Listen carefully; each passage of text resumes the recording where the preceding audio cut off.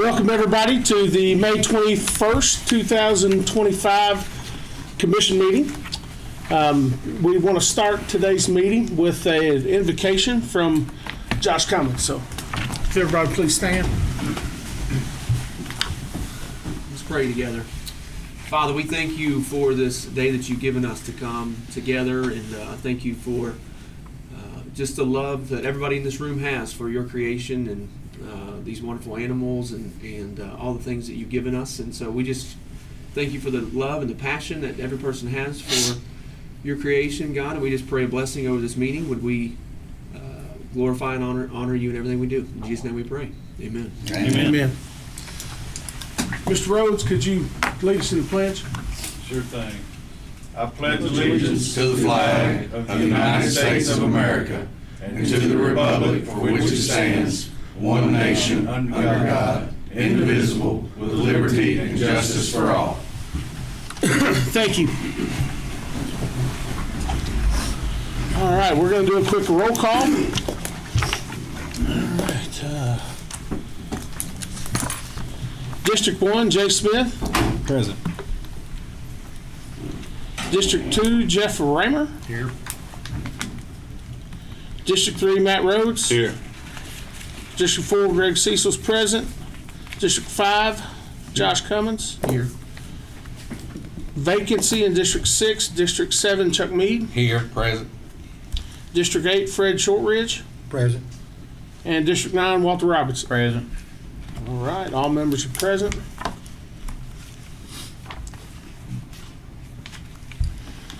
All right, I would like to start today's meeting by introducing our new members. We have new members sitting on the commission, and we want to give them a chance to speak for the first time on the commission. So in the first district, we have Jay Smith. Mr. Smith. Good morning. Yes, my name's Jay Smith. I was born and raised in far western Kentucky, Paducah. Graduated of Paducah Tillman High School in 2006, and then I went on to the University of Alabama and graduated in 2010, and actually moved out right after the tornado hit in 2011. Stayed down and worked a few months. There I fished on the bass fishing team, and was when baseball didn't work out, I really found my passion there and enjoyed it, and afterwards decided to come back home and now serve the Commonwealth, and happy to do that, and happy to be here, happy to be a part of this commission. Thank you. Thank you, Commissioner. 5th District, Commissioner Josh Cummins. Josh Cummins, live in Owenston, Kentucky, pastor a church in Dry Ridge, Kentucky. Wonderful wife Whitney and 2 little girls, and have a passion for hunting and the outdoors, and glad to represent the 5th District on the commission. Thank you, Commissioner. 8th District, Commissioner Fred Shortridge. Thank you. I'm born and raised out of Winchester, and I live in Mount Sterling, Kentucky. Served the Commonwealth for 42 years. And had no idea I was going to be in this position, but I'm glad to be here. Anything I can do to improve it, hopefully we can get things done. And I think it's a great organization. The people that I've met have been very helpful. I'm wearing Miss Webb's phone now. But just glad what little time I've got to serve on here. Just glad to be here. Thank you, Commissioner. There's only one thing I'd like to say, and I would like to say welcome you guys onto the commission, and we want to honor the guys who are leaving. They served very well, and we all hope to serve in the capacity that they served. And we wish those guys the best, and hopefully they stay in touch with us. So appreciate their service to the commission. Commissioner's remarks. All right. Thank you. I was just thinking, as Josh was speaking, I've got this girl household too, and we're surrounded. So I look forward to helping you with security details as your kids get older. So, but welcome to everybody. Chairman Cecil, good to have you here. You had a health scare not too long ago, and we're glad to see you here. You look like you haven't missed a beat. I'm still kicking. It's all right.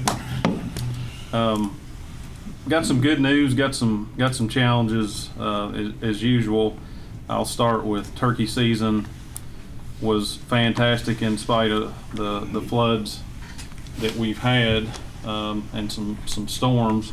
But Zach's going to have some interesting information that shows that we were up statewide, except in some pockets where we had floods and floodwaters that stayed up for some time, even through mid-April.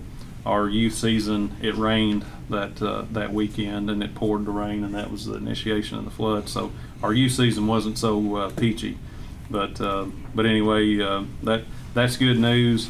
Our elk drawing, to me, was just a bit of a surprise. It was an all-time record for applications, and surprisingly, the non-resident participation was very high. And for those of you that don't know, 10% of the non-residents get tags, and so that event has become very successful. It was in Bardstown this year.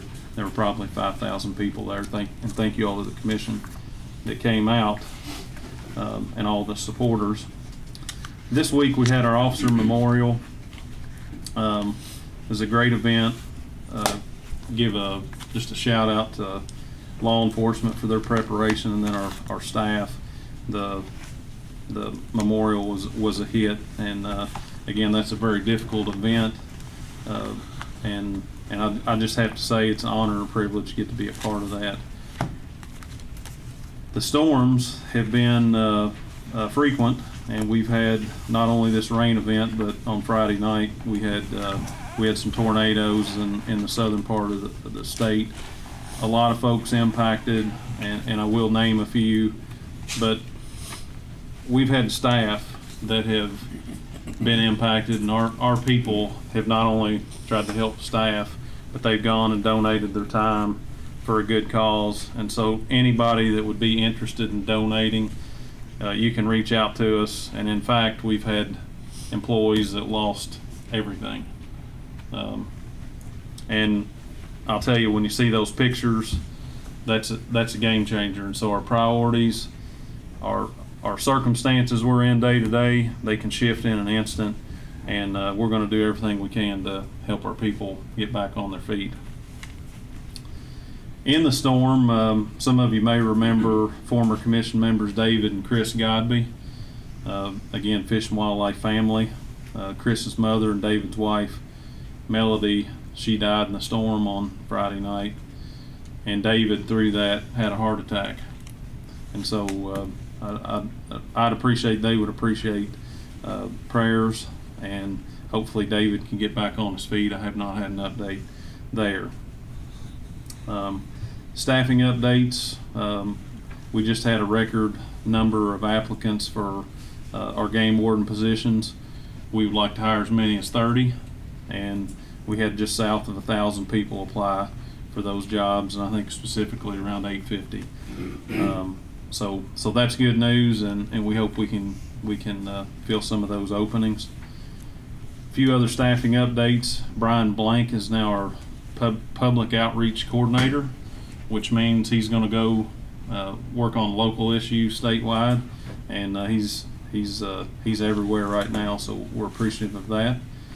Brian Clark has moved to admin services in a program coordinator position, and he'll continue to work on some surveys for us in the meantime. And with that being said, Kevin Kelly has been our I&E director for some time, and he will be filling and has been filling the marketing director position, and so we appreciate his extra effort and coordinating communications and putting that stuff together has been successful, and we've always known that was something that we needed to do. And then lastly, I just want to thank license holders that give us the opportunity to do what we do. Without you all, we could not achieve the mission of this agency. And our staff, you blow me away with your efforts, and not only your statewide efforts, but your willingness to help your brothers and sisters within the agency. And I'd like to thank all the supporters of Fish and Wildlife. I go places constantly and I see people that are landowners, or they don't participate much in outdoors, but they say they buy a license, and they do that because they understand the fish and wildlife resources we have. Licenses drive that and help us to get there. And then lastly, every year on Saturday and Sunday, we get phone calls that bad things have happened on the water. I want to encourage people to wear their life jackets and just enjoy the woods and the water. And we come here quarterly, so we'll see you all. We'll see you all in the fall. But thank you, Mr. Chairman, and if we can, I'd like to call Mr. Fields to come here to the table.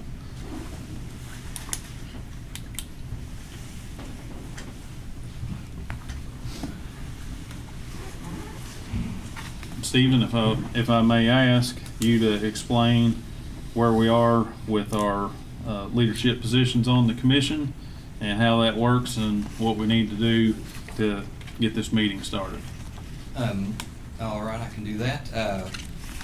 With this year we did lose our sitting chair and our sitting secretary when we adjusted the membership of the commission.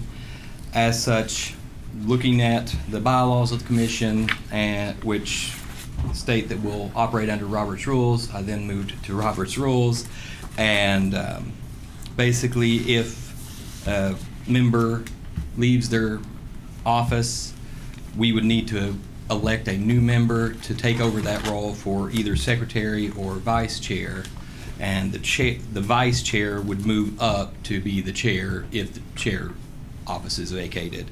So per Robert's rules, that would automatically move the vice chair to the chair, and we would need to vote to select a new vice chair and a new secretary.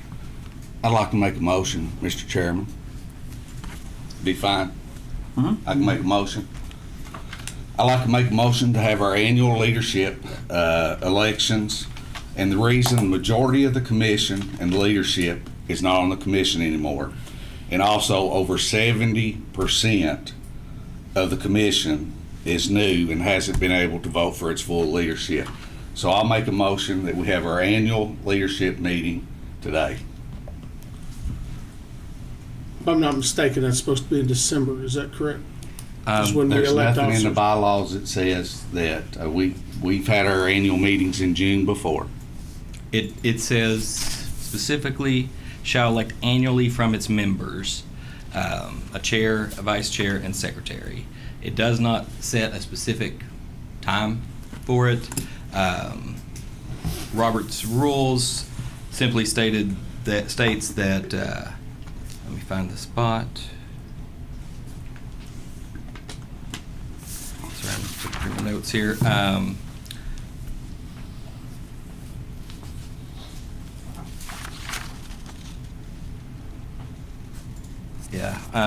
If an officer other than the chair resigns, dies, or is removed from office, the new officer must be elected to serve the remainder of the current term.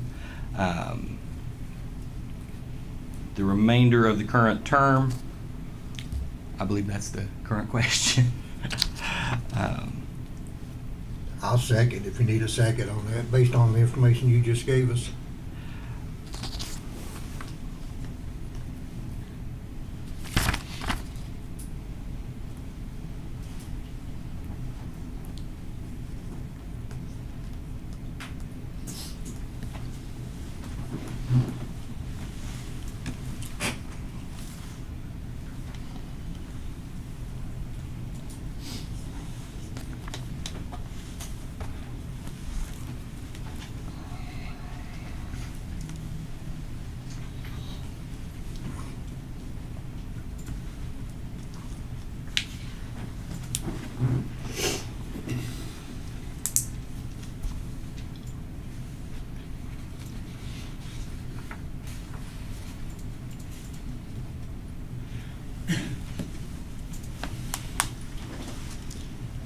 While he's looking, I mean, my understanding is that it is that we've always elected those in December. Since I've been on the commission, that's whenever those happen. And I am more than willing to fulfill my role from vice chair to chair and to fill that term. So at that point in time, then new leadership can be voted on. The motion It's is my for an understanding. annual meeting of the commission to vote on its leadership. We have a second. I ask for a roll call vote.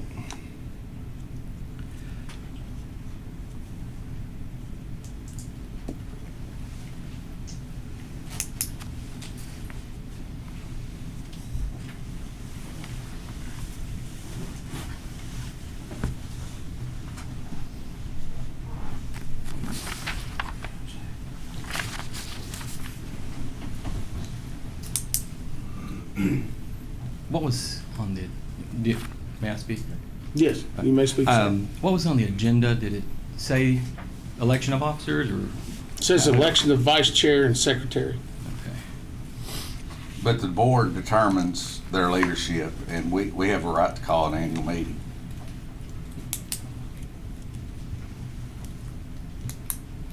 The only thing I have in my notes that might be pertinent is that there's a notice requirement. Unless the bylaws provide otherwise, notice must always be given to the members of the body that will elect the person to fill the vacancy. Notice means that the notice of the proposal to be brought up, at least briefly describing its substance, a statement of purport, must be announced at the preceding meeting if no more than a quarterly time interval will have elapsed since the previous meeting. And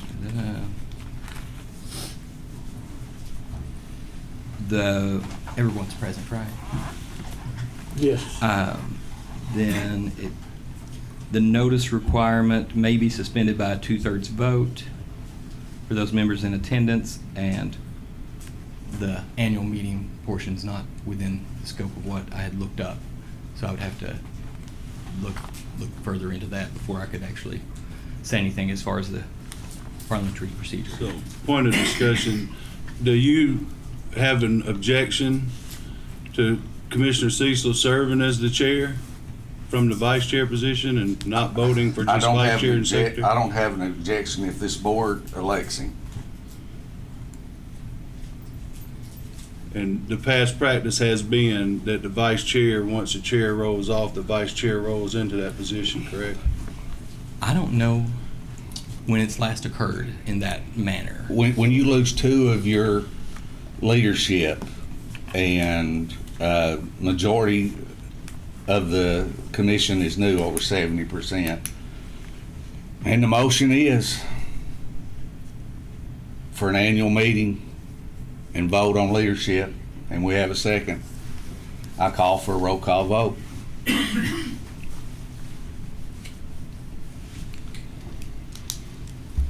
As far as parliamentary procedure, I'm at a loss at this point. I'm going to need to take some time to look if you all wish me to, or however you all want to proceed. I would like for you to look at it. I mean, like I said, I was elected vice chair. I'm fulfilling my role. I don't see why I couldn't fulfill my role until that time is up, which is December, in my opinion. So I would like for you to look at it. We can suspend the meeting or we can adjourn the meeting. And I'm good with either two. Can I hear how you said that again? An annual meeting? I call for an annual election on leadership.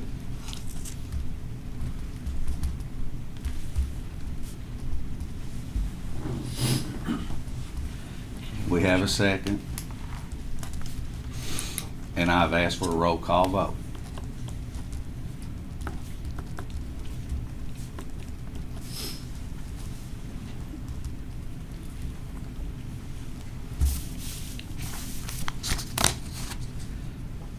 I don't know if we'd like to take a recess for a few minutes, or how you all would like to proceed. It's fine. I'm fine with that. Is everybody fine with the recess? Yep.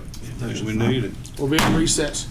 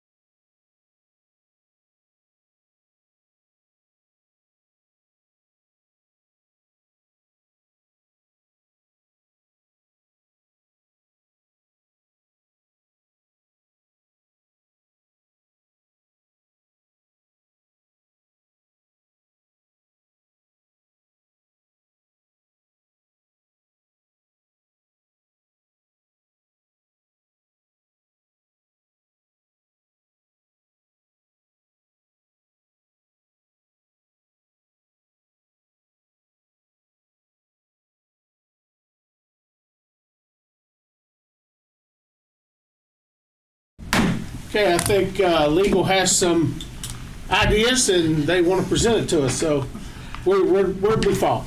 All right, thank you all. I apologize. Josh asked me to kind of look at this back in the day, and Commissioner Meade brought up something I didn't think of. So, looking back, we did do elections on December 6th of 2024. Then again, December 1st, 2023, December 2nd, 2022, and then I stopped when I got to 2021, and it was in September 3rd, 2021. So that year, or in April 13th of 2022 is when they adjusted the commission nomination process a bit. Prior to that amendment, the commission members took their seat immediately upon receiving the governor's nomination. If they weren't confirmed, then they would leave the seat. If they were confirmed, they would just continue on. After that, we had to have a confirmation before the members took their seat. So I think that's probably why they adjusted the date that they had been doing them. But as far as my review, our bylaws say shall be elected annually. It doesn't say for a term of 1 year. It does not say a certain time of year.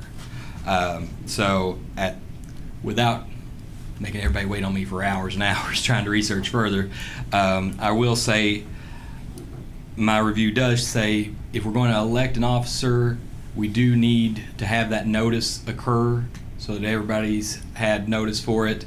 The only caveat being if there's a if everybody's here, and everybody is, and there's a 2/3 vote to waive the notice requirement before we could have an election for an officer that wasn't previously noticed. So we could notice everything for next time pending any legal analysis or understand we'd come up to by that point, or we could proceed with the potential nomination or notice waiver motion. If that passes, then we would be in a situation where if new officers are elected, is there some hiccup there? I unfortunately just can't answer that in the 15 minutes I had there. What kind of notice and who has to be noticed? The board has to be noticed for a quarterly meeting, basically last quarter. On the last quarter, we talked about the vice chair and secretary, and that's what was on the agenda. So we didn't have a notice for electing the chair. I noticed them. How was that? I sent them an email telling them I was going to seek the chairmanship. Okay. Yeah, but Chuck, that type of communication needs to be had in a public forum for open meetings. Not for our board elects its leadership, okay, and it has the right to do so at any time. And the seat is vacant; it's not absent. And the call is for a roll call vote. Let me ask having our annual leadership meeting. I'm in agreement with Matt that the communication that was sent that's not something we should do. We don't communicate in email as a total body. That's the only way we have to communicate. I think they're saying we could have done more formal communication. There's been open record requested lawsuit based upon that. Well, they can open request, my request. I'm fine with that. If I'm not I'm not mistaken. scared of open requests. I'm not going to do anything to jeopardize this commission or this department or myself personally. I have 2 kids and a grandbaby, and I've lived a life on those same principles, and I continue to do so to serve on this commission. And like I said, the call is for an annual vote. I have noticed all the members, and we have a second for a roll call vote. point of discussion. And Commissioner Meade, nobody's saying what you're doing was intentional. What we're saying is, according to the open meetings law, everything that's discussed that's formal business needs to be discussed in this public forum so everybody has access to that information. But I just wanted to ask a question on the legal interpretation.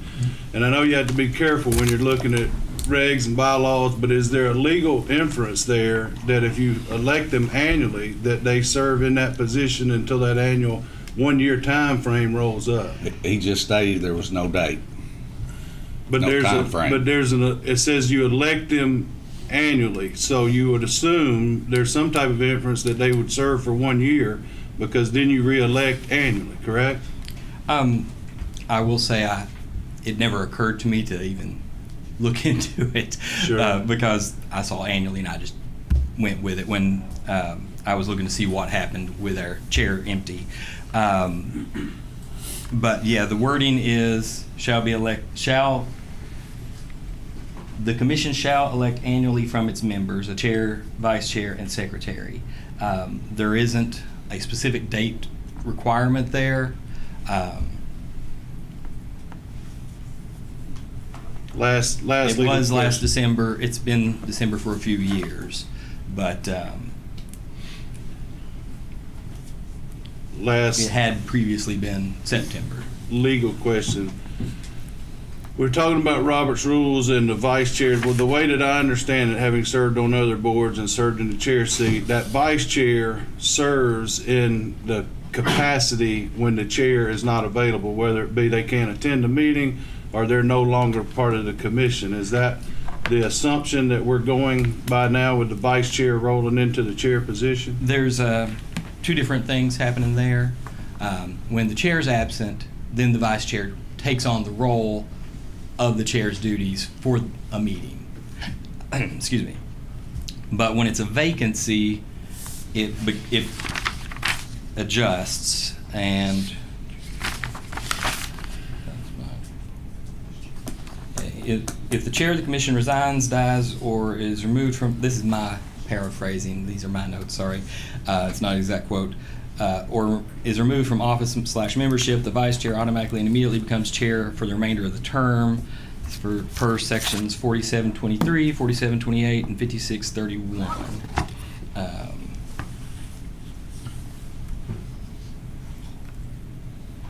And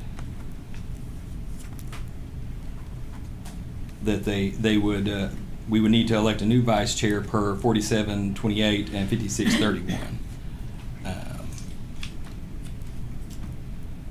And so my interpretation at this point is that Commission Member Cecil is the current chair.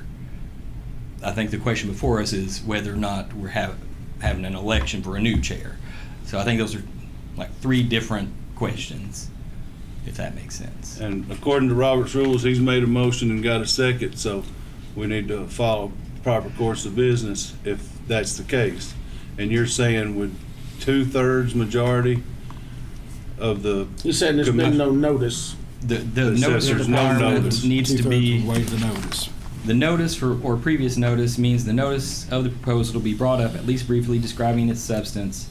A statement of purport must be announced at the preceding meeting if no more than a quarterly time interval will have elapsed since the previous meeting, or must be included in the call of the meeting at which it is to be considered if more than a quarterly time interval will have elapsed since the previous meeting. The call of the meeting is the written notice of the time and place of the meeting that is sent to all members at a reasonable time in advance of the meeting. And I have sent that in reasonable time, and the commissioner was aware of it.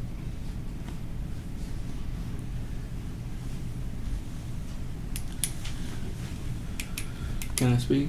Yes. So the question is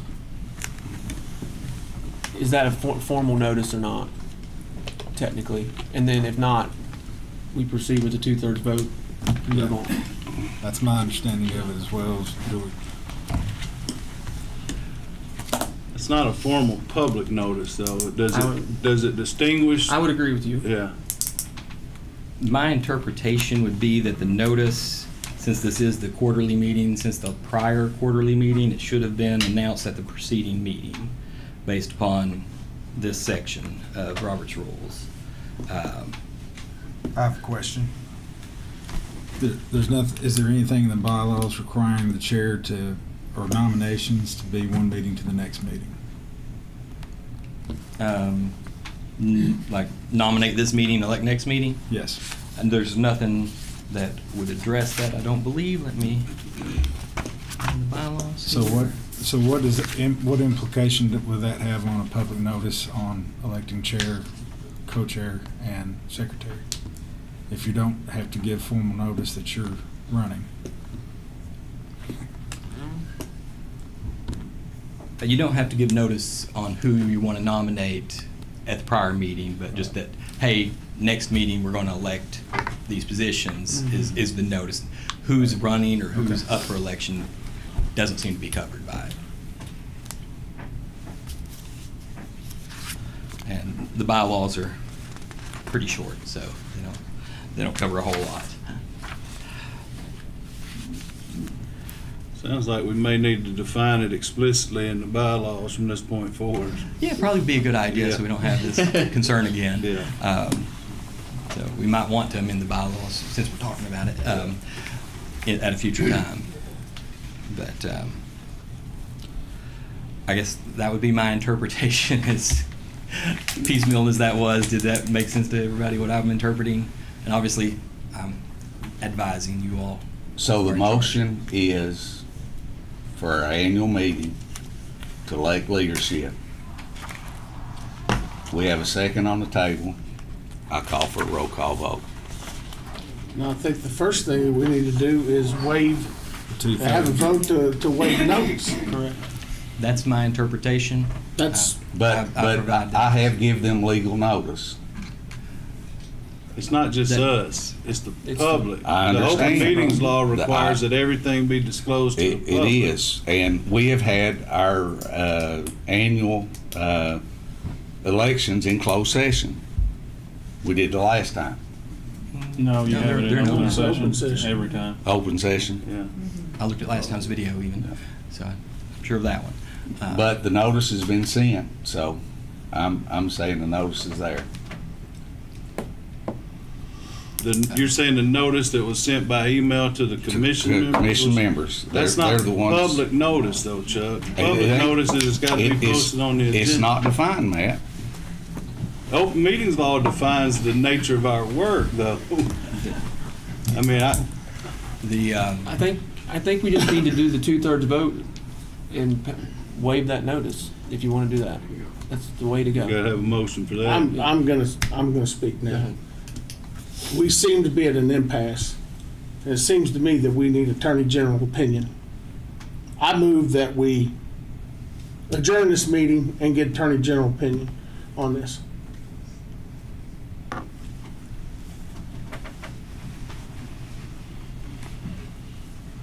I don't want to sit here and waste the rest of the day, so I mean, if it's gonna be that, I mean, I don't want to waste these people's time either. Because I don't want to say that the notice has been waived when it hasn't on an email.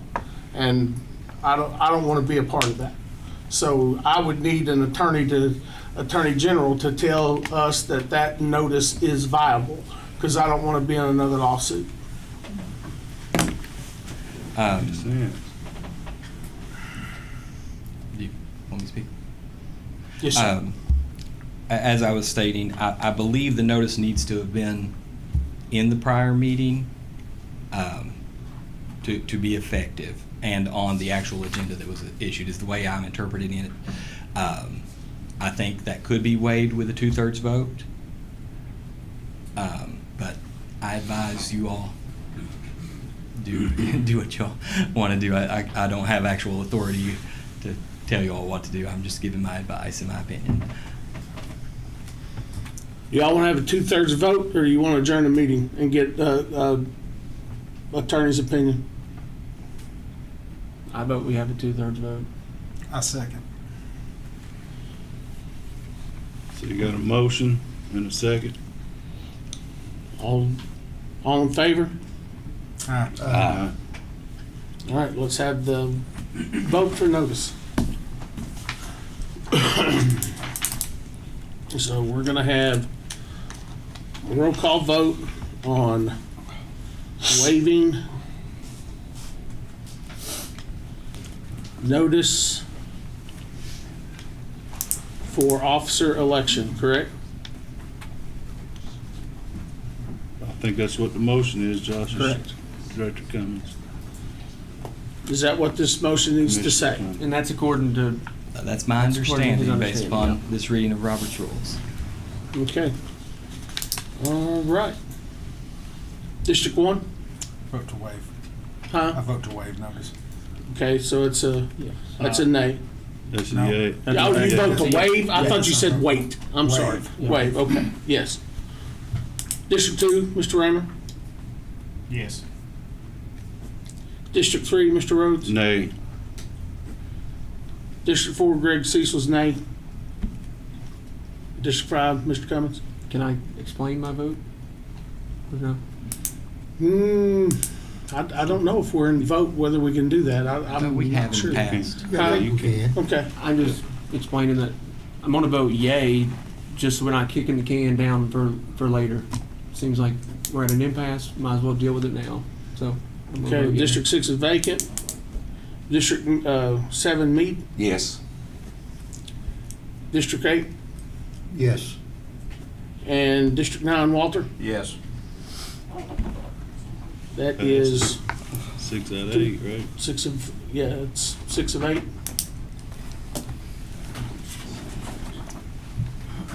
Man, it's hard. Is that 2/3?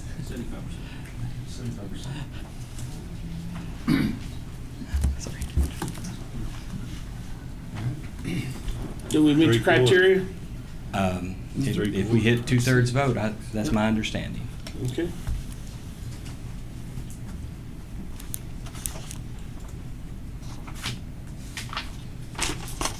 All right. So at this point, who needs to run the officer elections? I think it would still be you, sir. Okay.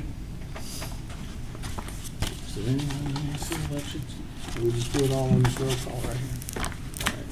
All right. Okay, nominations for chairman. I'd like to nominate Chuck Mead from 7. I'll second it.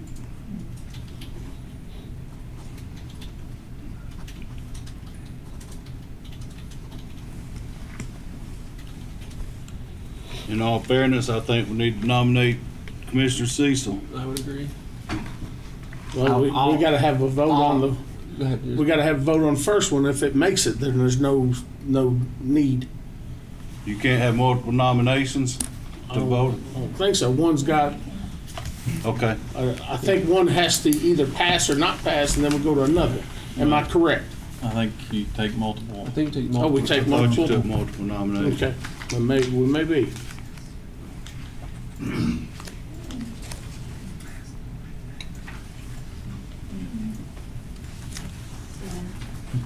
Yeah, I would vote to nominate Mr. Cecil. Oh, yeah. Or I make that motion if that's the way it Okay. goes. We did the waiver of notice, but we didn't actually do the motion for the elections yet. We skipped one. Oh, yeah. I'd already made the motion. Yeah. I make the motion to have our annual election for leadership.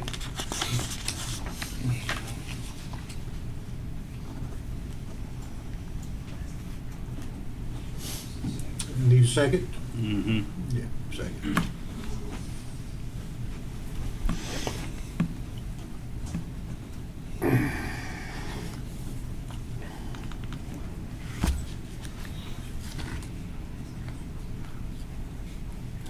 Rhodes, did you second? Short, Fred did. Okay. Commissioner Short.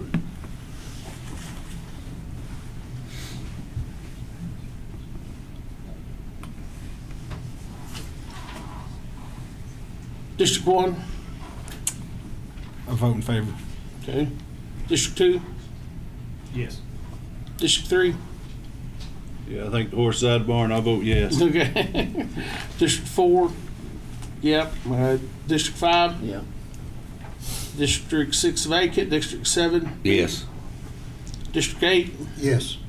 District 9. Yes. So we're going to have election of officers. Now, a nomination for chair was Chuck Mead and seconded by Chuck. Mr. Shortridge or No, it was, Mr. Jay? he made the motion, Jay, Commissioner. Oh, that's right, District that's one. right, that's right. And Commissioner Meade seconded that motion.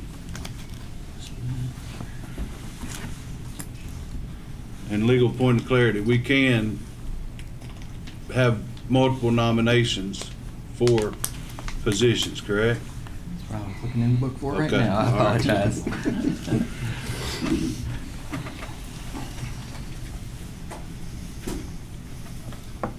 I would think yes is where I lean, is that we are taking nominations, then there's a vote.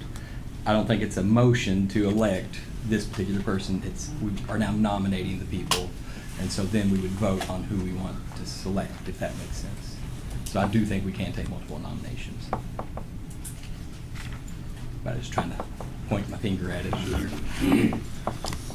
If that's the case, as I said, in all fairness, I think that Commissioner Cecil should be nominated for that position as well. So I would make that motion. I would second that nomination.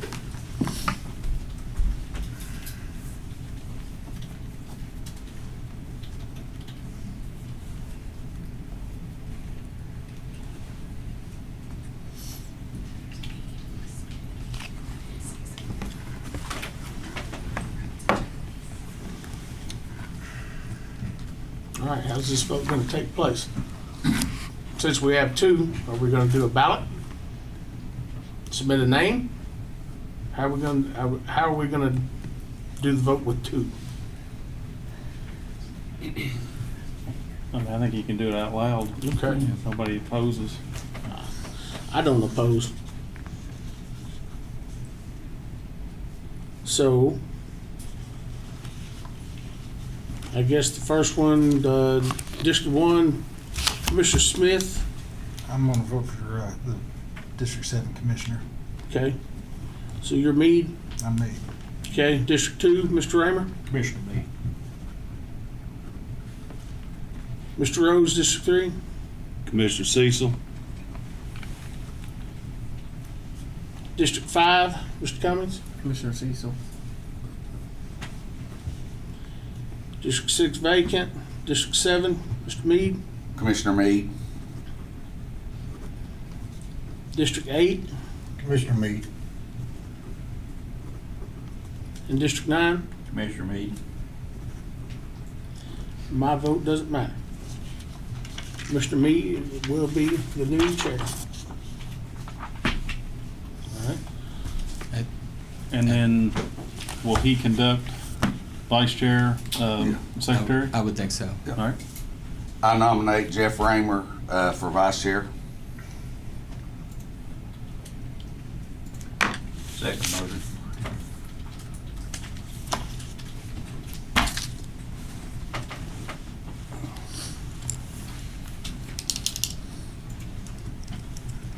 I got a second. Need He's a second. He's yeah, second. he said, I know. Roll call Yeah, vote. Yeah. Okay, I'll take the roll call vote. District 1, Jay Smith. I vote for Commissioner Raymer. District 2, Jeff Raymer. Yes. District 3, Matt Rhodes. Yes. District 4, Greg Cecil. Yes. District 5, Josh Cummins. Yes. District 6 is vacant. District 7, Chuck Meade, yes. District 8, Fred Shortridge. Yes. District 9, Walter Robinson. Yes.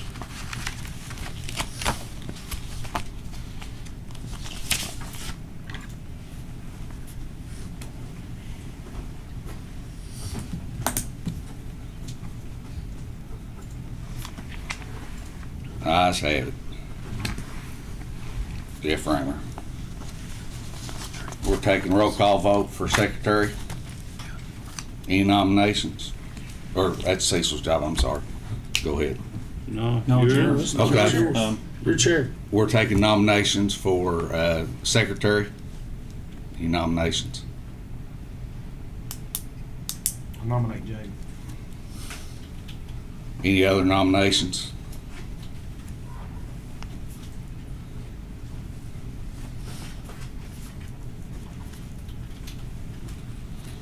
District 1, Jay. Smith. Yes. Need a second for the We need a nomination? second or for not? that. Oh, yeah. I second the nomination. District 1, Jay Smith. Yes. District 2, Jeff Ramer. Yes. District 3, Matt Rhodes. Yes. District 4, Greg Cecil. Aye. District 5, Josh Cummins. Yes. District 6 is vacant. Chuck Mead. District 7, yes. District 8, Fred Shortridge. Yes. District 9, Walter Robinson. Yes. Motion passes. Chair Mead, I'd like an opportunity to speak if that's okay. That'd be fine. I just want to say for the record that I don't like how this went down. It seems to me like there was some discussions that may have been happening outside this body. And as I said before, the open meetings law requires us to speak everything that we discuss that's a formal matter of this body, this governing body, to be done in public. And I'm concerned that we may have tangled ourselves up in some issues right there, but I just want to be on the record to say I'm not pleased with how it went down. So, but I will abide by my responsibility to serve on this commission with due fidelity. So, You all. Agreed. I second your statement, Mr. Rhodes. You take this seat. Sure.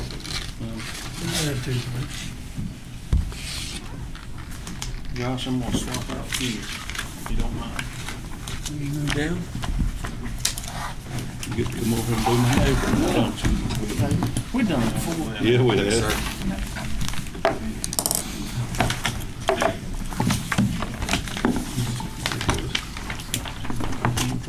Thank you.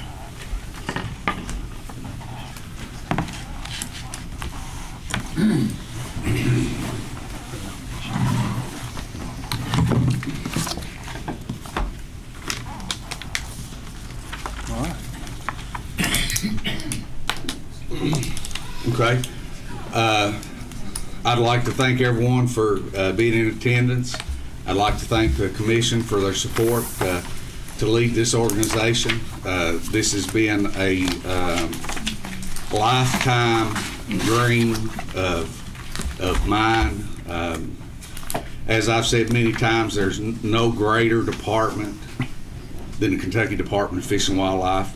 It is the best agency within state government, has the best employees, the best staff, and the greatest board of any board in state government.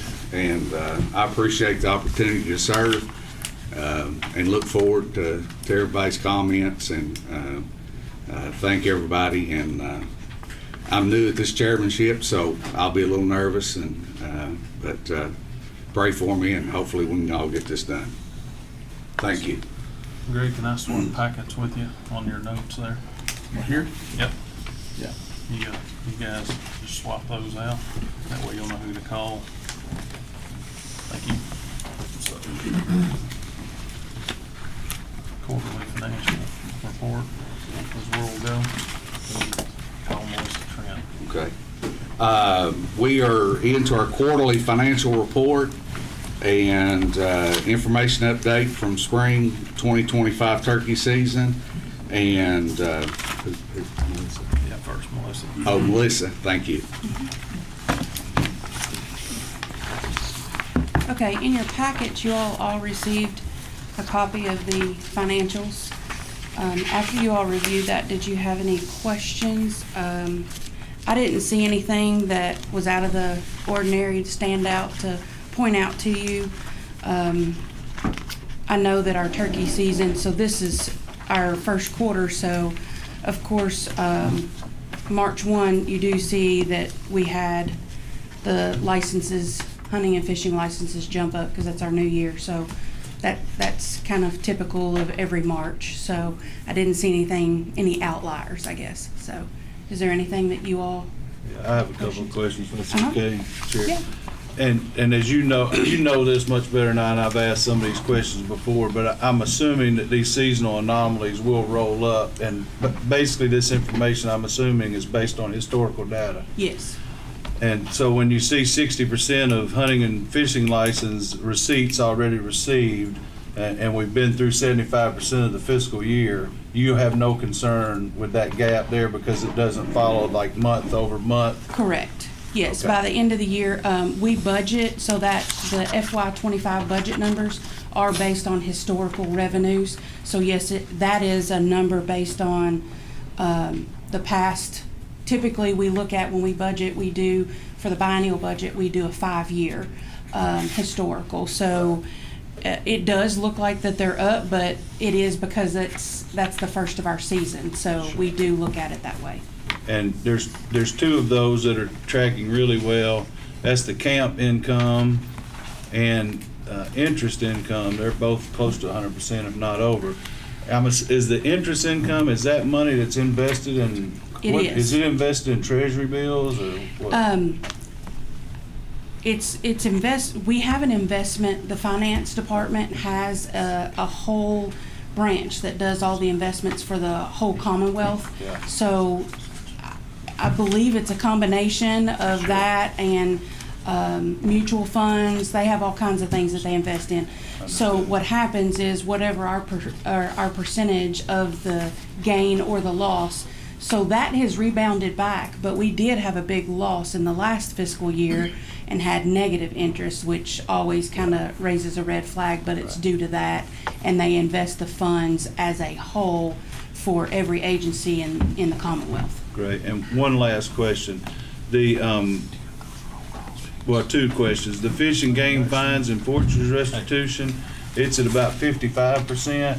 Is that because we've got less fines and violations, or is it just a timing issue that more fines and violations happen? It's timing in some- issues. Okay. All of those forfeitures and restitutions come from the Department of AOC, the Administrative Office of the Courts. So those are transferred.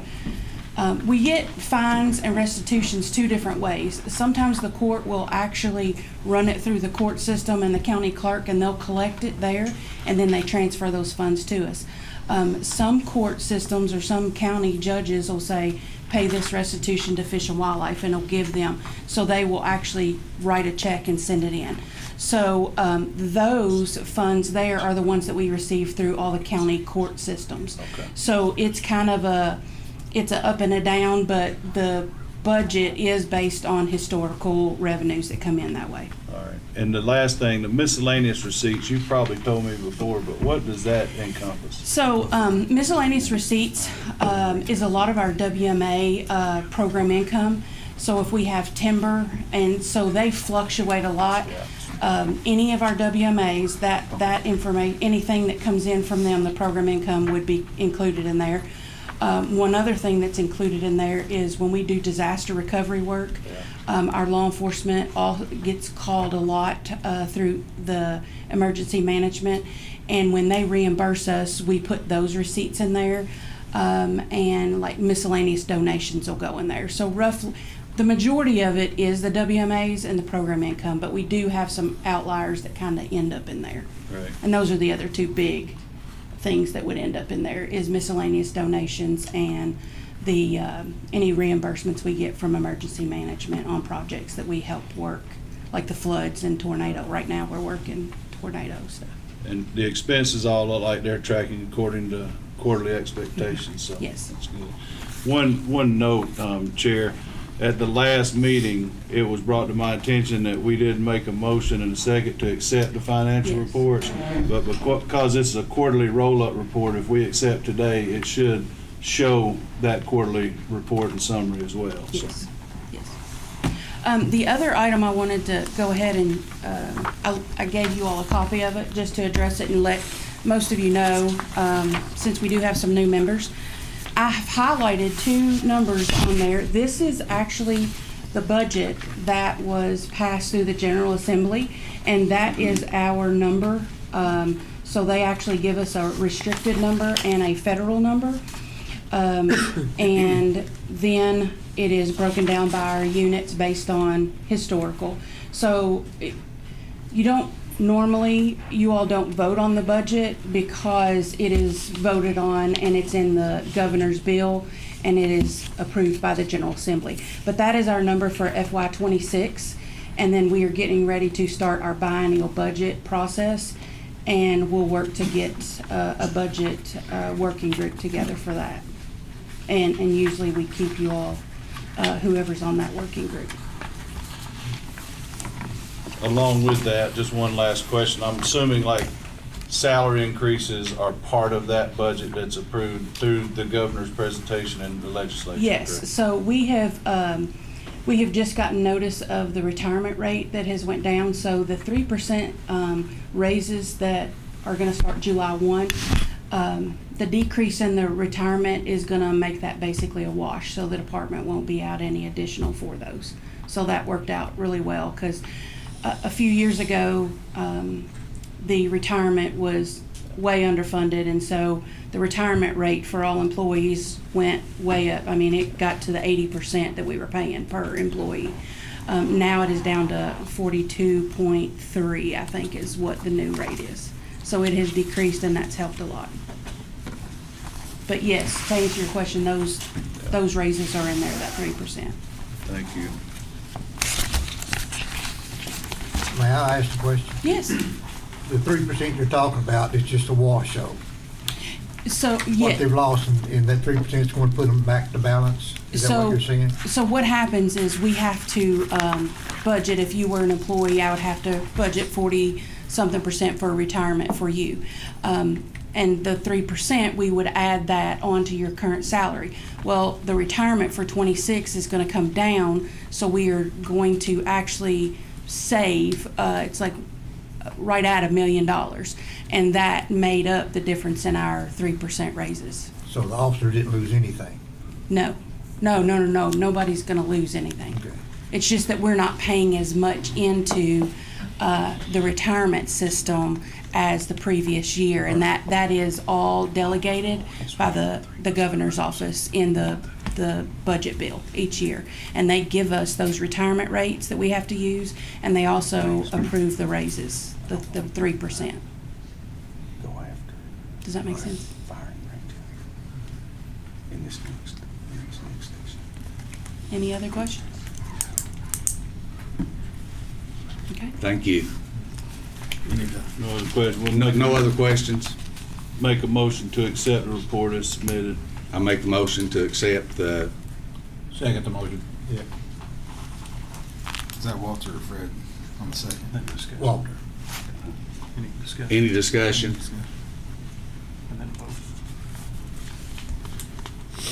Call for the vote. Just a collective vote, right? All in favor, say aye. Aye. Before we move on to the next informational update, I would like to recognize one of the best captains in the department, and he's my captain. Mr. Sloan, Captain Sloan, would you stand up to be recognized, please? I'm going to tell you all, this gentleman goes above and beyond every day for this department. I've never had an issue. If there's been a problem, a situation, I don't care what time of day it is, he has always answered the call, and I appreciate him. I think he's the best captain in the whole department because he's my captain. Thank you, Captain.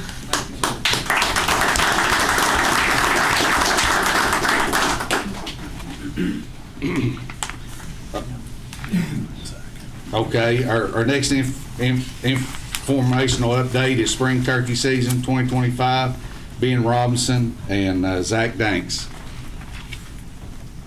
You need me to come to the table, sir, or do you want? It doesn't matter, you don't have to. I'll let Zach. Yeah, Zach, be fine. Morning, everyone. Morning. Appreciate the chance to talk about turkey season. I hope all of you, the turkey hunt, got a chance to get out yourself and enjoy the wonders of creation. Go ahead, Nate. So our season this year, our season total was 30,661. And the red box there highlights this year and the previous 5 years. And that's because I'm going to be talking about this year's harvest in relation to the previous 5-year average. So on the whole, including youth season, our regular season, and the early opening areas on our military installations, we were down 2%, or just over 700 birds from that 5-year average. As you can see, there is some fluctuation year to year, but all things considered, it was a pretty good harvest. We made the 30,000 threshold, which is kind of an informal benchmark we look at. So this map here is partitioned into your respective commission districts. The gray, which is the majority of counties, can be considered stable. This year's harvest really didn't change from the 5-year average. The greens are increases and the yellows are decreases. And we did have a few more counties decreasing this year relative to that average. But if you'll look, you can see counties in the Kentucky River Basin and the Green River Basin and the Lower Ohio. And those, probably some pretty good reasons for why those did. East as well. Next slide, Nate. So this table here shows, again, the first row is the statewide total harvest, and then each of your districts and how much they were off of the 5-year average. In the far west, we increased 7%. On the other extreme, we decreased 8% in the 6th and 7th districts. Okay, keep in mind that, the week before turkey season, my mind really wasn't on turkey season. It was on helping friends that had suffered flood damage, 3 different sets of friends, clean up from historic floods. And about 20 minutes from where I grew up, the Rochester Dam was still at major flood stage on midnight of opening day of regular season. And I borrowed this picture here from Owensboro paper. This is a time lapse. You're going to look in comparing March 22nd to April 7th, which is the Monday after youth season. And you can see the Lower Green River, the Ohio River, a lot of ground that would have otherwise been turkey hunted was not huntable. So that's a pretty big caveat to our overall harvest total. So considering that, I think we did pretty well. Here's the youth season dip that the commissioner mentioned earlier.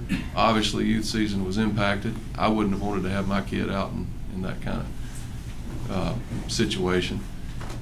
We probably also had some impacts on our earlier opening areas like Land Between the Lakes, although part of their big reduction was because they reduced the amount of days of hunting considerably. That contributes to our overall dip. Landowners were down 10%, and I'm pretty confident that there were a lot of landowners impacted, probably where turkey hunting was not foremost in their minds. And all that, despite all that, our opening weekend harvest was only 1%. We're basically on the 5-year average. So that tells me that had things been normal from a weather standpoint, we probably would have harvested a few more turkeys. So all that considered, it's a pretty dang good season. Next slide, Nate. Yeah. What's that? Yeah. Okay, so this, did I pass the last slide? Is that what it was? Okay, I'm sorry. Before we get to that graph here, this table shows total license sales. So I said harvest was down 2%, but license sales through the end of turkey season was down 4%. So my guess is that reflects somewhat the impact of turkey hunting participation that we had. That was down across resident categories. It was pretty stable for youth. Our non-residents, though, who are obviously committing to come here from far off, they were still, they did increase. But keep the absolute numbers in mind. We talk about non-residents. A lot of people have angst toward our non-residents, but I like to travel to other states and hunt myself. There's only 9,600 folks that had bought a non-resident spring turkey permit in Kentucky, compared to over 122,000 that were eligible resident-wise, not counting landowners. So this is our trend in harvest and licenses. The heavy solid green line is harvest. The dashed blue line is licenses, and the horizontal lines are the long-term average. So this graph starts in 2010, our highest ever spring harvest total year. And I guess what I'm trying to show you here is there's considerable variation, but over the last couple of years we have seen a dip in both licenses and harvest. And if you look at where that green harvest trend ends relative to its long-term average, that's a lower dip compared to the license dip. So we just saw an impact to our hunter participation this time, and I think that explains a lot of our dip in harvest. Okay, so another thing we look at a lot is how many of our hunters harvested 2 birds, the statewide bag limit. Overall, 24% of our successful hunters were able to get a second bird. That average stays very stable, somewhere around 23 to 26-7%. We weren't down very much in that regard. More residents got their second bird than non-residents did. And just keep in mind the absolute numbers. The first 3 rows are percentages, and the last rows are numbers. So many more residents than non-residents, and on public lands, again, more residents than non-residents. These are concerns I hear about a lot. Okay, so as a silver lining, a bright spot in things, whenever we see the Jake harvest tick up, that's usually a good backup to what our hatch data, our brood survey data shows, and that's what the graph is showing. If you overlay the year previous hatch on the current harvest year, you see a real direct correlation with that. And so what this means, what it tells me, is next year we've got a good harvest in store. On the whole, our hunters prefer to shoot a gobbler. It's only 14% of our harvest that's in Jakes. So, you know, it's not our banding research is showing we only shoot 6% of the Jakes that are out there on the landscape. So given that low level, we can use this as an indicator. And then when you take the hatch data and you overlay it with the overall harvest here, I'm showing on this graph, you see the tall bar in 2021, that was, the tall bar in 2023 was a reflection of a better hatch in 21. Our harvest this year, the rightmost orange bar, 2025, that reflects kind of a decent or average hatch we had. But last summer, 2024, we had a better hatch. That's that blue line ticking up. So I have the question marks there just to say, you know, we can't exactly see the future, but I would expect a stronger harvest next summer. And last summer's better hatch was partly because we had a cicada emergence in western Kentucky, the 13-year periodical cicadas. The rest of the state, 2/3 of the state this year are having 17-year periodical cicadas, as you're probably aware. That's boded well for us in the past. So hopefully it will. Hopefully this recent weather is not going to hurt our hatch too much. But we do expect good things in terms of the hatch there. So just hopefully you can see this is a reason to have some optimism for the turkey population. Just a quick update on our research. Our research team spans 2 states and nonprofits and interested hunters. We have staff across the state that really helped me out by doing the legwork. They've caught well over 1,000 turkeys, 1,200 turkeys or so in the last 4 years to help contribute to this research. We have 2 graduate students at Tennessee Tech University that have been working really hard for their degrees to get us the best science that's possible out there. Miss Abby Riggs there on the left with the elk calf. She used to be our big game technician before she went to graduate school. She just successfully defended her master's thesis, so she's already employed by the Wisconsin DNR. So they thought a lot of her work here in Kentucky. And then on the right, Ms. Sarah Watkins. She's pursuing her PhD on the study at Peabody. And that study is looking at reproductive ecology. So pretty neat, the first 2 years of the study. Last year, 2024, we saw much better reproductive success. There was like, I think, over nearly 80 hens she was tracking last year. She got over 100 this year that she's tracking. saw better reproductive success last year compared to the year before. They laid more eggs, they were more successful nesting, the brood survived better. Whether that was due to having cicadas last year in Muhlenberg County, I can't say for sure, but I can't imagine that it hurt.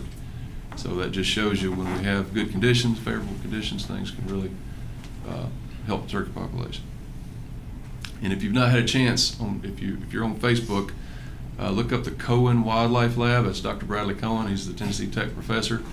They're putting out these little blurbs periodically about the research, and so Sarah does a nice little write-up. She highlights a few of the turkeys and follows their fate, and it's a way to generate public interest about it. So next slide.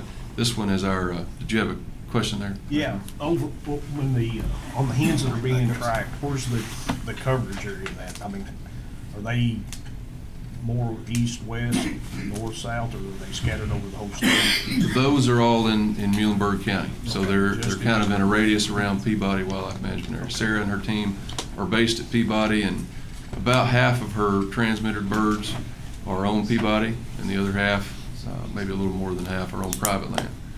So we're kind of we're going to have a public-private breakdown for all these numbers once she's completed here in a couple of years with all the research write-up. So it's they're all in that Muhlenberg County area. So our statewide banding work that is occurring across the state, the purpose of that is to help us estimate the pressure we're putting on the population with hunting, and we do that by looking at harvest rate. And Abby's project has showed that we're on average around 30%, and that's very much in line with states across the country, especially in the South. And it's, at this point, we're right up against, but we're not exceeding what has been considered based on past research to be the threshold for harvest rate. Essentially, past researchers have said you don't want to shoot more than 30-35% of your hens, because that could impact hunting quality, essentially. Not necessarily the population in general, but hunting quality, because if you harvested too many over time, your males would favor more toward jakes, and you wouldn't have as many longbeards to call in. But we don't seem to be having a issue there. Sarah's research on the hens, we're not finding evidence that eggs have not been fertilized. So apparently the level of harvest, and based on the banding, it's not excessive. And so there's no reason to think that we're harming the overall population with our harvest as it currently stands.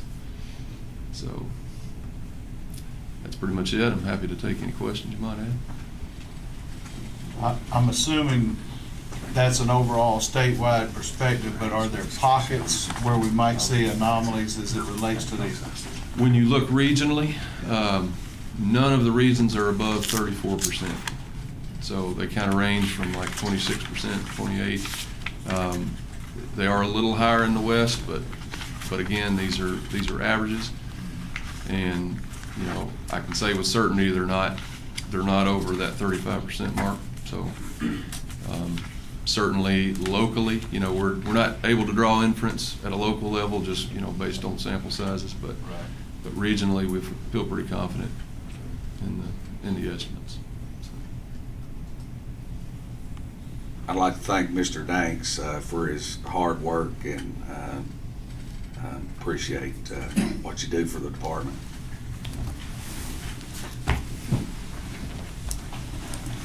Informational update on black bass genetics and thoroughbred bass program. Mr. Dave Dreves. I'd like to start by saying thank you, Mr. Dreves. I thank you for what you do for the department, and thank you for your hard work and your commitment, and look forward to working with you. Mr. Dreves. Appreciate it, sir. Morning, everybody. Just wanted to give a brief update on our black bass genetics research and our thoroughbred bass program that's generating a lot of interest. Nathan, if you want to put up that first chart. Just wanted to highlight that we got a few more results in on our statewide genetics analysis of our black bass population, specifically looking at largemouth bass and you know, the species ID versus if there's any Florida bass introgression. And so we now have 30 lakes where we've tested a sample of largemouth bass, and 26 of them show that there's greater than 95% pure native largemouth bass in those populations. So 26 out of 30 just further underscores that basically we have a native population of largemouth bass in this state, and in places where there is Florida introgression, it's due to movement, some form or fashion to bring Florida bass into those populations. But go back 150 years ago and test them, you would have had pure largemouth bass across the state of Kentucky.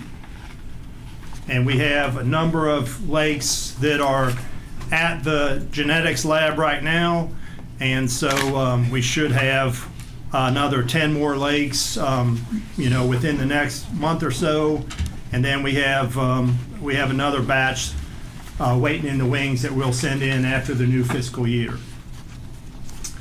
So with that, I'll move into an update on the thoroughbred bass program. I guess I'll talk very briefly about it for the new members, their benefit, and I'll point out, and I sent all of you an email to check out the video that Adam Martin has posted on Western Kentucky Fisheries. Adam Martin chairs our black bass management team, so we have internal management teams for different species groups. And so that's why Adam made that video and put it up on Western Kentucky Fisheries. So the thoroughbred bass program video has just been up for about 6 days on a regional page, and it's got over 15,000 views. So it's really generating a lot of interest. So what we're doing, and this is what we to our best of our knowledge, we're the only state that is working on this effort to identify trophy markers in largemouth bass. There is a group that's and maybe several groups that are actually pursuing identifying trophy markers in Florida bass. But we're the first state to our knowledge that are working on pursuing the same effort in largemouth bass. And so basically what you do is we're working with the Center for Aquaculture Technologies. It's like a aquaculture genetics lab in California. And so what we're doing is our biologists have been out sampling the last 2 seasons in the fall and in this spring to look for bass greater than 5 pounds. Basically, we're looking for rare fish out in the population. And so between last fall and this spring, we have 264 fish where we've taken a fin clip, and we only need 150 of those. So the top 150 are 5.5 pounds essentially and above will be our top 150. And so what we're going to do is we're going to go out and sample small fish from the same areas where we got these top 150, and then we're going to send all these to the genetics lab. And so they're going to compare, they're going to do a whole genome sequencing of the fish that we send them, and then they're going to look for commonalities that are only present in the trophies and not present in the other fish. And so what happens is, and this is proven to be successful in Florida bass, so there's no reason to believe why we won't find trophy markers in our largemouth bass. And so once we identify the trophy markers, then we use the panel that's developed to screen our brood fish at the hatcheries.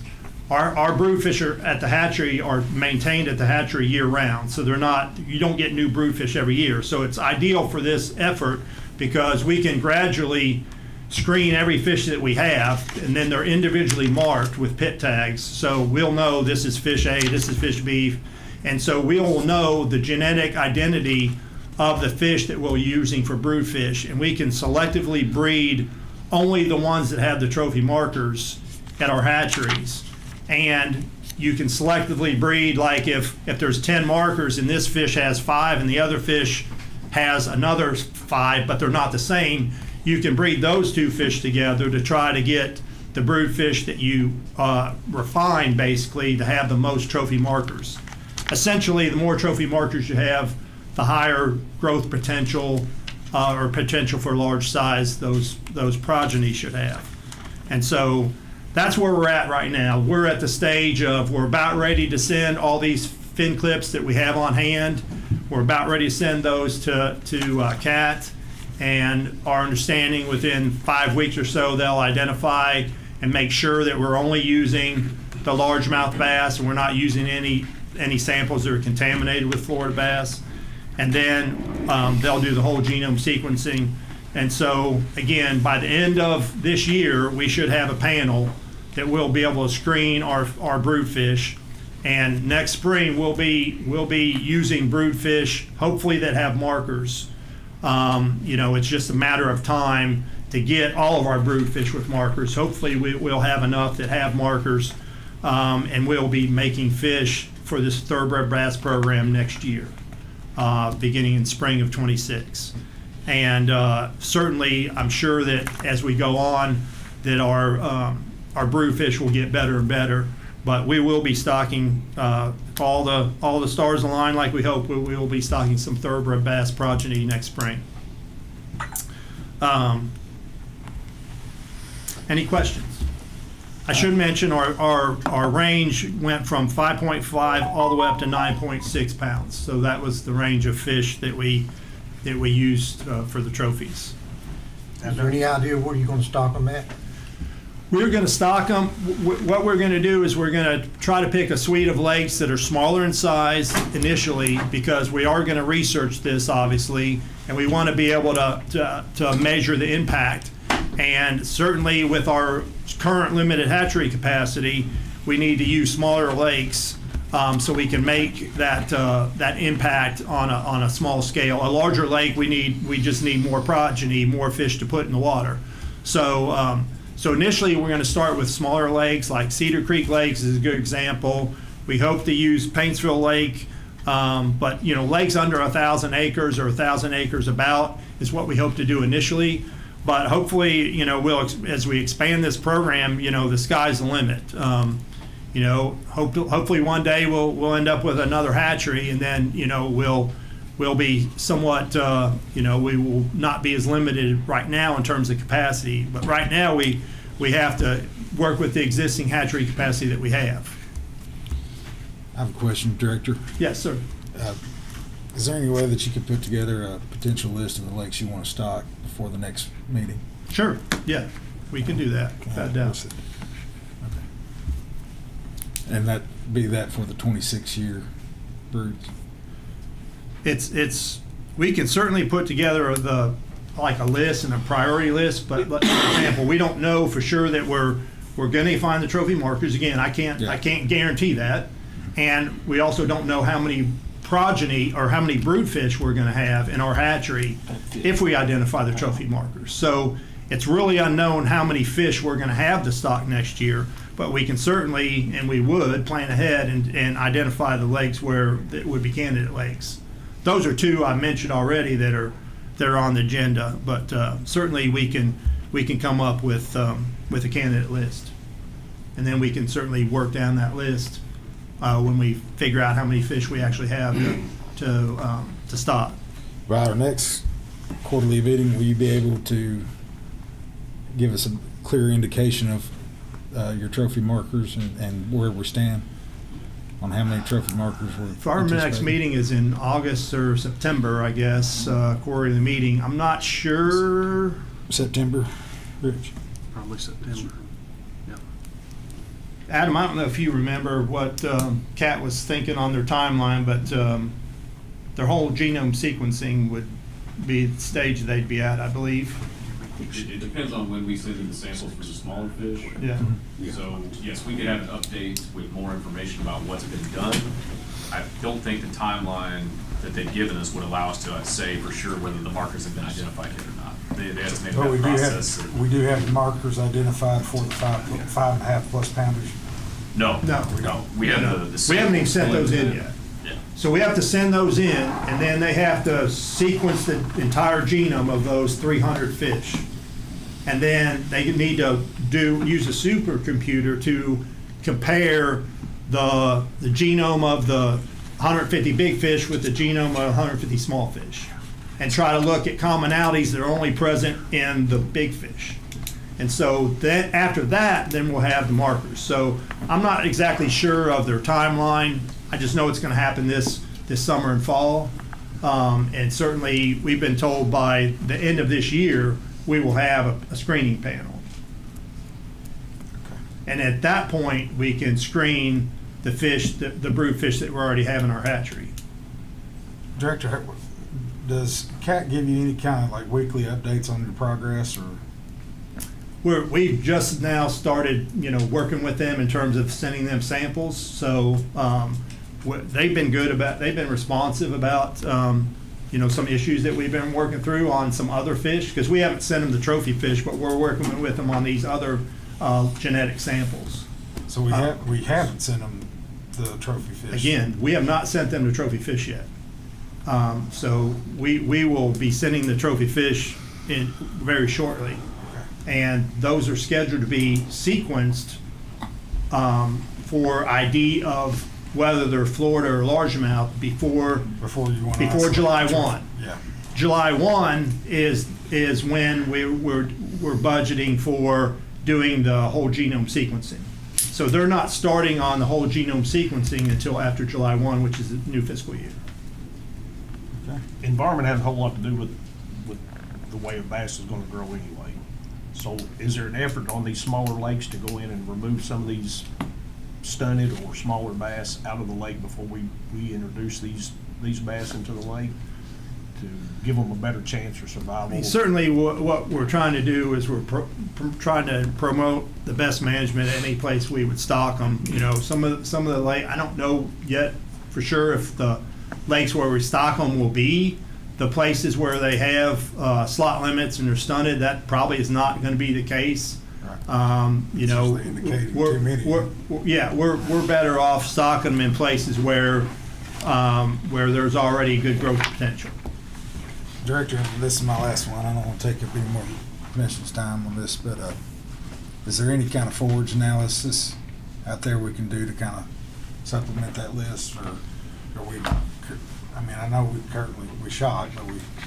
Well, what we do for forage analysis basically is we look at the relative weight of the fish, and it gives us the condition, and so that in and of itself gives you a good idea if the fish are plump or whether they're skinny, which leads you to whether there's enough food to go around or not.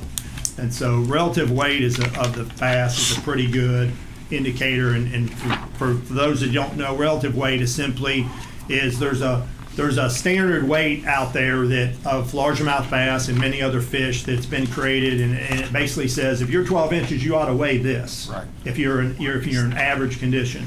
And so what we do is we go out and we measure and weigh all the fish in a sample, and then we calculate the relative weight by comparing the actual weight of the fish from that water versus the standard. And if they don't, and then it gives us a score that's, 100 is you're right there on the average. Below 100, you're less, you're skinnier. Above 100, you're fatter. And so we'll get basically a score on that sample of fish. We do that each fall. Some lakes we do every other year. Some lakes we do every 3 years. But primary lakes we do every year. Thank you, Director. Mm-hmm.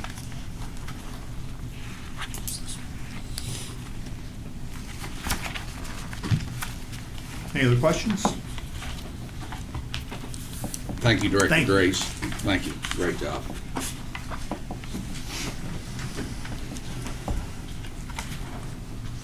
You can call Melissa, but you can have a motion to approve the minutes. Yeah, that's.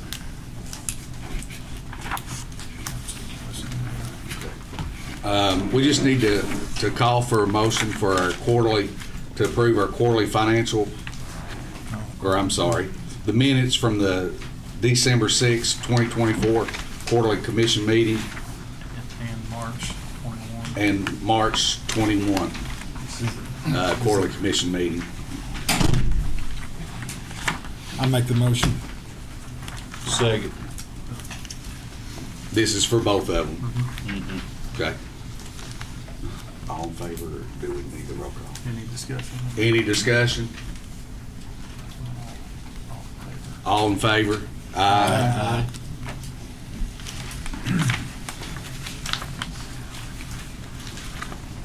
Okay, the next item up is create the definition of regulation to define water bodies and the area of some water bodies where wake sports will be allowed. And I'm under this, Dave and Mr. Dreves and the Colonel.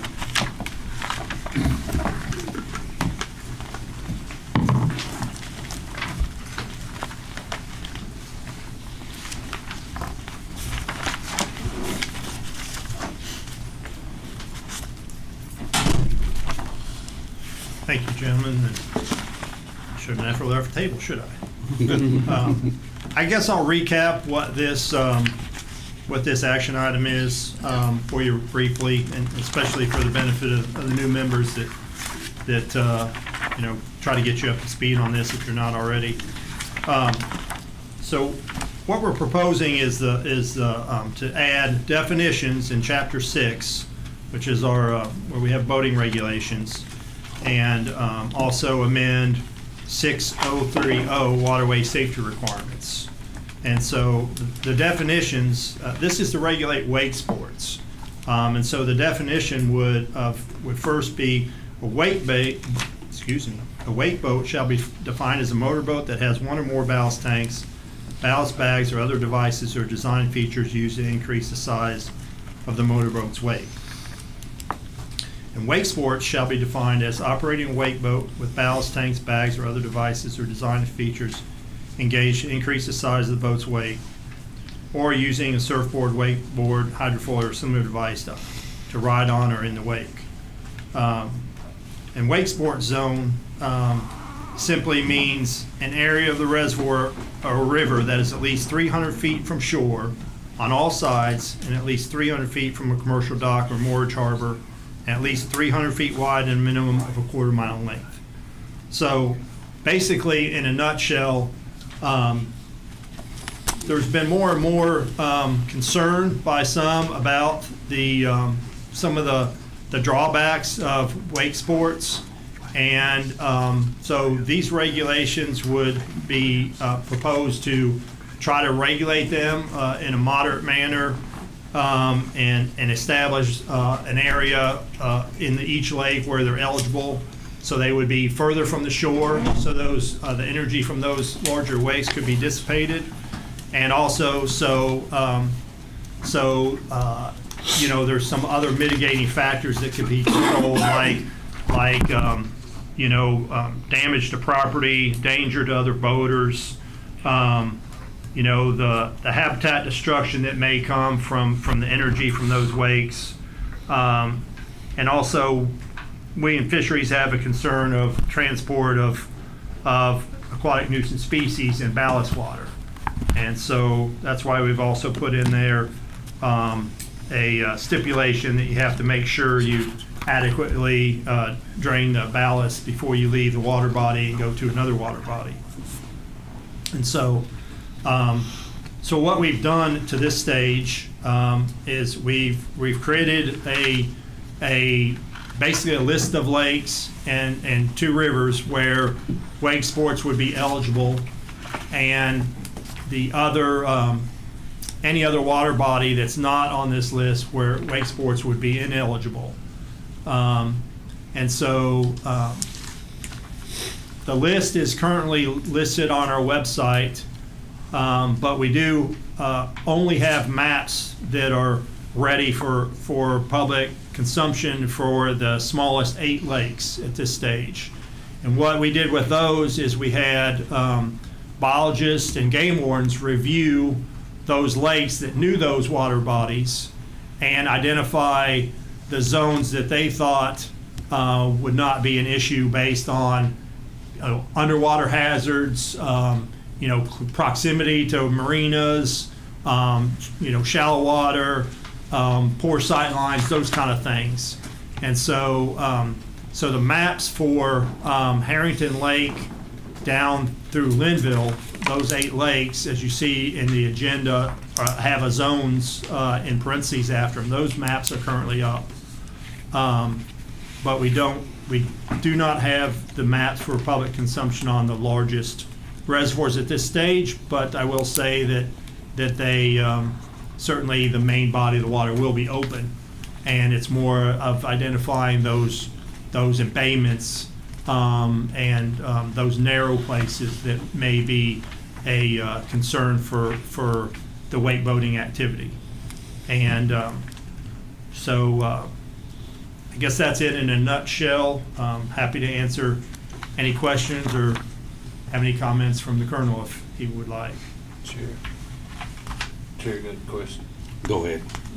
So, anytime having worked and lived around regulations, sometimes having some gray in there is good for the enforcement agent, but not so good for the person that's being enforced against. So I have some concerns, being a boater myself, being able to determine 300 feet and 100 yards. It's hard for me to be on the ground and determine 100 yards. I mean, I know that from playing golf. I think what's 100 yards, and it, may be a lot further or shorter than what I think. But that being said, I have some concern about how the boaters are going to be able to truly determine, what is 100 yards and 300 feet.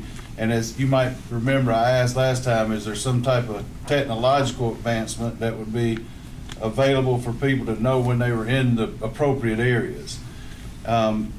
So I don't think that exists at this point in time, and I don't know if we're ever going to be able to get there. But then the second question I have is, if these things create a danger, which I haven't been able to find a lot of safety risk associated with this types of boats. Now, there's a lot of other safety accidents that occur with bass boats and other boats out there.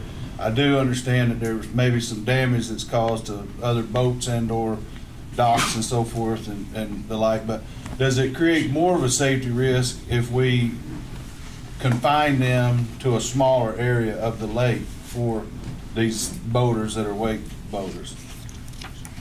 I think I'm going to have to defer to the Colonel on that one, but what do you feel about that? No, I think it's a viable concern. To answer your question, I can't say in whole. We ask boat operators, and just like we do those on the roadways of vehicles, to operate in due regard for the safety of themselves and others. So if you take a creek and a lake, you do got a narrow area there, and we operate in those creeks often and have to watch out for one another, so to be safe. But to answer your question, there is always potential when you narrow down a zone that could happen, much like you do in a no-ski zone, for example, or even a idle speed zone or no wake. So to be able to say how much of a safety concern it creates, be very hard for me to do, but it definitely is something that we did consider and discuss thoroughly when trying to find a way to create a regulation that would work for all. I mean, I truly feel, everybody that does anything with regard to sports has some regulations that they have to abide by, and I think some of the regulations that are in there, especially like draining the boats before you take them out and take them to other water bodies, which from the people that I've talked to, they say that happens pretty much anyway.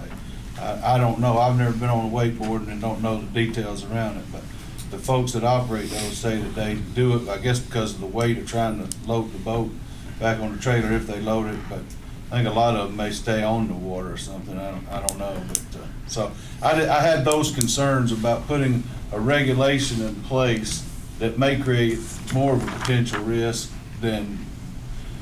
As a fisherman, yeah, anytime a boat comes by and creates a wake, it's an inconvenience to me. I guess I would ask, who are the primary people that are supportive of pushing the regulation through? Because it's interesting, because we've had a bunch of people here to defend it, to be opposed to it, but in most regulations, we also have a group that comes in and is supportive, and I haven't heard from anybody saying, yes, we want this to go through. Did you all have feedback from fishermen group and from homeowners and dock owners and so forth? I've had feedback from several commission members and feedback from Paintsville Lake specifically. Okay. I've had feedback from some of my biologists that feel like that wake sports is inappropriate on state-owned lakes. Okay. Because most of our state-owned lakes are smaller and primarily for the reason why we acquired them is primarily for fishing. certainly, I think that there's going to be, like any issue, there's going to be people on both sides. And so we think we're trying to do something that's moderate, but I know, anytime you go from no regulation to some regulation, it's probably not going to be perceived as moderate. But what we're trying to do is make sure people stay off the shore a little bit with that 300 feet, and then try to mitigate for the ballast. Again, nobody wants to carry around extra weight on their trailer, but this kind of shines a light that, hey, you need to pay attention to this. Sure. And I think the manufacturers I've read are trying to make it so a boat ballast can drain more positively in terms of like no nooks and crannies and just design the tank that way. But that certainly is a big concern for us as fisheries managers. We know that preventing an aquatic and species invasion is far cheaper than trying to mitigate for it after it happens. Sure. And so that certainly, as you can imagine, is a concern where these ballasts could transport water from one lake to the next, and they're going to carry whatever they have in there. And history would tell you that most of the invasive species in the Great Lakes came from ballast water. And so we're just trying to make sure that's kind of shine a spotlight on it. But I will say that there are other states that are regulating these wake sports in this manner, some even more restrictive than what we're doing. And I do think that the technology, we can have the technology both by having a phone in your hand or your depth finder on your boat, where you can you can see your position on the map that has the boundary, the buffer zone. So I understand. One of the concerns we're hearing from comments is that we haven't had a chance for the public to see all the maps, and that is certainly something I'm sympathetic to. Which I received several calls out of my district about damage that were done supposedly by wake boats. I wasn't there, so I can't firsthand say that I've seen this. I know there are bad fishermen that are on the lake with boats, and there are probably bad wakeboard boats that are out there that are causing problems. I think it's something that's on both sides. But some of the wakeboard people have reached out to me, and they said that education and even if it could be done, a license to run a wake boat, that they would be in favor of that. Somebody that goes to a class actually learns the proper way to run these boats, and I don't know how hard that would be to do, or if it's even feasible for us to do that. But without having the maps and being able to adjust these and getting these out there, I suggest that we just table this until the next meeting. I don't think that we have enough information right now to carry through a vote, and I'd like to get at least all the maps done before we went any farther and got a look at them. So my proposal is we table this till the next meeting. If there's any discussion or anybody's got anything else to say about it. Go ahead. If we do table this and move it, then it will push it out to 2027. Is that okay certainty it would with be. law enforcement and you guys? I mean, it's going to push it out even further to get through LRC. I mean, it's a good point, but as always, we definitely want to get it right. We want to make sure that our constituents are heard. So we would not object. I would not object. Law enforcement needs. I think just getting it out there and talking about it will probably lead to a lot better communication amongst the wakeboard boat people, that they will educate new people coming into the sports. So I think that'll help a whole lot, even in this year that we do not get any regulation on it. And I'm like y'all, want to do it right. I want to get it, I don't want to just pass something that's not appropriate. And I definitely don't want to make anything any more dangerous than what it already is. I mean, I know I mean, anybody who's been on the lake, they see people doing stuff that they think, oh my gosh, I can't believe this person just did that.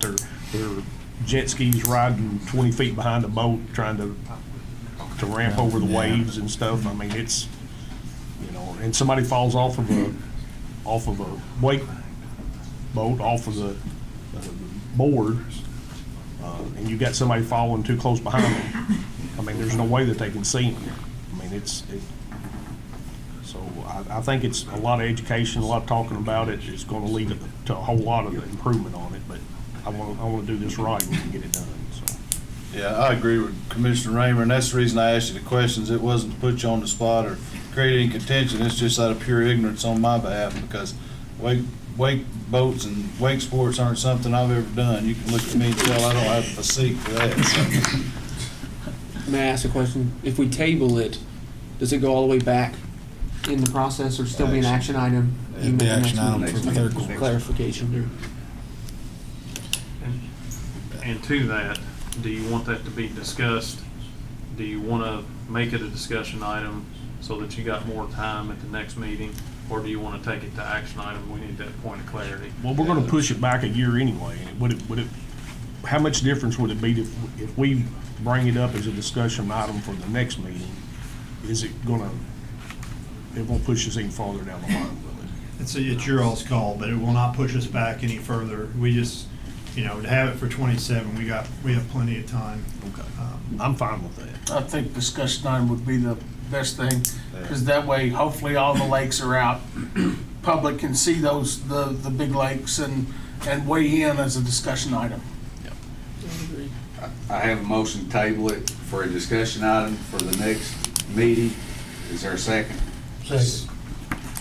All in favor say aye. Did you make, or Jeff made the motion?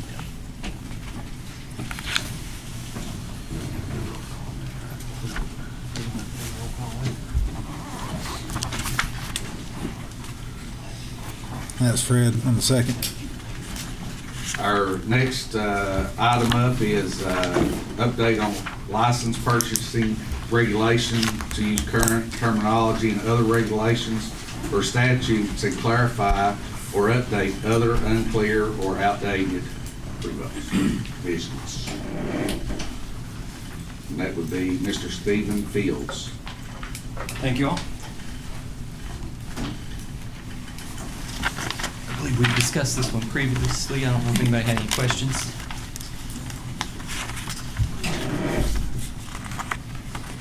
We have discussed this. Is there any discussion from any of the members? I make a motion, we approve as written. Second motion. All in favor? Aye. Aye. Thank you all. He relieved you so the record. I took up enough time this morning.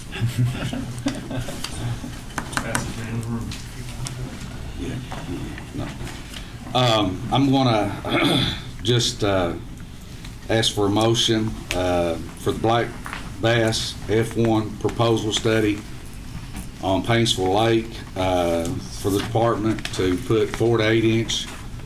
Richard Chair, can I make a comment? Yes. You may.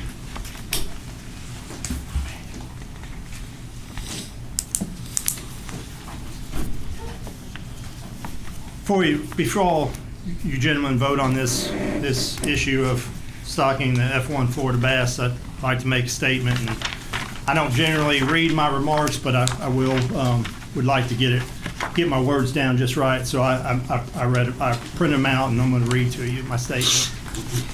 I appreciate the opportunity to give one last statement before this critically important vote by the Commission on the issue of stocking F1 hybrid Florida bass into Kentucky public waters. I've served here in the Fisheries Division for over 25 years now, the last 4.5 years as Fisheries Division Director. I don't think it is an overstatement to say I cannot recall a more consequential moment for the future management of Kentucky fisheries. As you now know, the Fisheries Division could not be more emphatic in their opposition to this proposal. I believe what we have occurring here during this debate, these last few meetings, can be termed biological relativism, that there is no objective truth, but rather, I have my truth, you have your truth. However, that is not science. There are instances where the science may be in question or unsettled, but we don't believe that is what we have before us in this F1 hybrid Florida bass stocking proposal. On our website and in previous meetings, we have provided an overwhelming amount of science and expert professional opinion of why this is a bad idea for Kentucky waters.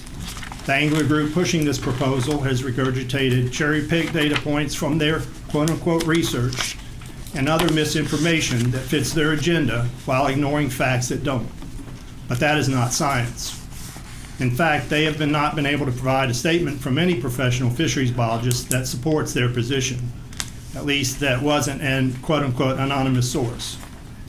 This critically important debate leaves two choices: truth versus misinformation. This body has a choice to make. You can believe in the biological truths provided by the expert men and women in the Fisheries Division, or you can fall victim to the misinformation campaign. You can choose to trust the concerns of the Ohio and West Virginia DNR, which are adjoining states downstream of Paintsville Lake, or you can ignore them, possibly at legal peril. You can choose to discount the letter from one of the foremost experts in the field of bass genetics, representing Red Hills Fisheries, that I only recently got this morning and shared with you all via email and via paper copy. One of the leading companies that produce F1 Florida bass is Red Hills Fishery. Nathan, will you bring up that map for me, please? But the fact is, even he doesn't think F1s are suited for Kentucky waters, as evidenced by the suitability maps on their website, which you go through the next page. So this suitability map is based on the growth zones, the USDA growth zones. As you can see, the black is northern bass, the gray is hybrid bass, and the blue is Florida bass. They do not have the gray line for hybrid bass anywhere close to this part of Kentucky, and obviously they're recommending northern bass, and that is what you'll see in the letter that I provided from you. So this is coming from a gentleman that would obviously be losing a potential customer that he doesn't think F1s are suited for Kentucky. So why vote for this proposal? Some would say because we need to listen to the wants and desires of anglers. As somebody who has implemented multiple mail surveys of Kentucky anglers during the course of my career, I would 100% agree with that statement. But, and this is a big but, most anglers know that they need to trust us to use our expertise to provide what they desire. Just like we don't go to the doctor for an appendicitis and tell the surgeon how to remove the appendix. At the end of the day, we and our constituent anglers want the same thing: better fishing. That is one reason why we have embarked on the Thoroughbred Bass Project reported on earlier. We not only think that F1s will not work in Paintsville Lake and could potentially be very detrimental to the lake, but we are already at work on this much better and, I should say, much cheaper alternative. Conserve, protect, and enhance our fish and wildlife resources. That is the mission of the Kentucky Department of Fish and Wildlife Resources that is entrusted to us fisheries managers and to you 8 gentlemen. It is a solemn responsibility. What if you approve this proposal and F1 hybrid Florida bass are less fit as we suggest? Then irreparable harm will have been done to this public resource, Paintsville Lake. Are you prepared to accept responsibility for the potential permanent decline in this bass fishery? We, the KDFWR Fisheries Division, put our heart and soul into what we do to benefit our aquatic resources for the citizens of Kentucky. When it comes to doing what is right for our fisheries resources, it is personal for us. Respectfully, we want to be on record as opposing this F1 Florida bass stocking proposal, and we hope you will too. Thank you, Mr. Drees. I have a question. One second. This is pertaining to Paintsville Lake. It's 5,000 4 to 8 inch F1 fish to do the study over a 5-year period. Is there any discussion? Yes. Go ahead. I haven't heard a cost associated with this first. What kind of cost are we talking about to the department? Would you like me to speak? Go ahead. And this is the first time that I've seen 4 to 8 inch fish, because it's not in this at all. So what kind of cost are we talking about? I've spoken to 2 different producers of F1 hybrids. It all depends on when you want them. Some of them only have certain sizes at certain times. So some of them need to be on notice, and they need to know how many in advance. But anyway, the costs I've been given are, and mind you, I'll mention that these are feed-trained fish. And it means they're trained to feed on pellets. So these are fish that are trained to feed on pellets that you're stocking in a wild reservoir, which are known to not have as great a survival as a fish that was raised on minnow forage. But both of these hatcheries, if you want bigger fish, they have to feed train them to make it cost effective for them, because forage is very expensive. So these feed trained fish from American Sport Fish are available September, October, 6 to 8 inches, and there'll be $5 a fish. And I would mention that for those that may have not heard our previous, the F1 stockings have happened every single year, because what you're going for is the advantage of the hybrid, the F1 hybrid. And so once they're in the lake and they start reproducing, which they will, with the native fish there, then you're creating back crosses, which don't have hybrid vigor. So if you want hybrid vigor, you have to stock them every single year, and you have to do that forever. Okay. Thank you, so- Mr. Dreves. And I'm going to open it up for a motion and a second, and the discussion is Hold on, why are we over. cutting him off? The discussion's over. I've allowed him to speak. He was done. He hasn't quite answered my question yet. Well, I'm calling for a motion and a second as Can the we get chair. more discussion? We've I had, I would like to have discussion. well, we've had our discussion period, and So you're just taking this It's an- issue hostage and you're not allowing no, other commissioners to this speak? is an action item, Mr. Rhodes. Right, and we have discussion. And we have Action item. discussed it in depth. I have one question for you. Go ahead. What is the experimental design that you're going to ask the department to implement for this study? The only thing that they have requested is a 5-year study on the functionality or the F1s to survive and grow in Kentucky, and I believe it will. And you know, So what I'm not- experimental design are you proposing to the department to utilize? is my question. like I said, I call for a motion to. See, So you're not having- somebody Hey, that's informed in Listen, science and if there's no evidence- motion, we've discussed this till there's no end. It's But- been a year and a half. but my You've point- had plenty of time. Well, and I've expressed this, but Thank you. my point of contention Thank here you. Thank is you. that there's nobody on this commission Thank you. that has the qualifications and/or the credentials Thank you. to obligate the department administratively to take on this research project. Thank you. And if I we're was- not qualified to do it, I don't know thank why you. we're telling them Thank you. that they should do this. We don't even know what the design is. That's enough. Thank you. It's enough. No, it's not enough, because we're talking about spending They're out of order, right? $125,000 of the department's money over 5 years. They're out of order. Why can't we have discussion about it? Recess. You're out of order. Okay, recess. We can have a.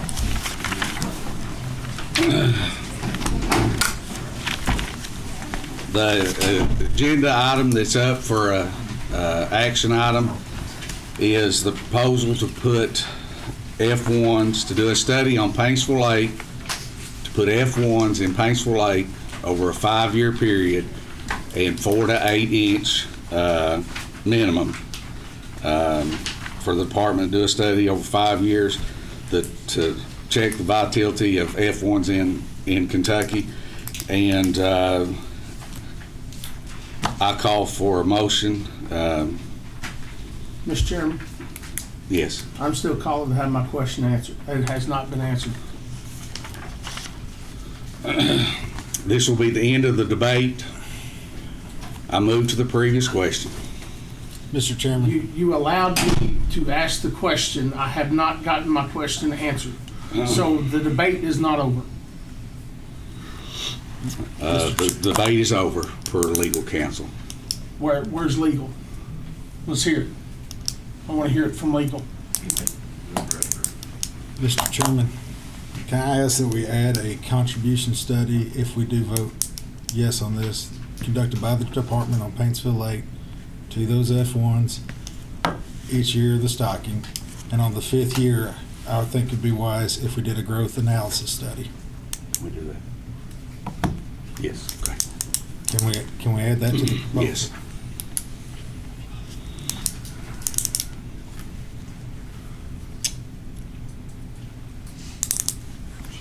Somebody get an attorney.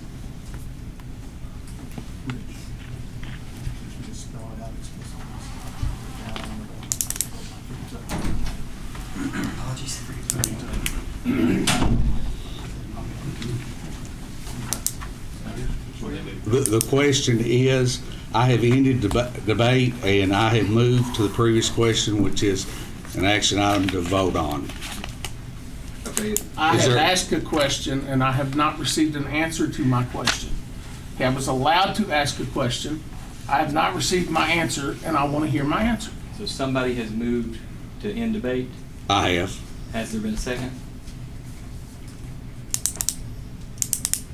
Then I would say that motion hasn't carried then.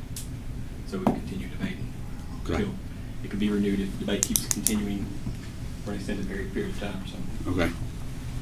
Go ahead. I would like an answer to the question of how much is this going to cost the department. That's what I'd like to know.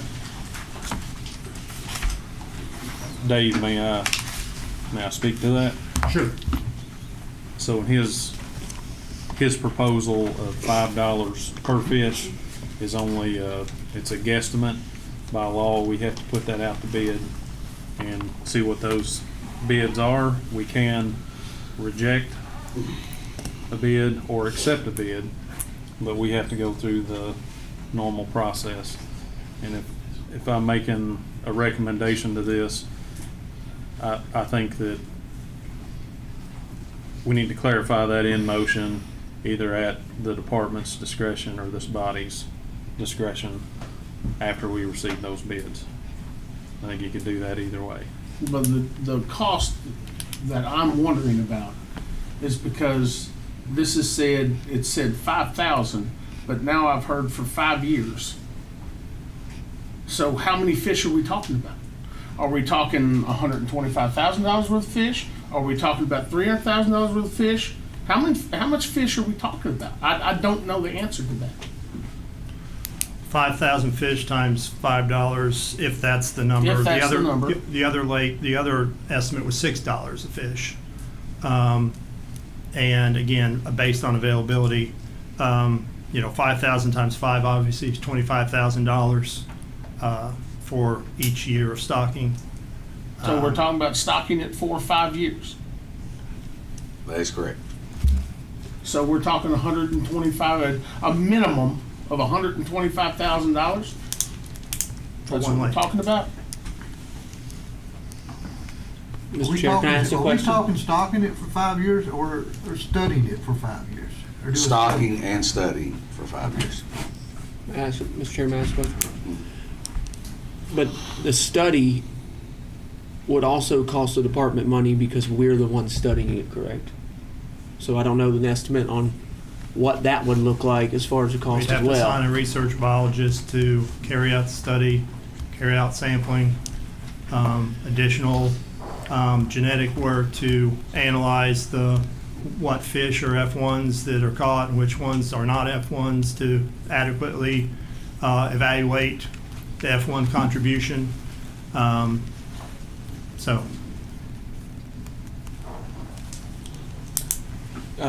Would you have an estimate of what you think that would cost? Anywhere? I mean, that's a tough question, but yeah, I don't guess I really have an estimate. Really, I'd have to put pen to paper. Yeah. There's a lot of things to add up there.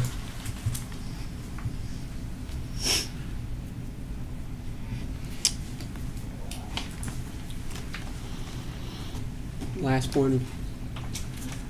I feel like, has your question been answered, you think? Yeah, it sounds like, looks like we're at 125,000 minimum in fish, and then the cost of the biologist for 5 years. So what's be- that to the department? 100,000 a pop? Oh, So it would we're be talking- it would be more than one biologist. I mean, it would take a crew. It takes a crew of 3 to sample. It takes the the genetic analysis. So we could potentially spend $500,000. I'd have to put pen to paper, but Okay, Question, go ahead. Chair. Because we're talking about F1s here, we just talked about the thoroughbred bass program. My concern is if you start one research project with F1 here, then Paintsville, which was the lake we were hoping to start with the thoroughbred bass program, I'm assuming that's out the window, correct? we would not stock thoroughbred bass in Paintsville Lake because you can't evaluate thoroughbred bass, and we need to evaluate the thoroughbred bass. You can't evaluate F1s if thoroughbred bass are there either. So basically, this is either or at Paintsville Lake. They're either getting the F1s or they're getting the thoroughbred bass project. That was my assumption. I'm gonna make one last comment and then I'll Okay. be done. Just for the record, I am adamantly opposed to this body trying to tell biologists how to do their job. And if we wanted to advise them to try to take on a study, and they come back and advise us that it's not in the best interest of the fisheries and Commonwealth, it seems like we should follow that guidance. But be that as it may, I understand your position is you want to move this discussion forward, so. If I may, Director, are there F1s in Kentucky lakes? Because I'm hearing there's F1s already here. We have not found an F1 in Kentucky waters. F1 being the first generation hybrid of a Florida bass and a largemouth bass. So the strict definition of F1 means it's first generation. So we have not detected that. As I mentioned when I gave the genetic results, we have some lakes where there's Florida alleles. That just means that there's varying levels of Florida bass genetics within the population. But to have an F1, by definition, you have to have the first generation cross of one species with another. One last thing, if this passes, and the study shows that it's a good thing that we've done in Paintsville, will this be done all over Kentucky? If it goes the way the people want it to go? I don't want to be flippant, sir, but there's not enough money in this department to do that, across the Commonwealth. I mean, what we're proposing with Thoroughbred Bass Project, after the initial cost investment, it's what we always do to raise fish. The F1s, you would have to stock F1s every year to have the F1 generation, because you're not getting the same result by back crosses. You're only getting the result of hybrid vigor, and that's a big if again. And as this letter from the gentleman at Red Hills mentioned in his letter, that when you do the cross, you're going to get just as many fish that don't have the characteristics as you want as the fish that do have the characteristics. So just because they're F1s, it doesn't mean 100% of them are going to grow better at the climate that they will grow better at. Our contention is, this map is the contention, that we don't have the climate, and even if we do have the climate, not all of them will perform. Can I make one last statement too? Go ahead. We've already received emails from other lakes. If this passes in Paintsville, we want to do it here. And in my opinion, it's not financially viable at all to do that. So that's kind of my last thought there.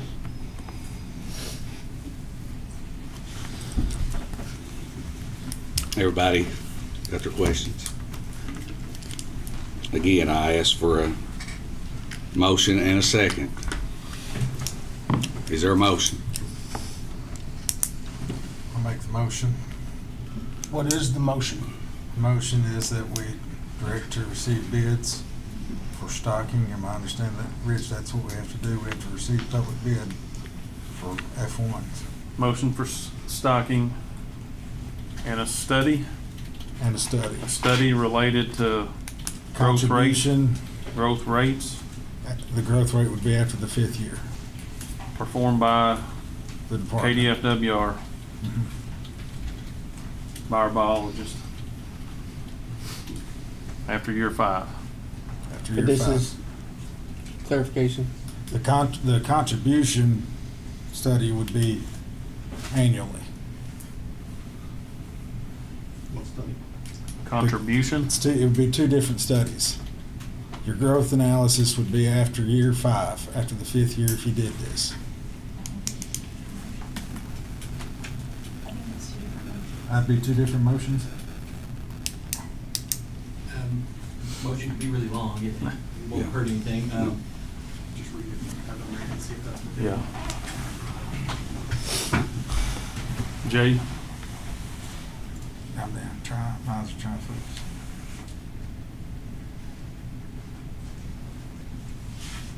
That'd be the motion I'll approach, yes. Yes. Do we have a second? Is that Can we 1-inch clear? fish, 2-inch fish? Can we clarify? We can. Okay. We can, I'm sorry. Stocking F1 bass once, or every year? 5,000, 4 to 8 inch, whichever department is feasible. For 5 years. Annually for 5 Annually years. for 5 years. There you go. That's a clarification. Thank you. Legal counsel. If we may just have Commissioner Smith clarify that is his That- motion. That is my motion. Thank you.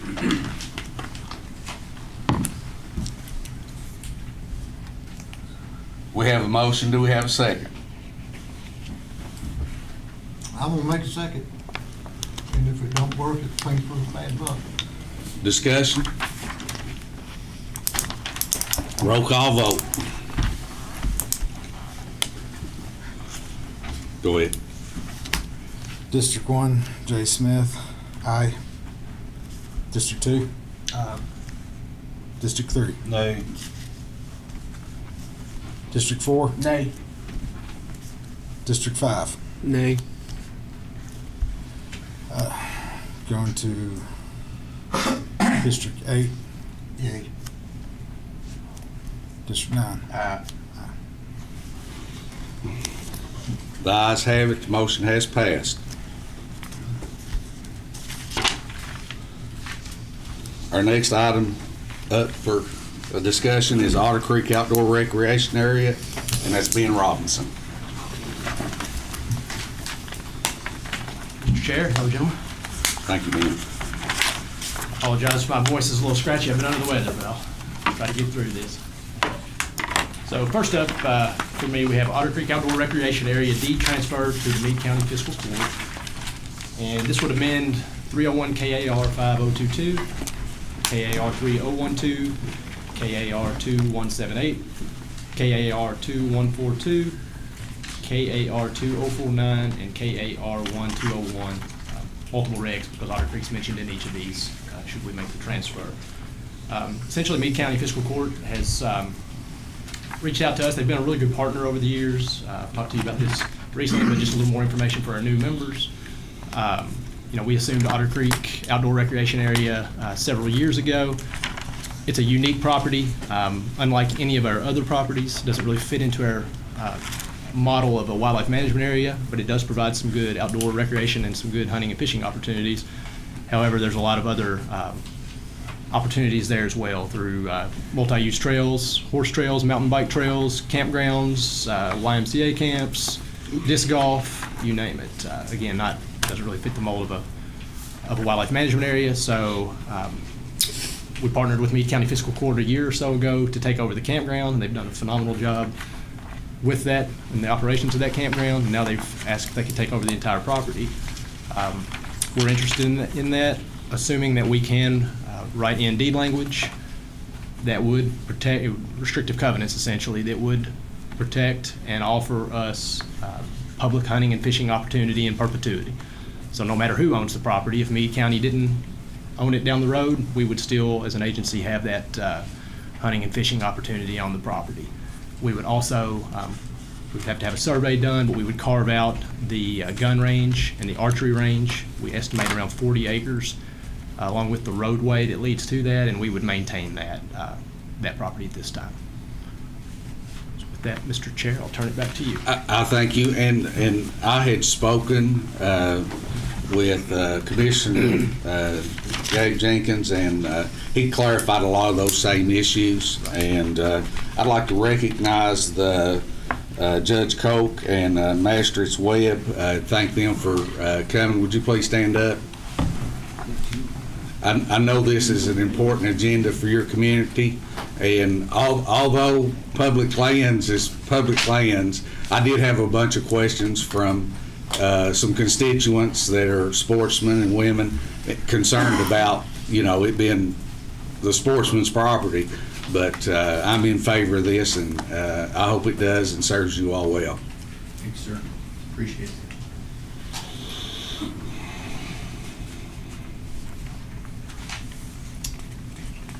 Is there any discussion? I don't have any more discussion. I will say this, I've been in consultation with Judge Koch as well, and my understanding is that they've got a plan to try to move this property forward and use it to the benefit of the community, but also benefit sportsmen, both fishermen and hunters and the like. And I would like to go ahead and make the motion that we approve this action item with a continued partnership between Fish and Wildlife and Meade County Fiscal Court to ensure, habitat improvement and beautification of that property and utilization for sportsmen and women. Do I have a second? A second. I think it's a win-win. Absolutely. Again, congratulations. Roll call vote. District 1, Jay Smith, aye. District 2, Aye. District 3, Aye. District 4, Aye. District 5, Aye. vacant. Or, District 8, District 9. Aye. The ayes have it. Congratulations, Meade County.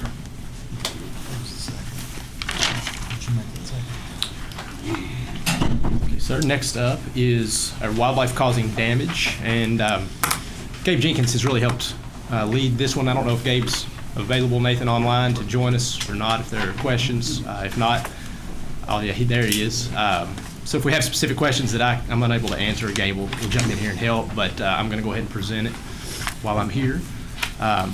Several of the items in here are really cleanup items. Some are substantial changes, but we think are really good changes that would improve our wildlife causing damage regulations. So first of all, this would amend 301 KAR 2176, which is deer control tags, deer destruction permits, and landowner designee, and change the regulation title to wildlife causing damage and landowner designee process. I'll just run through each of these, and then if there's questions at the end, I'd be happy to entertain those. But first would be to define the terms for disposal tag, destruction tag, and control tag. Second would be to clarify terms for damage, department representative, and designee. Next would be to establish parameters for usage of a destruction tag and control tag, and require individuals using either tag to carry approved authorization on their person while afield. Next would be to establish requirements for designees and designee denial parameters. Proposing to require individuals who receive a control tag or a destruction tag for deer in a CWD surveillance zone county to turn that head over of the harvested animal to the department for CWD sampling. Require control tag users to have a statewide hunting license and/or necessary permits. Require designees and individuals using destruction tags and control tags to have hunter education, if required as established in 301 KAR 2185. Clarify that if a trap is used to capture wildlife causing damage using a destruction or a control tag, that the trap must be tagged and checked as required in KRS 15400 and KRS 15410. Clarify that to be eligible to receive control tags, that a department representative must determine inadequate control of wildlife through the established hunting and trapping seasons is insufficient, and additional wildlife should be taken for damage abatement. Propose to clean up the regulation to remove the definitions of deer control tag and deer destruction tag, replace deer with wildlife, replace conservation officer with game warden, remove parameters for qualifying deer control tags. Remove language requiring a tag to be fixed to the carcass until processing. Update the necessary forms incorporated by reference. And require, this is one addition, I want to point this out, that was not listed on the agenda as a discussion item that was omitted, that we would respectfully ask to have this added for consideration. Require individuals using destruction permits to telecheck if the animal destroyed has a telecheck requirement for hunting. And then the second part of this would be to amend 301 KAR 3120, which is our commercial nuisance wildlife control regulation. NUCO, short for Nuisance Wildlife Control Officer. We're proposing to allow the take of deer by NUCOs. NUCO can only work in an area or location that has been deemed to be experiencing damage by a department representative via the processes outlined in 301 KAR 2176. We would prohibit take via trapping. It would be firearm or archery crossbow equipment only. All inedible parts would need to be destroyed. And we would require submission of biological samples as determined by the department representative. NUCOs must adhere to 301 KAR 2245 with regards to carcass disposal. Proposing to update the materials incorporated by reference documents to include deer, and remove all references to the word nuisance in 301 KAR 3120 and 301 KAR 5022, which would change the operator's title to Wildlife Control Operator. Mr. Chairman? Is there any discussion? Question. Go ahead, Commissioner. Does this pertain only to deer, or are there other animals included in this? So this is a lot of cleanup for deer, but right now, this includes other animals, to answer your question. Beavers? Right, bears, a lot of different things. Right now, we're sort of operating loosely with other animals under a deer regulation, so we're really trying to tighten that up and clean it up to give us more, ability to do that. And one more question, if you don't mind. Is there a way to put a caveat in here to, as allowable, people can donate these deer to food banks through like Hunters for the Hungry or something of that nature? I don't know if we can require it, but at least try to put some type of consideration in there so that we get the food used appropriately. I think that would be a great requirement. I would probably refer to legal. I'm not sure we could list a specific organization. It would probably just be more to charity or. I just used them as an example, but just trying to get the, the food, the meat, the good protein into the diets of folks that need it, so. As far as Go ahead. As far as adding a requirement in there that they are required to donate it, or just encouraging? And that's a sticky subject, obviously, but I mean, as a applicable, I mean, because not everybody's going to be. What I don't want to do is just see them shoot it and dump it off on the side, of the field or whatever, and let the buzzards eat it when it could be a usable resource to sustain humans. But if you're saying legally it's too much of a sticky wicket, then I understand that as well. Generally, I think recommended. Recommended should be. I agree. It would be encouraging, and I'm fully supportive of that concept. It's just I'm thinking of the logistics and how challenging that can be in the summer months to even find a processor available to take. We do recommend it, and that's not a requirement, right? So, that would work. Because this does include other animals. I've had a couple of calls in the last month about nuisance animals on farms related to chickens or turkeys. a landowner puts have a heart trap out, do they have to label it with their, I mean, these people want to know because they're concerned about, getting in trouble or, If they're currently, right now, trapping out of season for damage? yeah, or like weasels or something that's getting into chicken lots, and I mean, everybody's got chickens now. I mean, they're putting these hen houses up and stuff, and Yeah, I would probably need to refer to Colonel McQuarrie and law enforcement on the requirements of trap tagging for nuisance. I apologize, I'm having a hard time hearing you. for people that's got these, a lot of people are buying these small hen houses and stuff, and they're putting them up. And I've had a couple of calls in the last month or two about if there's a raccoon getting into the hen house, are they allowed to have a heart trap out and not have to tag it, or? If you're trapping, you still have to follow all the trapping requirements that's set forth in law. I don't know of any exception in the trapping Even if it's a regulations. have a heart trap where they're just relocating an animal to another. Well, the relocation gets into a whole other issue because you can't. I didn't want to get there. Correct me, Stephen, if I'm wrong, but I don't recall anything in regulation or statute that exempts them from being the requirement to check traps and follow all the trapping regulations, regardless if it's a landowner. I believe the concern, if I may speak. Go ahead. I believe the concern is whether or not they have to label and tag their traps, like pursuant to the deer destruction regulation that we're talking about. I believe the normal, and I apologize, I don't have the reg completely in my head. I believe the normal landowner can destroy animals in the process of causing damage. Doesn't quite fall under this. Right. It's a separate. So you would not have to say you put one leg hole trap out to catch something coming into your chickens. You wouldn't have to label that with your address. As Stephen, they have to be in the act of. Which gets into- Catching the chicken? You fix to get some people in trouble. Yeah, I know. That's what I'm trying to avoid. And so you get in a weird gray area there. Because I couldn't answer their questions for them. If the weasel's currently biting the chicken when he steps in the trap, then he's fine. If the weasel's running at the chicken, it gets a little bit complicated there. I mean, I know this is not the norm. I just had a few calls, people wanting to protect their farm animals. I think Deputy Commissioner may have Jeff, something to weigh in on Gabe this. wants to weigh in on this. Yeah. Go ahead, Commissioner James. Yeah, how's it going? If you don't mind, I'll just speak on that. So what I'd recommend is let us consult legal on this and get back to you, Commissioner Raymer, on exactly what that law is.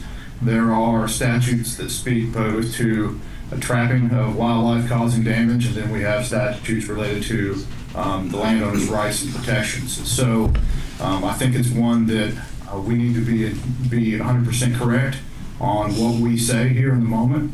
And I would recommend that we take that back and then bring that back to you guys. And if we need to clarify that, that's essentially why this is in this agenda packet, is to clarify for sure that if we authorize people under our authority, that they tag it correctly. And so when it's in the act of causing damage under one statute, I want to make sure we give you the correct answer. And my request would be to let us research and then get back to you on that. And if we need to do further clarification through a regulation change, we can do so. I'm fine with that. Yep.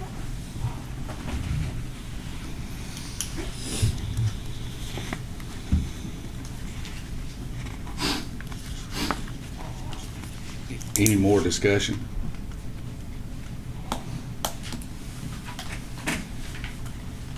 I need a motion and a second. I'll make a motion to approve this action item with that caveat of recommended added in there for the food bank distribution. I'll second. I'll second.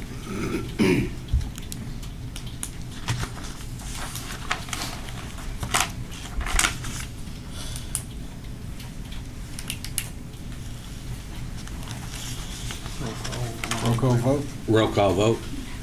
District 1, aye. District 2. Could could I have a moment before we vote? I Yes. apologize, Mr. Chairman, Yes. but Yes. Go ahead. Jenny is our regulations expert, and she's informing me that we can't use the word recommendation in a reg. Okay. Unfortunately, that won't fly. It's arbitrary language.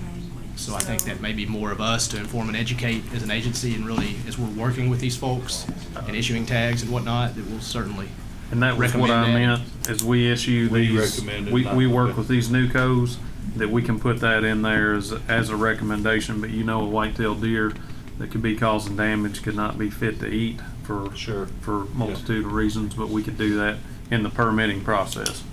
Understood, but the motion can still say we recommend food bank donation, right? Not that it goes into reg, the motion is to accept this action item Correct. as submitted, and we as a department recommend distribution to the food bank. That's better the way that Yes. Nathan did it, Yeah. yes. Okay. We have a motion and a second. Roll call. Okay. District 1, aye. District 2? Aye. District 3? Aye. District 4? Aye. District 5? Aye. Vacant? District 8? Aye. District 9? Aye. Ayes have it. Ben, you're up. Yes, sir. Next up is modifications to fur bearer regulations. This would amend 301 KAR 2251, hunting and trapping seasons and limits for fur bearers. The proposal is to allow fur bearers to be trapped in the month of March using water sets as defined in regulation. To be clear on this one, this is something, we get these requests often to extend trapping season into March, and particularly for beavers, a lot of beaver damage. We did a little research on this. Of the 22 states we looked at, 19 already have this in place. So we think this is a really good option for trappers to be able to help with some issues, but also utilize the fur at that time of year. The next four items, if it'll be all right if we just group them together. Commission have any problem with grouping these next four items together? Okay, so continuing on with rehabilitation. Mhm. Okay. Next would be modification to regulations related to the rehabilitation of wildlife. This would amend 301 KAR 2075 Wildlife Rehabilitation Permit. Again, we oversee and permit licensed wildlife rehabilitators in the state. We've worked closely with them on these recommendations to really find some middle ground and some places that we can help them out and benefit their operations. And the recommendations right now are to create a mechanism to allow volunteers to assist permitted wildlife rehabilitators via a sub-permit, to remove specific county names from regulation and instead reference the current USDA Enhanced Rabies Surveillance Zone as incorporated by reference, and incorporate by reference the map, allow the release of rabies vector species back into the county of capture or adjacent county outside of the Enhanced Rabies Surveillance Zone, allowing an exemption to hold wildlife for longer than 180 days, and designate bats as rabies vector species. Mr. Chairman, do you want me to continue on? Or? Continue on. Okay. So next we're getting into several recommended changes to deer and deer seasons, and these are all deer related. Increase hunter opportunity and simplify quota hunts on selected WMAs by amending 301 KAR 2178, deer hunting on WMAs, state parks, and other public lands and federally controlled areas. And just keep in mind before I read through each of these, really our goal here is truly to increase hunter opportunity and reduce deer densities in many areas where they've just gotten too high. So that's the intent of each of these. The first being Barren River Lake WMA, open the Peninsula Unit, which is Narrows, Goose, and Grass Islands, to deer hunting under statewide regulations, including modern firearm season. Excuse me. Big Rivers and Higginson Henry WMA archery quota hunts, proposing to revise the annual hunt start date to October 25th and add a one-day break on Friday before the first Saturday, which is the start of the gun quota hunt. This would allow gun quota hunters early access to the property that they don't currently have.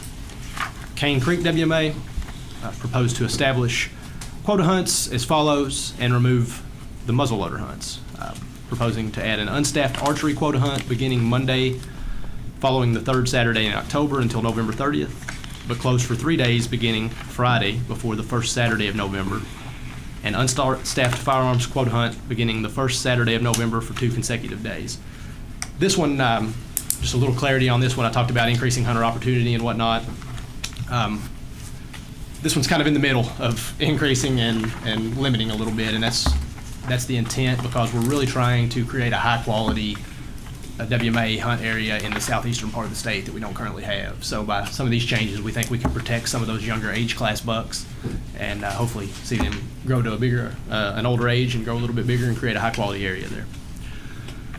Next is Curtis Gates Lloyd WMA, proposing to establish 2 8-day unstaffed quota hunts on the WMA during modern firearms season.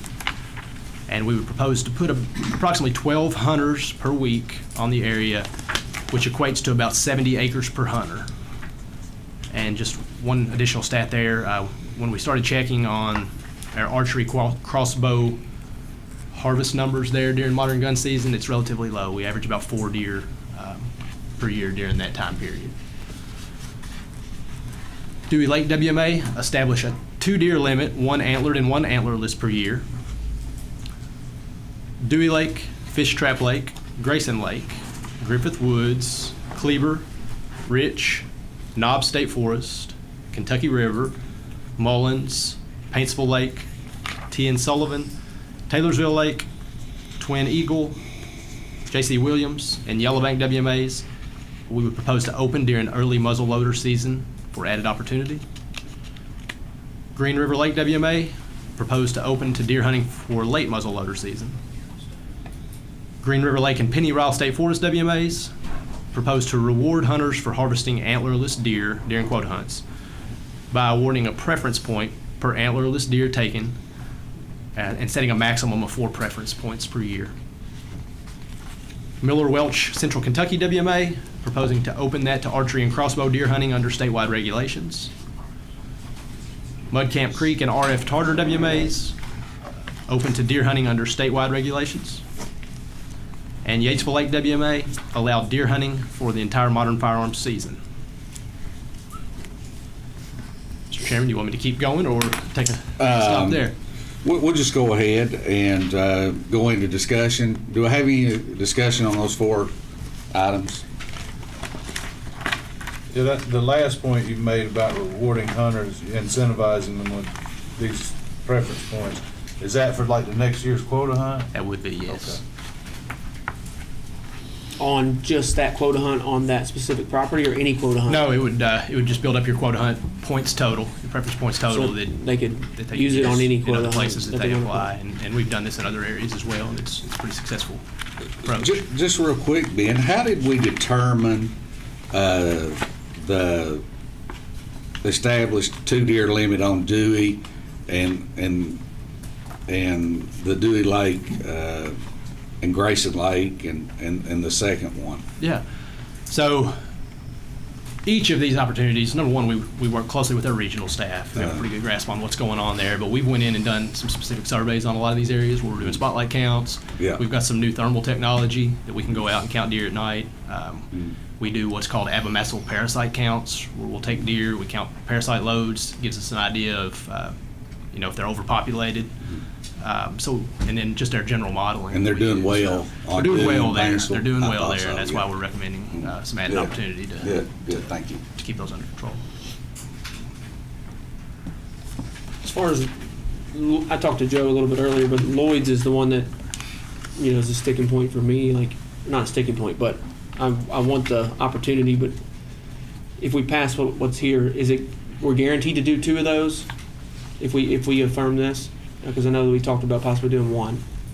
Based on what's hunt. written, it would be 2, but that would be your all's decision if you wanted to alter that to 1 or alter the days. You have that flexibility to do that. That's just what we're proposing. But that would need to happen here, Yes. right now. I mean, that WMA affects me more than anybody else probably, but I would love to try it at 1 initially and then move it to 2 at a later date, if that's just affecting me. As a public land bow hunter and I hunt Lloyd's, I'm not opposed to the rifle season. I love that opportunity, but I'd like to maybe try it with 1 first, see how that goes, and then move forward maybe to 2 later. Yeah, I'd like to make that a motion. Yeah, we have a motion. Do I have a second? I'll second that. Let me clarify one thing. Yes, with him. That's a group? That's a Yep. group of motions Yep. for A7, Yes. A6? Now would just be to modify Curtis Gate, Lloyd, WMA to 1. And 8A. A5? Yeah, A5, 6, and 7, A6. correct? Yes, With- A7, yes, correct. With the modification of Lloyd quota hunt be. Mr. Chairman, if I could get a little more Go clarification ahead. from Commission Member Cummins, do you have a preference or a recommendation on which part of the 8 days of the hunting season that would be? Would it be the first half or the second half? I would prefer the second half of that season. But I mean, Joe could speak on that too if he's all right with doing that, but that's Joe, up to you. Joe, any additional comments? If you don't mind, step up and use the microphone, please. Table or microphone? You can stand right here. From a hunter perspective and a harvest perspective, like we talked about earlier, the hunters that we really want to cater to for this particular thing is the gun hunters, right? Right. We talked that through that 16-day season, over a 10-year average, we're only killing like 3 or 4 deer a year during that season. So to me, that would imply that we're not seeing as much archery pressure or demand. So given where that's located to the proximity of big population centers, and the fact that we don't have gun hunting opportunity, I would rather see the 1 week be first, so you can get out there and get that excitement of opening day, right? The peak, the excitement, get people out there to get on first would be my preference. And I'd be fine with that as long as we're, cutting it to 1. Yeah, I 8 think day that's quota the hunt. first pass. Yeah. So, inquiry on parliamentary process. I know typically we go through these motions and vote on them one at a time. Is there any legal risk of bunching these together if there's one in particular that's challenged externally? Because people may be voting because generally speaking they're okay, but they might have an issue with one. If so, though, that Voice was that. what his Okay. recommendation was, is to voice that. But Okay. coupling these together, as long as we're clear, everybody knows what we're doing. Okay. Interest of time, I'm in support of it. Mm. We have a motion and a second. We have a motion and a second. Roll call. Just, First is me, yeah. yeah, Second. second, I made the second. District 1, aye. District 2, aye. District 3, Aye. District 4, aye. District 6 is vacant, or District 5. Did you vote aye? Aye. District 6 is vacant. District 7, District 8, aye. District 9, aye. And that is with his concern added, correct? Yes, Okay. It's on. Ben? I tell you what, I'll keep going and you You're just a tell rock me when, star. you tell me when to stop, okay? Pick 4 of them. Pick 4 of them, yes, Yeah. sir. Okay, next will be add language to specify that hunting access on public lands may be controlled by signage as needed. This is really a cleanup item. This would be adding, well, first of all, I'm sorry, this would amend 301 KAR 2178, deer hunting on WMAs, state parks, and other public lands in federally controlled areas. This would add signage language to Section 2 of this reg, which would make it consistent with 301 KAR 3010, which is our public use of WMAs. So it's bringing the same language that's in the public use reg over into the deer reg. Next would be add newly acquired properties to public lands regulation. Amend 301 KAR 2178, deer hunting on WMAs, state parks, other public lands and federally controlled areas. You'll notice we specifically list Decker WMA there. Again, this is sort of a cleanup. The way it's currently written in the deer hunting reg, if a property is not specifically listed in there, then it essentially means it's open under statewide regulations. Decker's a good example of a property that we wouldn't want open under statewide regulations. It's small, it has homes nearby, it's in near urban centers. So by placing this particular property in this reg, it would give us the flexibility to more restrict the types of weapons and whatnot used on that property. Next would be to update deer zones for selected counties where deer densities have increased in recent years. This would amend 301 KAR 2172, deer hunting season, zones, and requirements. So first, I would propose to update from Zone 4 to Zone 3. Clinton, Jackson, Martin, Menifee, Pike, Rockcastle, and Russell counties.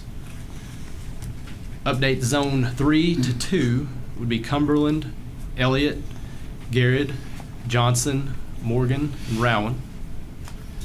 And update Zone 2 to 1 would be Adair, Boyd, Breckenridge, Butler, Carter, Davis, Grayson, Greenup, Hancock, Lawrence, Lewis, Logan, Marion, Meade, Metcalfe, Ohio, and Taylor counties. And then the fourth here would be to update regulatory language, amending 301 KAR 2083, the holding and interstate transport of captive cervids. This is truly a cleanup item. This is just requesting to remove the language "and" number on this permit that we issue when we're issuing captive cervid permits. And that's simply because Department of Agriculture maintains that list. We don't, so it's making it hard for us to be in compliance with our own reg, and if we're requesting that and we don't know the number exactly, because Department of Ag has that, so it's a cleanup item. Any discussion?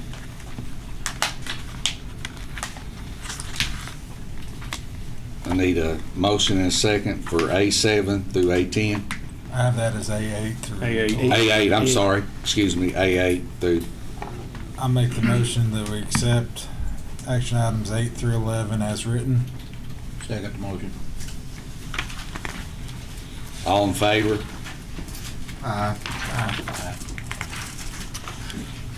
Roll call vote. We have to ask the roll We call don't vote. have to do a roll call vote, do we? No. No. Yeah. Legal, does that have to? It doesn't have to be. If we have somebody voting nay, we want to record who voted nay. If Okay. everybody is aye. Yeah, we're all opposed. All opposed? Good. Okay, Ben. Yes, sir. You're a rock star today. I'm going to keep going. Walter, did you second that? Okay, next would be modifications to deer hunting on state parks. This would have been 301 KAR 2178, deer hunting on WMAs, state parks, other public lands, and federally controlled areas. This is revising the language to basically provide state parks with more flexibility to manage their hunts, to allow them to administer hunts as desired on properties within the statewide deer season framework. Instead of specifically having to list properties and anytime they want to make a change, having to bring that back to this body, this provides them more flexibility to be able to manage hunts on their properties as they see fit, and we'll still work in close consultation with them on those. Next is deer and turkey hunting on Green River National Wildlife Refuge. I'm in 301 KAR 2178, deer hunting on WMAs, state parks, other public lands, and federally controlled areas. And I'm in 301 KAR 2111, deer and turkey hunting on special areas. If you're familiar with this property, or if you're not, this is Kentucky's newest National Wildlife Refuge, located right now down around Henderson, Kentucky, in that area, and they're interested in offering some hunts. But anytime an area like this wants to be maybe a little more restrictive or offer different options than the statewide season, then we have to include that in regulations. So that's what this is, giving them the flexibility to administer hunts, but maybe a little more restrictive. Next is removal of mobility impaired hunt on Camp Webb. Amend 301 KAR 2178, deer hunting on WMAs, state parks, other public lands, and federally controlled areas. This would remove the provision of requiring a mobility impaired hunt for the first weekend in October on Camp Webb on Grayson Lake. But note that this is a cleanup item because there's already a provision to allow this type of hunt under 301 KAR 3130, public use of conservation camp properties. So it's just removing it from the deer reg and leaving it in the conservation camp reg. And then last, the removal of Tract 1 of West Kentucky WMA for the open shotgun and muzzleloader quota hunt. This would have been 301 KAR 2178, deer hunting on WMAs, state parks, other public lands, and federally controlled areas. This would remove Tract 1 from the areas available to be hunted during the open shotgun muzzleloader quota hunt. Again, this is a cleanup. We no longer own this portion of the property. It was traded for the new show tract at O'Brien Creek. Mr. Chairman?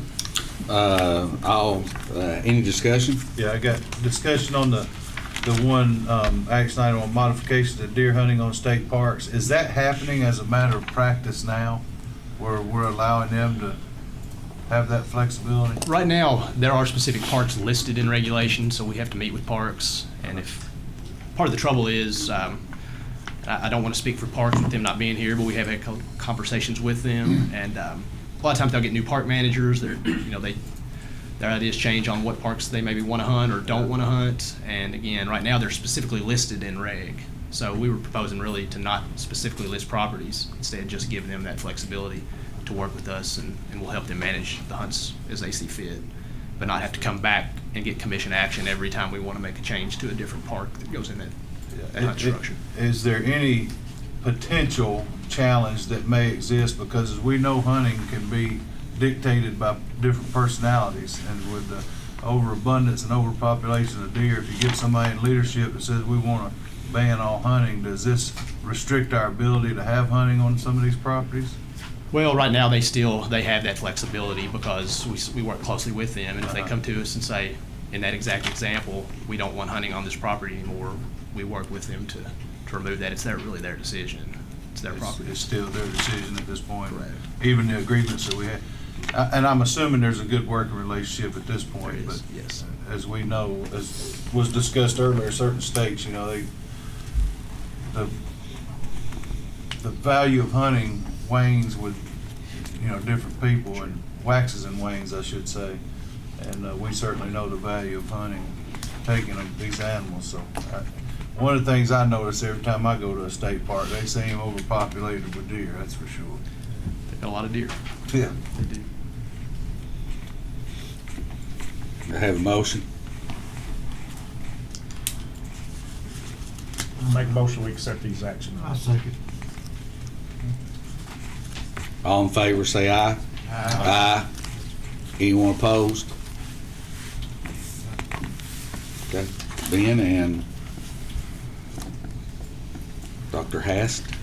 Is that the next one? No, we have the department owner. Go ahead, Ben. I don't believe They've got you down too. It was me. You got me down for that one? Yeah. I take it. Thank you, sir.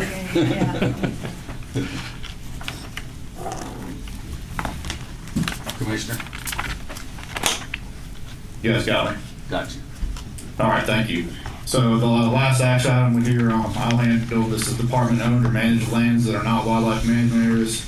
We've discussed this at length, so I'll just hit the high points here. But we have properties that are not wildlife management areas that we own or operate, and we want to clarify the different usages on those properties, whether they're places that we own that are office space, equipment storage, boat ramps, etc. We're recommending that we allow closure by signage, like we have in a similar regulation, which is 301 KAR 3005.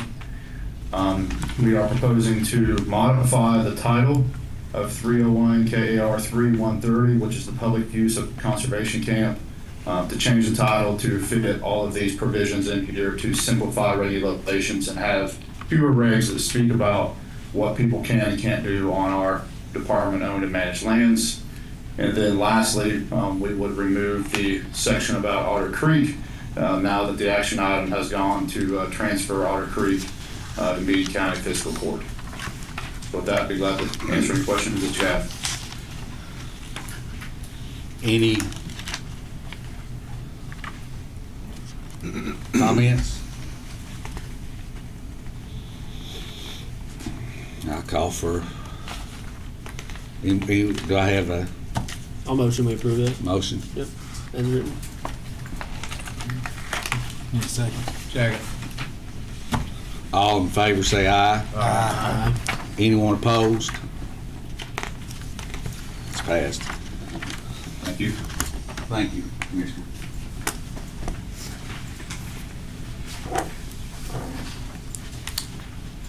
Okay, Mr. Chairman.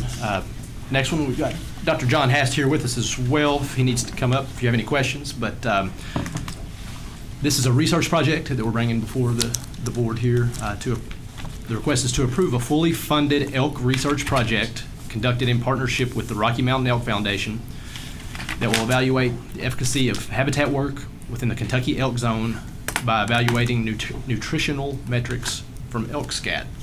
So this is a really interesting project that I'm excited about. If you're familiar with our East Kentucky Habitat Initiative, we've had this going on for several years. Commissioner Storm charged us with that early on in his tenure, and we've really ramped that up. And I'm very proud of the work that we've got done there, but it's primarily prescribed fire in the elk zone with the goal of trying to keep open lands open and remove a lot of invasive species and just create more of that pasture-type habitat for elk. And we're having some good success by doing that. So now we're looking to go in, and Rocky Mountain Elk Foundation is willing to fund this to go in and try to evaluate it and see if it's actually having an impact on, the health of our elk herd. Again, no cost to the agency other than if staff are out assisting, collecting the samples and whatnot. But other than that, Rocky Mountain Elk Foundation would fund this. Will they be doing any kind of determination on numbers? This will not have any that's fine. population estimates. No, this will just. That's a long story for another day. This will just be health. Thank you. Yep. Make a motion, we approve the funded project. I second it. All in favor, say aye. Aye. Any opposed? The very last one is yours, the CWD update, Ben? Yes, sir. Go ahead. Yes, sir. Nathan, if you could pull our presentation up, there it is. Wow. Okay. So I'm going to run through our chronic wasting disease update and recommendations for the 2025-26 deer season. Nathan. I don't see the dog over here. I'll do it. Okay, it's not working for me, so yes. So just first, a real quick overview of our 2024-25 sampling efforts. As you'll see here, sampled just over 9,100 deer across the state. Over 4,400 of those were sampled in our surveillance zone counties. A few elk sampled as well. If you look at the map there, the darker the green, that's good. That means we exceeded county quotas for those counties. When you transition more to the orange and reds, it means we undersampled a bit in those counties, and those are areas that we'll need to focus harder on moving forward. But out of the samples that we did collect, you'll see there at the bottom, no new wild detections, which is really good news. So our 2025-26 season recommendations, and this is based on guidance from our CWD response plan that's currently in place. We'll start in far west Kentucky with our we're calling it our Ballard County Surveillance Zone for the purposes of this presentation. But right now we recommend leaving that surveillance zone in place, but stepping back the mandatory check stations that have been in place over the last several years. We're feeling like now that we have the relationships and infrastructure and ability to collect those samples through processors, taxidermists. We're really ramping up our drop-off sites, our freezer locations, and those are very well received, and we're going to continue to expand that program. Also, really building this new sample mail-in kit program that folks are showing some interest in. And this year we're going to also attempt to have a hunter hotline, we're calling it, where we'll have somebody on call. Probably doesn't mean 24 hours a day. We'll have to work out the details of when they're on call, but where you can actually call and say, hey, I've got a deer. Can we arrange a time for me to drop that head off to you and get the sample to you? Again, the goal here in this area is to continue to increase harvest because these are a lot of Zone 1 counties, and really that's the name of the game with CWD management is to get your deer herd back to a more manageable level, but proposing no mandatory checks here. For our Breckenridge County Surveillance Zone, I think everyone's familiar with this. This is the area where we found the captive positive deer in the captive deer facility. Essentially proposing to go status quo on this area. We want to leave the surveillance zone in place. Again, use the voluntary check stations like we did last year, working with our heavy use processors, we've got some really great partners in that area that have allowed us to use their facilities, and working with our taxidermists. Again, using the drop-off sites, the mail-in kits. Really the goal here is to increase our sampling around that captive facility detection. We were undersampled a bit last year, so we really want to get a good handle on what we're looking at around that facility. And then I think everyone's aware at this point of a new detection in Posey County, Indiana. This was less than 2 miles from our border in Kentucky, just across from Henderson, Kentucky there. So this does activate our CWD response plan, similar to what happened around Murray, Kentucky a few years ago with the Tennessee positive deer. But what we do know, this was a wild deer, a 2.5-year-old buck that was harvested in November of 2024. It was confirmed positive by IHC testing. So really our response here, our number one priority is to sample wild deer close to this known positive just to get a better grasp of what we're dealing with, around in Kentucky. So as you're familiar with how we've done this in the past, when you're following our response plan, you see two circles there, two buffers. The first is a 10-mile buffer around that positive. We call that kind of a management area, our area of greatest risk, and then we draw a 30-mile buffer, which is an area of enhanced risk. So if you look at that 30-mile buffer, you see that it touches multiple different counties. Union, Henderson, and Webster are clearly within, the majority of those counties are within the buffer, but you've got a few outliers there. Crittenden being a good example, at 1.4% of the county in. With past surveillance zone delineations, we have used some discretion on which counties that we include. We've omitted some counties like Crittenden that are such a small percentage in. So I want to show you a couple different options right here that we have. The first being a 3-county surveillance zone, Union, Henderson, and Webster, and you saw on that buffer that we drew, most of these counties are in that zone. Or extending that out to a 5-county zone, including Davis and McLean County. And the reason for this, and we'll talk about the decision you elect to make here later. We'll need to make that decision, but kind of go into the reasoning and the rationale for even a discussion on 3 versus 5. First of all, what does it mean when you establish a new surveillance zone? Right now, we have regulations in place that are automatically triggered once the commission delineates a surveillance zone.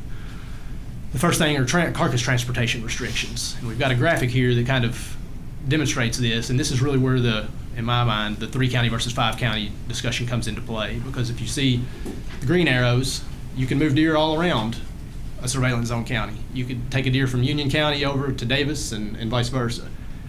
You could harvest a deer outside of one of these counties and bring it into one of the purple shaded counties. You could not harvest a deer in a purple shaded county and take it outside. You could also not bring a deer from out of state, from Indiana, into there. So back to the discussion on 3-county versus 5-county. The reason potentially to do a 3-county is because you're impacting less people. The reason to do a 5-county is because of available infrastructure. And as we've really looked into this, we're not aware of many processors at all in those original, that Henderson, Union, Webster County, and we don't want to hamstring hunters in that area. They take a deer, they want to take it to a processor. Well, where are they going to take it if there's not a processor? Hopefully there'll be some that will pop up and see this as a good business opportunity and establish, but right now that hasn't happened. So that's kind of the justification for potentially going to 5. That's a decision we'll let you all make here soon once we come to a vote.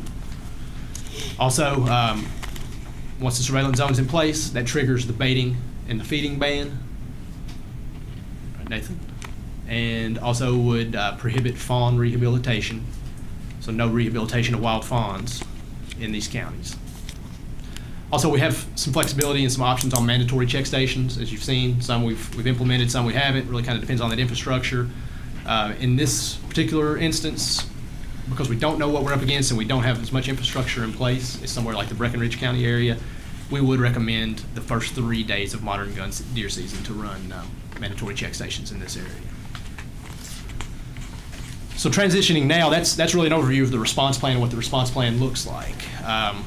As you know, following our last meeting, our last quarterly commission meeting, we elected to form a CWD working group for the agency. That group is off and running. We have met. It's comprised of district commission members whose areas are impacted directly with CWD and some department staff.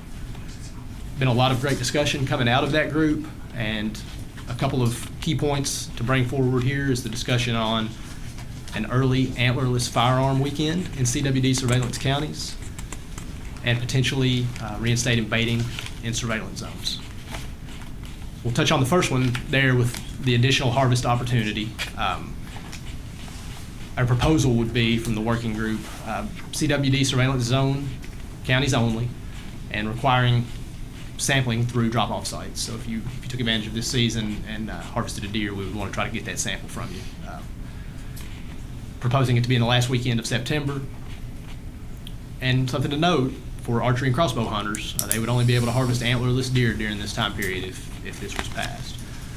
Now, if you can go back one more time, I want to touch on this graph here real fast. This is our harvest by weekend of the season. The blue line indicates buck harvest.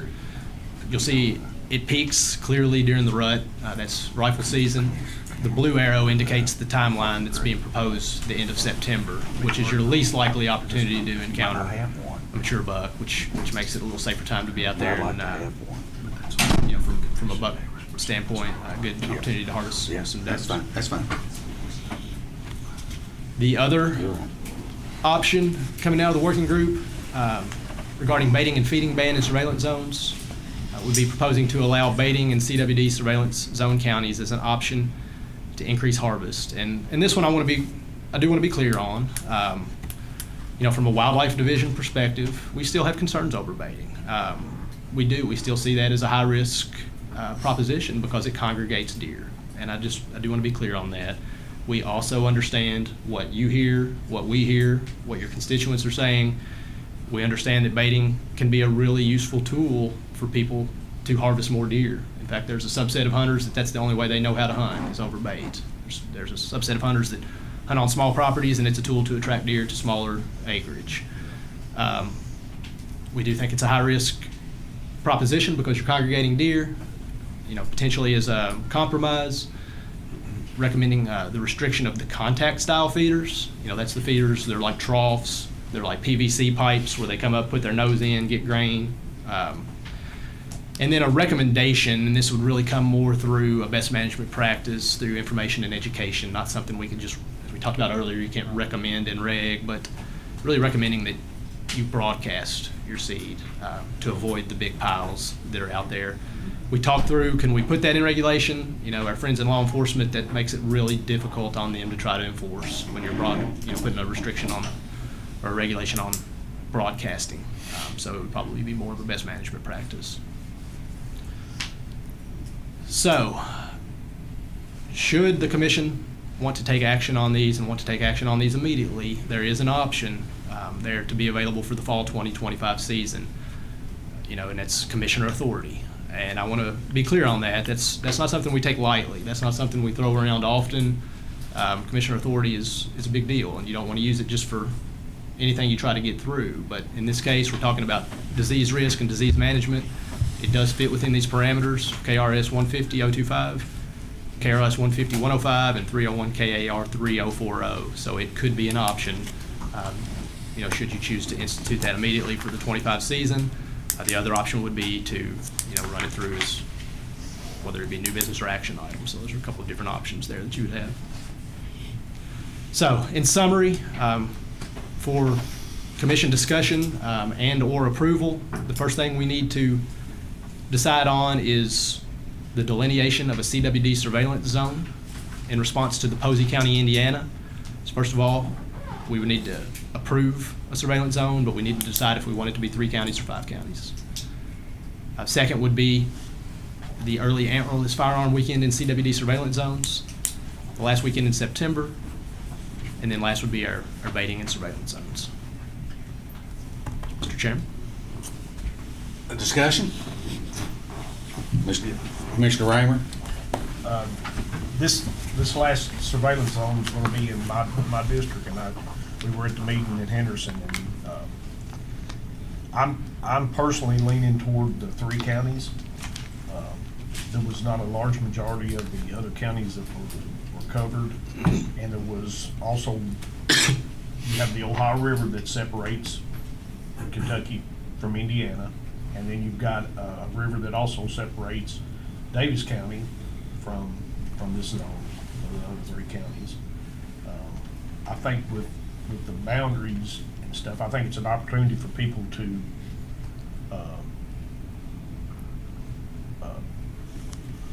for these processors to come into these 3 counties and actually, you know, make some money off of this, deboning or processing food or stuff. And I hate to restrict these other counties just because it would make it convenience for somebody in those 3 counties to be able to go to. So personally, I'm leaning toward the 3. You know, if there's a large opposition to make it to 5, I don't have that. You're on the working group, correct? Right. The people that we were there the other day, the majority of them seem to think that the 3 counties, that's what they kind of were looking for too. Talking about the CWD meeting in Henderson? Yes. How many people attended that meeting? What'd you get? Was it 30 maybe? Yeah, we were between 25 and 30 members of the public at that meeting. And the general consensus was that they weren't concerned about being restricted to those 3 counties. They didn't want to enlarge it to the other 2 counties. Because that was our primary point of emphasis. We were thinking 3 too, but because there weren't any processors in those 3, the people are going to be required to process their own deer right there on site, or they can't move it. So that was the reason we were considering 5. I just hate to punish a whole other county because of the, you know, the inconvenience of somebody not being able to debone their deer. You know, and I could see people coming from other counties up to these areas to actually, I mean, how long would it take you to debone a deer and you charge $40 for it or something, you know, I concur with the 2nd District Commissioner. I think necessity is the mother of invention, and there's definitely a necessity there. I think there's a lot of. So I need a motion for the 3 county. Are we making the motion separate or all together? It's up to you all. Chair. How you do it? Because I got some more conversation. Go ahead. As it relates to this, I've been on record, and you know this, Ben, that I feel like the captive deer positives should be treated differently than those found in the wild herd. The reason I'm supportive of allowing baiting, because number one, we said our primary objective is we want to harvest more deer, and I think that allows people to do that. I agree. Plus, I've had a lot of pushback from people on not being allowed to bait, so I'm in favor of that. And I do know that there is a limited circumference. Instead of 30 miles, if it's captive, it's 15 miles. And I think we all agree if we had double fencing, it'd be a moot point. We wouldn't have to worry about this issue being a risk outside of that fence, or it would be very minimal, almost zero. As we sit today, I know people are still very concerned about the captive Cervid facility there at Breckenridge, and you know the depopulation effort that everybody was hopeful would get underway. But I, after having very thoughtful and deliberative discussion, and this is so difficult to get to a good solution. There's not a good solution out there, but trying to get to the best solution. And in saying that, I feel like we've been as deliberative and thorough as possible to try to come to a good outcome with regard to this. So I'm definitely supportive. I think if we put out that we want hunters to cast their grain feed, I think they will abide. I think the majority of it. I believe they will. So, I mean, I am in support of some baiting. Now, this just wouldn't be for this surveillance zone, but for every surveillance zone, correct? That's correct. Mm-hmm. And then, can I ask a clarifying question? Mm-hmm. Why was the CWD testing low in that Breckenridge? Why was it so low in that zone? It's the radius. Could you go back to that map for me, Nathan? Because you said it was lower than what you They anticipated. didn't get as many samples as they would. I know, that's think right. They took a lot of samples, but I'm just asking the question. It was voluntary, not mandatory. So if you look, we met our county goals, which was great, but when you narrow it down to that really tight circumference around that facility, that's where we fell short. Okay, And that's gotcha. really Makes the most sense. high-risk area that we really need to ramp Do you up. think people just weren't hunting that area as hard because they knew that deer? I think it's tough. It's just a small area, and we really have to target in and make contact with the folks that are hunting there. That's a tough thing to figure out, exactly who's hunting, and we had some success. Remind me, Ben, I know the circumference is 15 miles, but is the priority area less than that? Is it 5 miles within the facility? So you're at 30 and 15 for wild, and you're at, Dr. Casey? It's 30 and 10 for wild and 15 and 5 for captive. Right. So within the 5 miles, the goal was 150 deer, and we got 67. Yeah. And it may really be a result of people not hunting near that facility because of the perceived risk. I don't know. Well, and then figuring out who's in those 5 miles is tough to do, Yeah. right? So. Any more discussion?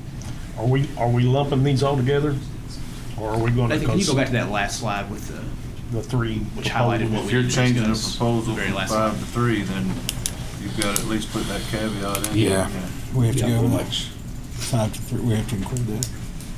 I've had a suggestion on the early September season, and I'll just run this by you, and y'all tell me what y'all think about it. I've got a suggestion to bring that up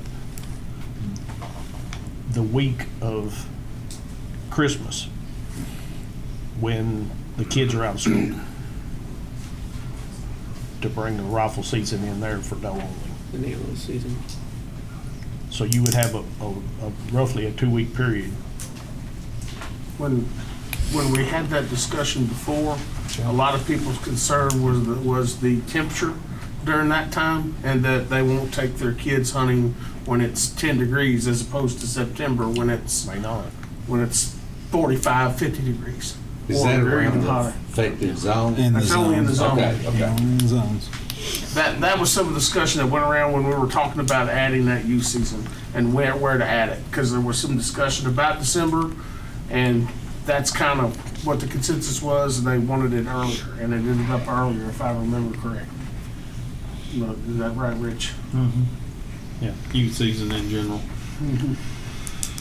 But as of right now, this would just be for the surveillance zones this September season. Yes. Correct?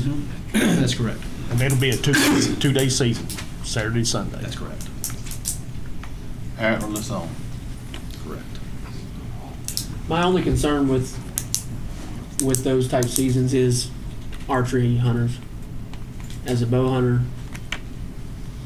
I feel like as a compound bow hunter, or even you get into stick bows and you get into those things, it seems like those hunters have less opportunities, just them, nowadays than what used to be with crossbows added as well. And I'm not just talking about in these zones, but just in general. And that's a concern for a lot of archery hunters. So I've heard that concern. Yeah. I got it right here. That's all it is, bowline, so. Yeah. I don't disagree with you. The challenge is we've got to balance. We need to harvest more deer. I full agreement. We need to harvest more antlerless deer, not just in these zones, but really in every part of the state. Needs some more. If we do antlerless. this, and it's a 2-day weekend, I'd really like to see the numbers on how many we actually harvested this weekend. I mean, if it's a significant number, I'll be surprised.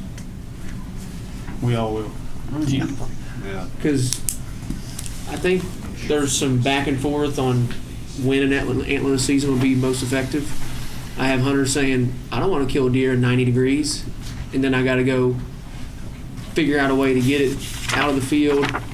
And a lot of people who harvest a lot of does love to let them hang for a day, process it themselves. You know, we got those people as well that love to kill. I personally only kill does late season, which I don't mind the cold, but so there's that debate. But I also know we need to harvest more antlerless deer. Well, I mean, I don't think the intent of this is for youth, so I wouldn't have a problem putting it later, because we're talking about every hunter who's holds a license. Just to clarify, so the This is not- intent is not youth for this. Right. Yeah. This is for everybody. And only in the 3 zones. The only suggestion that I brought up when I said that the children would be out of school, that they might go out and harvest does. You know, if you did a week after Christmas or something, but it was a suggestion. I do have a question, and do you care if I ask Joe? Yeah, let's call Joe up. Joe, and not to put you on too much of a spot, but if we look at our antlered harvest data from that week that they're proposing in December, can we access that pretty quick? Or can we I bring can it get up? to you in just a couple minutes. Okay. I don't have the exact raw numbers here, but I do have. Colonel McCreary, I'd like your input on this as well from a law enforcement standpoint. Sure. So I have some handouts for the earliest antler season if you all would like them. It's just got some talking points and graphs and things that we've heard.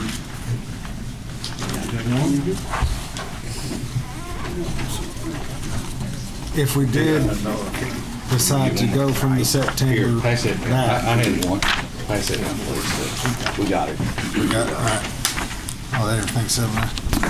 If we did decide to go from the proposed September date, to the week between Christmas and New Year's, historically, what has our antlered harvest looked like?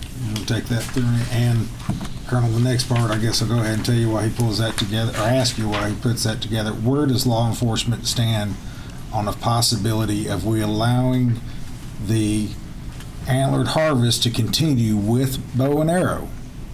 Or I guess crossbow would be in, or to only, okay, and then only having the modern firearm for the antlerless.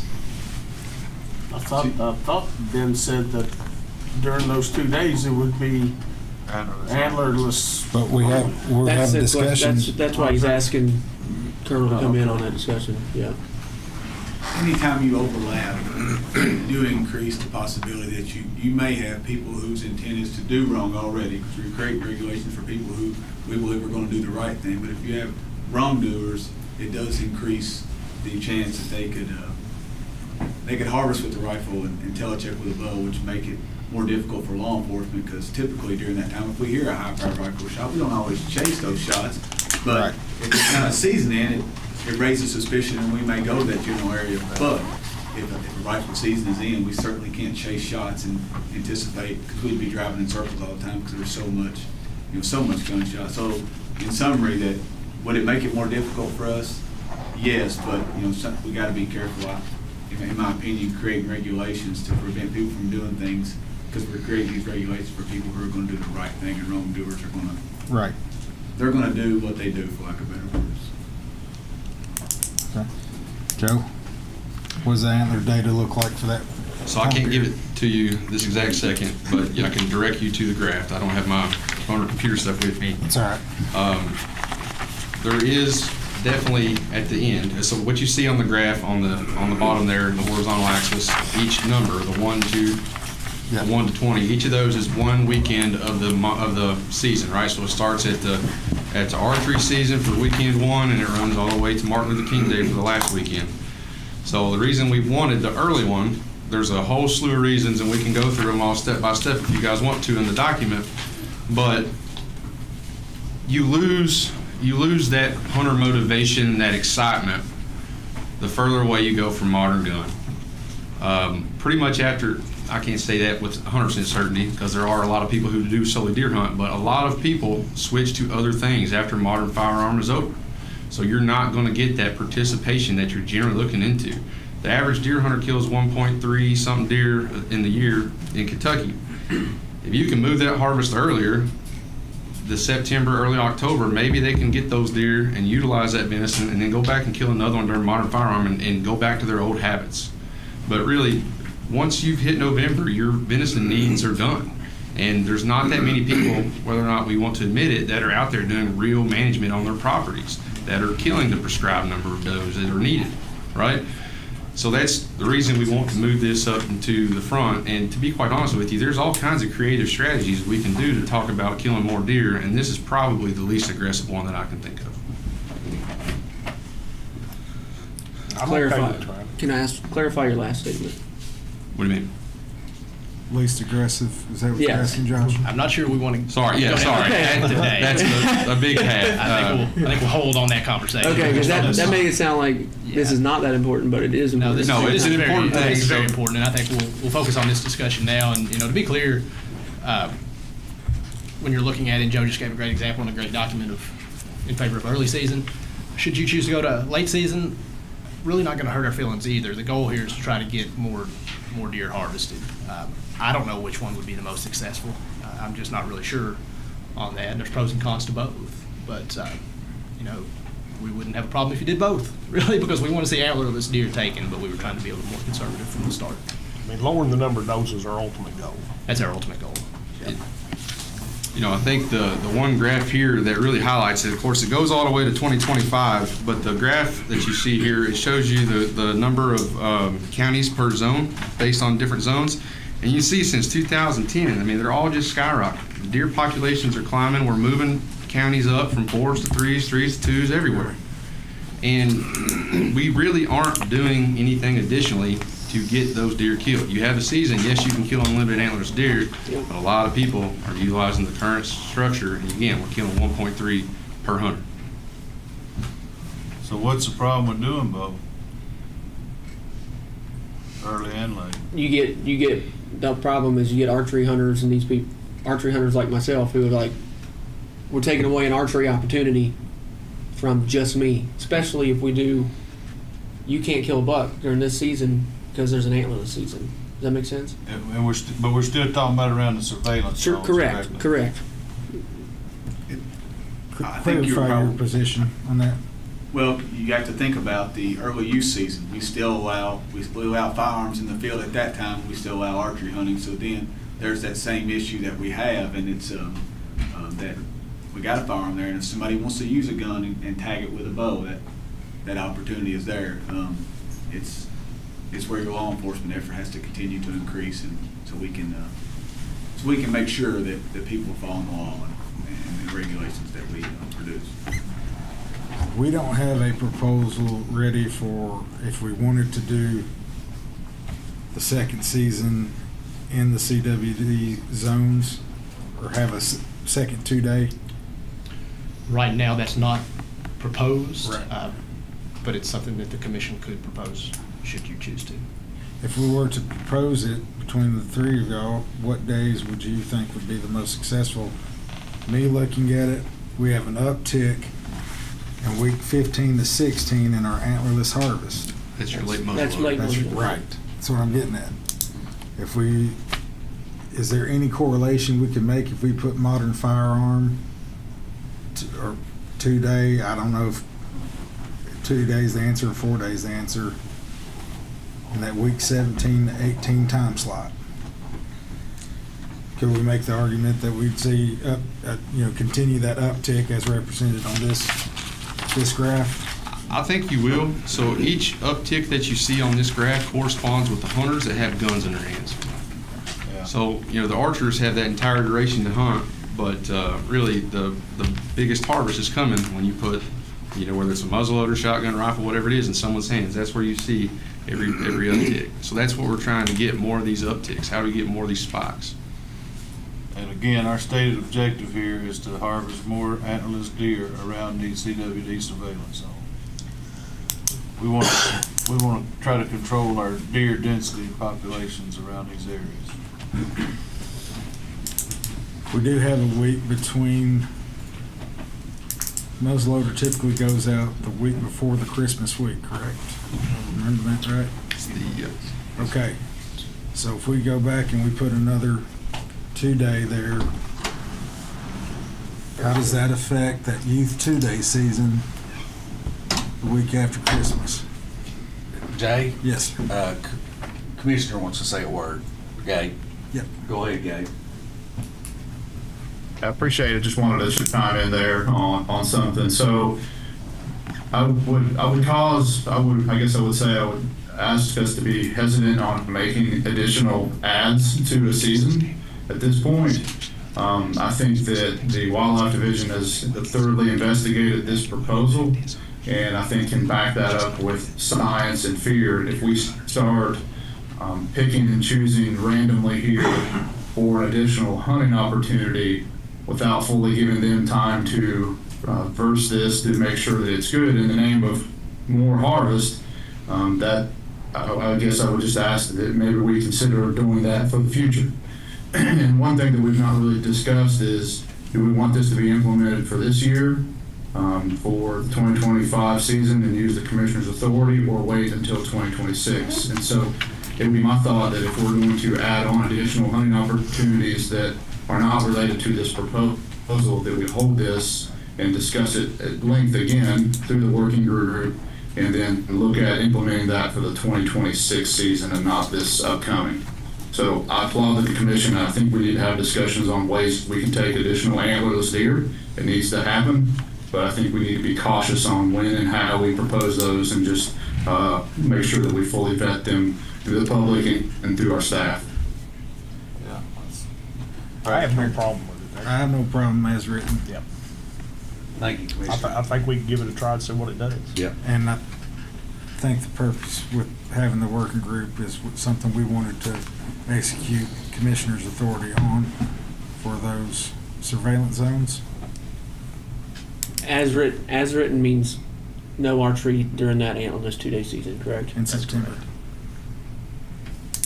Just clarification. But it's just in the surveillance zone. Just in the surveillance zone.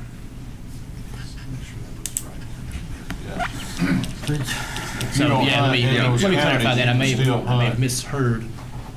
Archery hunters could still be out there, they just They just can't take a buck. Yeah, they can't take a buck. That's what. It's a 2-day dog only. The distinction is they can't take a buck in the surveillance zones, right? Correct. But the other parts of the state, they can Correct, this hunt is as only normal. for surveillance It's zone 3 counties. counties. Well, I think they can live through that. Yep. 2 days.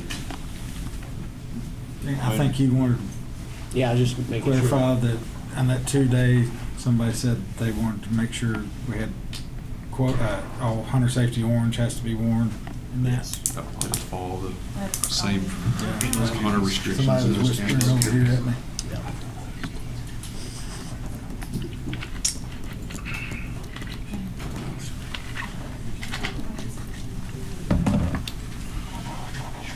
So the motion Has everybody read the motion as right now? Go back to it. So, You're revising from 5 down to 3 counties and then accepting. Right. 5 down to 3 counties, except for the 2-day archery season in September, and modern firearm. yeah, modern farm season in September, and then Baiting allowed in all CWD zones. right. through Which would- broadcasting. But it would, Suggested broadcasting, but we were restricting the contact feeders. Yeah, we're restricted. Yep. The other caveat that we mentioned with our 2-day season, we would like to require CWD sample collection on that. So you would drop your head in a freezer location, drop-off location, or mail-in kit, as long as we get that sample from you. Okay.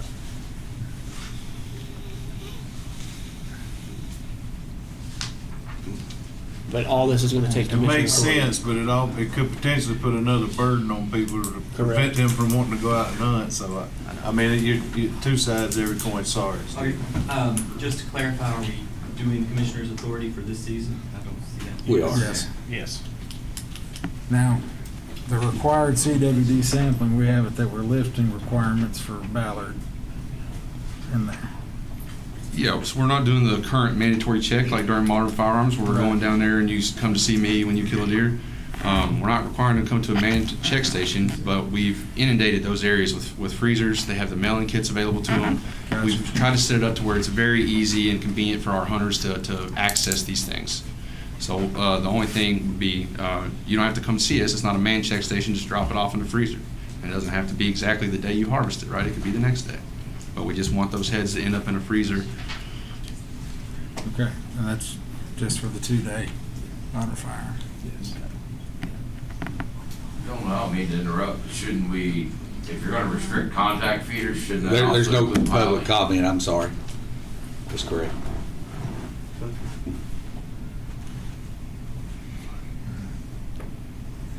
So, point of clarification here.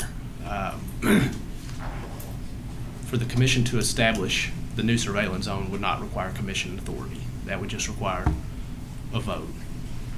If you did want to institute, the new September season and the baiting restrictions to be in place for the upcoming 25 season, that's what requires commissioner authority. The other thing that we haven't really talked about is, if you choose to use commissioner authority, that's not something that you just want to leave hanging forever. So would you want to go ahead and then start the process of modifying the regulations to remove the baiting restriction that's in there? I believe we would. Well, And Stephen helped me out with the process on that. We would initiate the regulatory process like normal regulatory change, and in the interim, we'd be operating under. We just have to update the response plan, correct? There's 2 regulations that we need to update. It's the regulation. The challenge with it from the science perspective is your relative risk change if you start getting positive cases. Once you get to a certain positivity, as was explained to me, then it doesn't matter so much because you've got it at that point. But so where we are now, we've had, I don't know how many thousands of samples, and no more positives in our wild deer herd. So you're talking, we're almost talking apples and oranges versus if we start getting cases. And I would have to defer to our vet and, has that zoonotic experience, but I don't know if you want to completely unwind it, but we feel like now that there's not the risk that exists there that we perceived previously. Yeah, and I just wanted to make the point so that you knew all options there. Again, this is a very challenging, multifaceted issue for sure. We have time to work on the regulation. Okay. So the next meeting we can be clear on that, and then we can work on this for the 25 season. I think that's the best path forward. Because if we don't take action today, the previous surveillance zones are going to be under the same restrictions this year that they were under previously, and that's partly what we're trying to address. So. If we could add just for the 25-26 season there, that would clarify it for us on that. Okay. The motion's written. I'm good. Assuming that is what the motion is. Yeah. Any? Do I have a motion? I'll make the motion. Second. Roll call vote. District 1, aye. District 2, aye. District 3, aye. District 4, Aye. District 5, Aye. District 6 vacant. District 8, aye. District 9, Aye. the ayes have it. Ayes have it. I'd like to take 30-minute recess for lunch. 30-minute recess for lunch.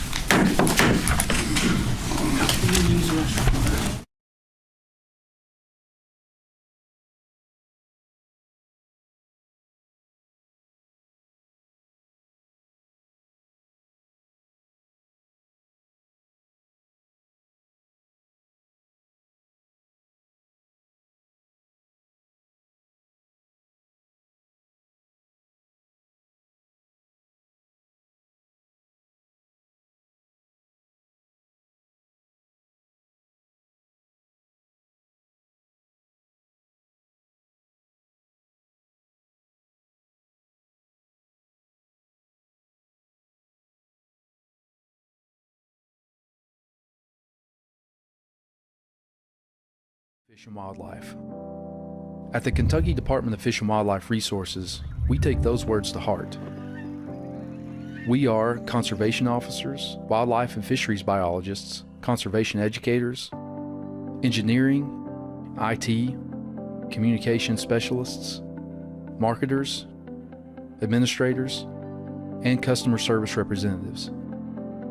It's our mission to conserve, protect, and enhance Kentucky's fish and wildlife resources while providing outstanding opportunities for you to enjoy hunting, fishing, trapping, boating, shooting sports, wildlife viewing, and related activities. At Kentucky Fish and Wildlife, we protect the resource and public safety by enforcing hunting, fishing, and boating laws across Kentucky, provide public hunting and fishing access through the management of more than 1 million acres of natural areas and waterways, provide quality fishing opportunities for anglers close to home by annually stocking more than 5 million fish in public waters, build and maintain public boat ramps, shooting ranges, bank fishing access areas, and other public facilities, restore streams and wetlands on private and public lands using special grants, assist private landowners with fish and wildlife habitat improvement, inform and educate millions of youth and adults through education and outreach programs.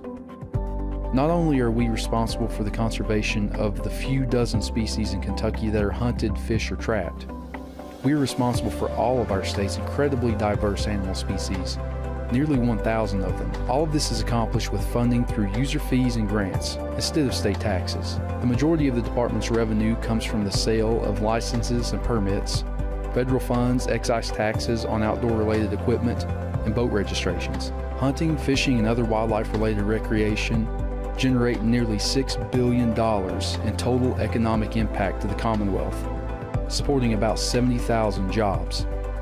All of us at Kentucky Fish and Wildlife seek to be good stewards of the great outdoors, leaving it in better shape than we found it. Passionate and mission-focused, that's who we are. Serving people, conserving fish and wildlife resources, that's what we do.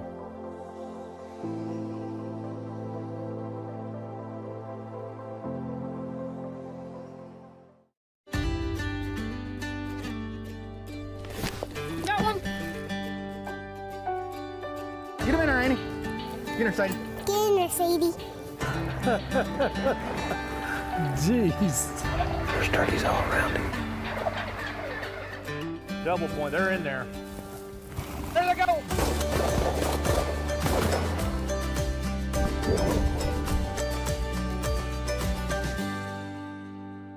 Can't think anything I'd rather do, so.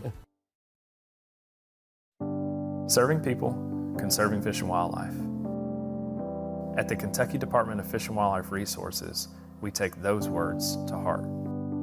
In our Engineering, Infrastructure, and Technology Division, computer programmers, engineers, skilled technicians, heavy equipment operators, administrative specialists, and project managers carry out the design, construction, and maintenance of the agency's buildings and facilities across the state, as well as manage department software and website functionality that are critical to our agency's data processing requirements. The Kentucky Fish and Wildlife website, fw.ky.gov, is visited by more than 2 million users each year. The creation and maintenance of the electronic applications, databases, and content that keeps the website operating smoothly is dependent on our highly trained computer programmers. Our IT team manages the department's hunting and fishing licensing system, telecheck and other harvest databases, and mobile platforms, working diligently to sustain and modernize technologies that improve functionality for you, the end user of our products and services. They ensure that our licensing system meets customers' needs. Engineering and maintenance staff work across the state to construct, service, and enhance the infrastructure used by hundreds of thousands of recreational participants across the Commonwealth every year. This includes roads, parking lots, buildings, shooting ranges, boat ramps, docks, and canoe and kayak launches. Often working with local governments seeking a new boating or fishing access point in their community, the EIT division provides oversight and technical guidance for the project, designs, gathers permits, and procures agency signage, leading the project from start to finish. The division currently maintains about 170 boat ramps and 24 agency-owned dams statewide. Recent projects include an accessible fishing pier at Green River Lake and a boat ramp at Shawnee Park in Louisville. Facilities updates are ongoing projects of importance because they provide functional access and spaces for the public to enjoy our natural resources, and for staff to work and interact with the public. These projects are wide-ranging in scope. Recent examples include the new archery range at Kentucky Fish and Wildlife Headquarters, the dining hall at Camp Curry, and the renovation of our Central Fisheries Annex office and laboratory. Shooting ranges, wildlife management area roads and parking lots, life jacket loaner stations, moist soil impoundments for waterfowl and other wetland wildlife, and other such facilities made for hunters, anglers, and other recreationists are built and maintained by the EIT division. This work is vital in promoting increased site accessibility and safety for folks that utilize these resources. The Engineering, Infrastructure, and Technology Division is also the home for boots-on-the-ground maintenance staff that beautifies and maintains these properties in sun, rain, sleet, or snow. Although mowing, trash pickup, building maintenance, and unforeseen repairs are inevitably required on facilities across the state is not glamorous work, this upkeep and maintenance is an integral part of our success. We are Kentucky Fish and Wildlife's Engineering, Infrastructure, and Technology Division. We take pride in planning, constructing, maintaining, and repairing the facilities that ensure access for hunters, anglers, trappers, boaters, and wildlife watchers who reside in or visit our state. We're also focused on continuous improvement of access to information and services the department provides through technology, all to make it easier for you to enjoy your favorite outdoor activities. Passionate and mission-focused, that's who we are. Serving people, conserving fish and wildlife, that's what we do.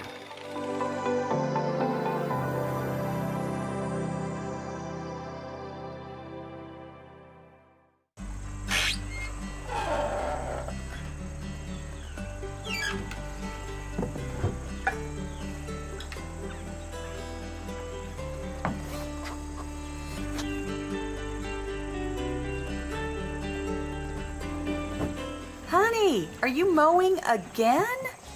Do you have the sudden urge to jump on the tractor and mow in your spare time? Do you get queasy at the sight of a weedy or tall grass field? Do you worry about what your neighbors might think if you let your fields and edges grow up over the summer? Then you might have RMS. What is RMS, you ask? RMS stands for Recreational Mowing Syndrome, a condition that afflicts many rural landowners during the summer months.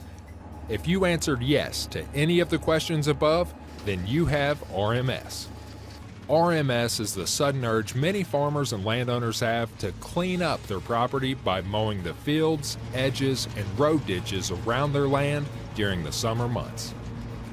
While a neatly manicured field may look attractive in the eyes of a landowner, for wildlife, this is a serious problem. Unmowed grass and wildflowers in fields and edges provide habitat for a host of birds, mammals, and pollinating insects that inhabit our rural landscapes. These species nest and raise young in these areas during peak mowing season, April through September. The wildflowers coming up in these fields, like common milkweed, wild legumes, ragweed, and many others, provide vital food and cover for wildlife. The easiest way to treat RMS is going cold turkey. Simply park the tractor for the summer. Curing RMS not only saves you money on fuel and tractor maintenance and helps wildlife by providing better food and cover, it affords you more time to take care of other priorities. Next time you look off your porch and see a weedy field, don't cringe and give in to the urge to mow it. Instead, just relax, take a deep breath of fresh air, and listen to all the quail whistling, songbirds singing, and honeybees buzzing in the habitat you conserve by not mowing. Honey, since you aren't mowing this evening, can we try out that new restaurant we've been wanting to visit?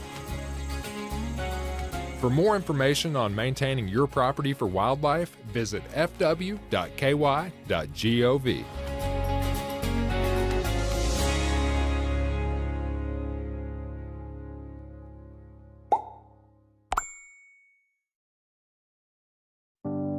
Serving people, conserving fish and wildlife.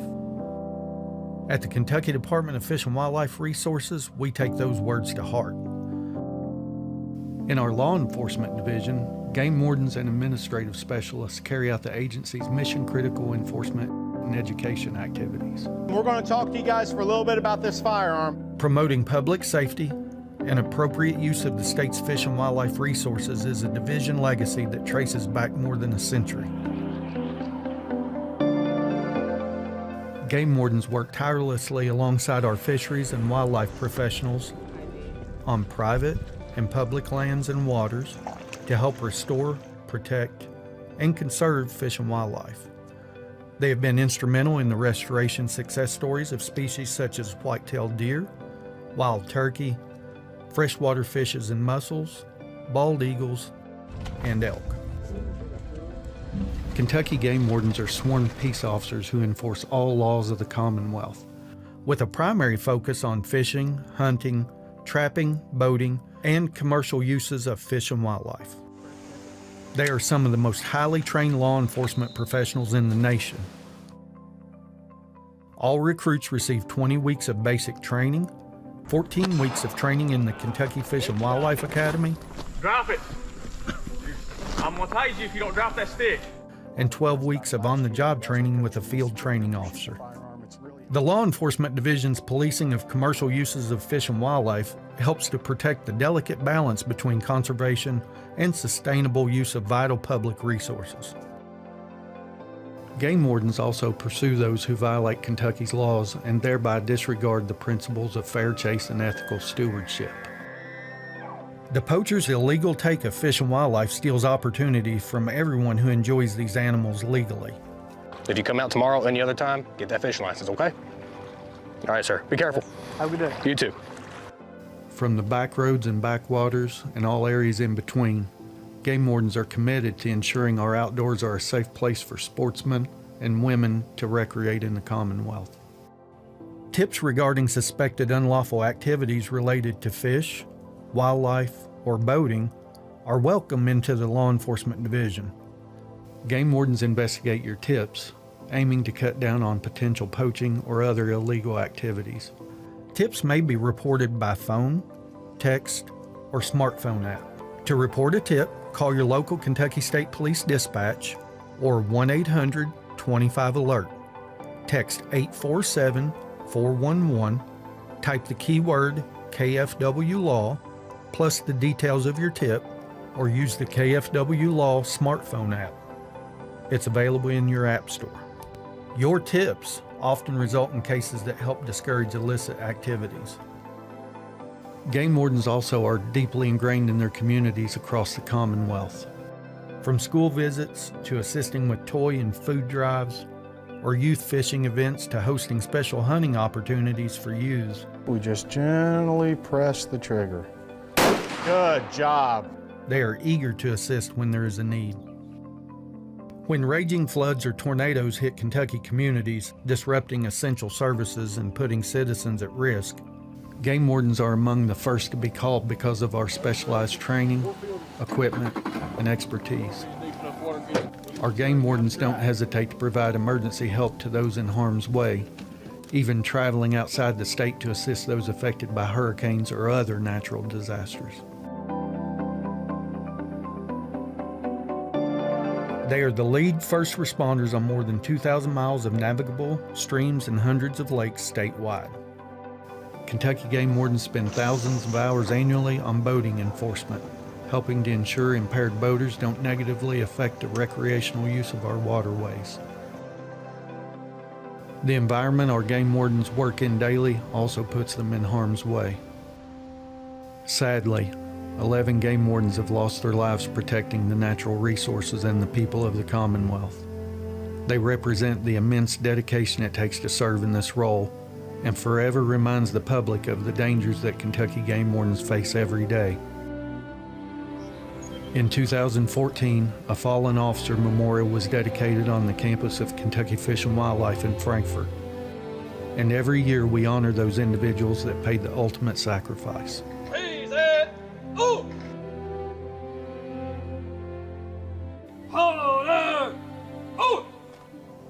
We are the Kentucky Fish and Wildlife Law Enforcement Division. We enforce the laws and regulations pertaining to the Commonwealth's fish and wildlife resources, protecting an industry that generates $8.7 billion to our state's economy. From the Appalachian Mountains in the east to the Mississippi River in the west, so that these resources may be safely and sustainably enjoyed by current and future generations. Passionate and mission-focused, that's who we are. Serving people, conserving fish and wildlife, that's what we do.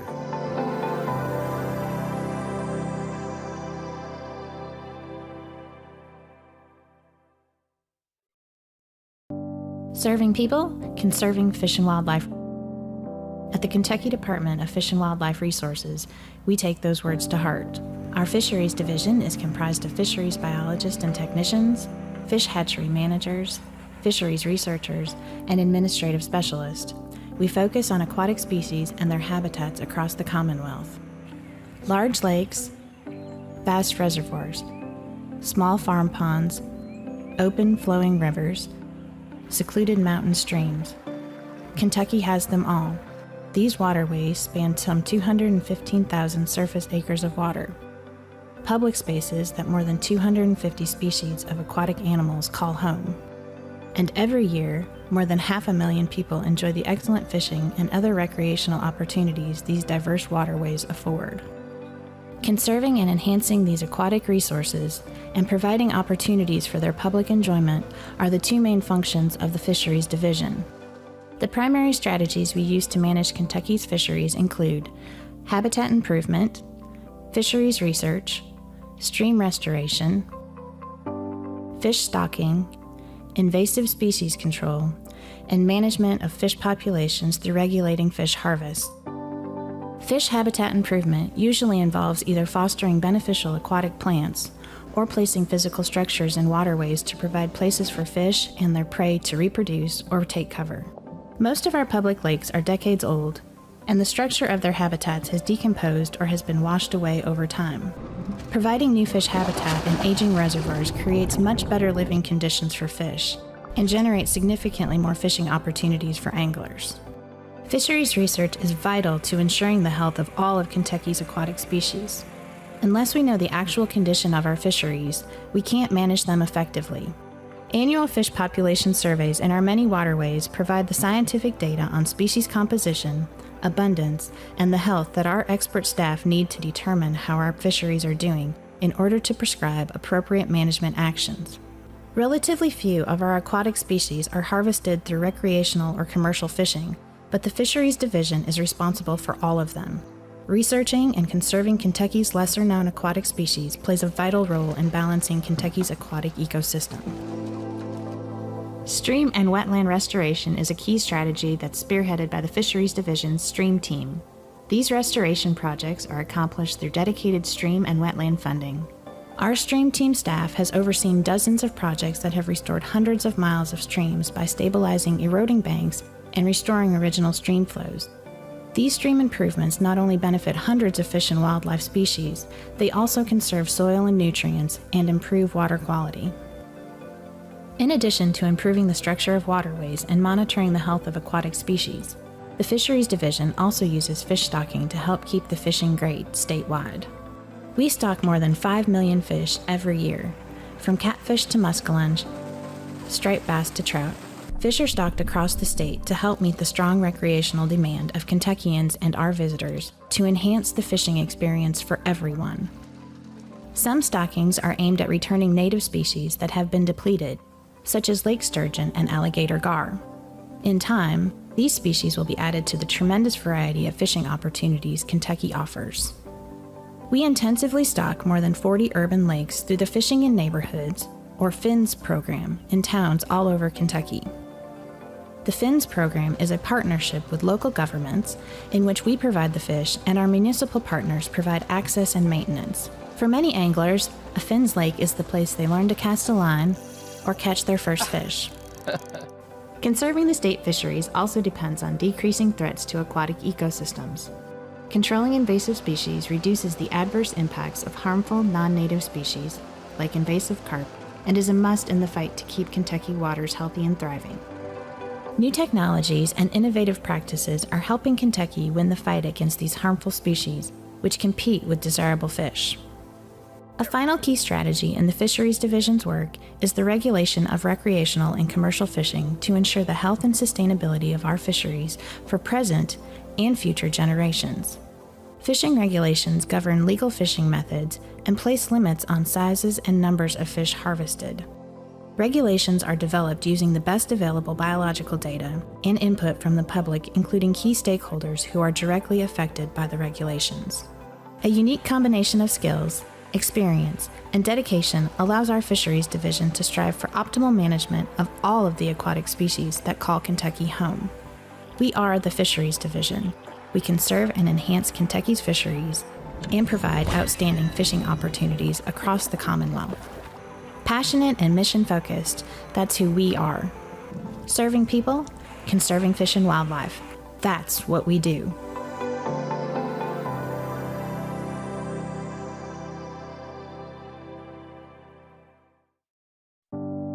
Serving people, conserving fish and wildlife. At the Kentucky Department of Fish and Wildlife Resources, we take those words to heart. Our Wildlife Division is a team of professionals committed to the conservation of Kentucky's amazing array of wildlife and the habitats they depend on. We are wildlife biologists, land managers, technicians, administrative specialists, mapping experts, all highly trained specialists who can serve the Commonwealth's nearly 1,000 wildlife species, from the wetlands of Fulton County to the mountains of Pike County. Wildlife is vital to our quality of life in many ways, ranging from healthful fun to healthy food. Every year, more than 1 million people participate in wildlife watching, hunting, and trapping in Kentucky. Wildlife recreation benefits our state economy to the tune of $2 billion each year, supporting 23,000 jobs. The Wildlife Division's 2 primary goals are science-based wildlife conservation and providing sustainable opportunities for their enjoyment. The strategies we employ to achieve these goals include game management, conservation of rare and declining species through the Kentucky Wild Program, public lands habitat management and access, private lands technical assistance, invasive species abatement, and wildlife disease monitoring and response. Game management programs include big game, such as deer, elk, and bear, wild turkeys, waterfowl and other migratory birds, and small game, such as squirrels, rabbits, bobwhite quail, and ruffed grouse. Many game species were once depleted to local extinction, or nearly so, by the early 1900s, but are now thriving due to our historic restoration programs. For example, white-tailed deer once numbered as few as 1,000 animals statewide, but stocking from source populations, coupled with careful harvest regulations, have allowed Kentucky's deer herd to grow to nearly 1 million strong. Similarly, elk were once eliminated from Kentucky's landscape through habitat loss and overharvest, but our ambitious restocking program that started in 1997 with 1,500 elk from 7 western states now has resulted in a thriving population, today with thousands of elk in 16 southeastern counties. Your purchase of Kentucky hunting licenses and permits supports game management programs and helps us obtain related federal grants to conserve Kentucky's wildlife and habitats. The Kentucky Wild Program conserves a wide array of species that aren't hunted, fished, or trapped. These include songbirds and raptors, reptiles like turtles, lizards, and snakes, amphibians such as salamanders, toads, and frogs, and freshwater mussels, fishes, and butterflies. These species contribute to a healthy environment for people and wildlife. Our Kentucky Wild team raise and restore mussels and small fishes that provide clean water, develop quality habitat for birds and insects that pollinate our food crops, and monitor and protect bats that help control insect pests. You can support these efforts by joining the Kentucky Wild Program today.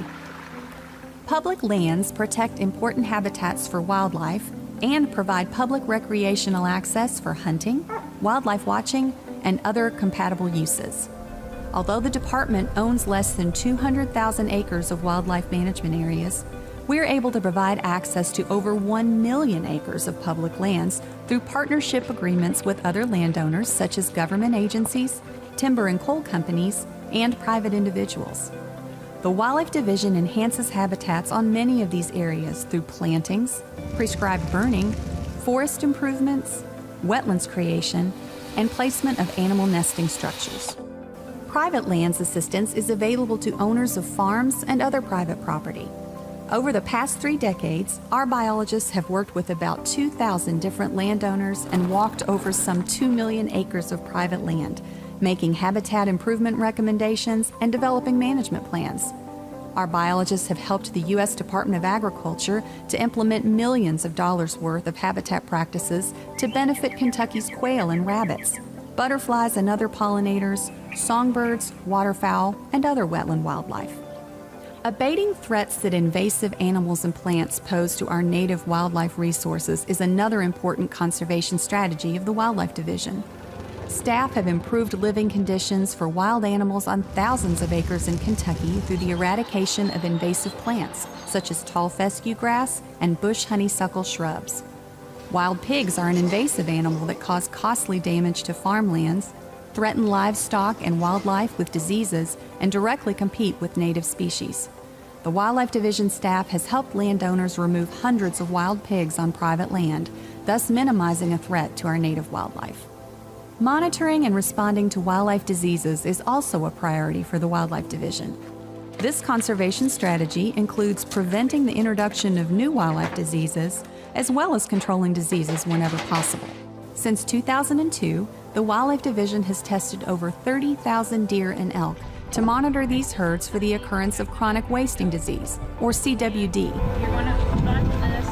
In short, the Wildlife Division's skilled and dedicated staff cares for the whole spectrum of wildlife that calls Kentucky home, so they can thrive now and in the future.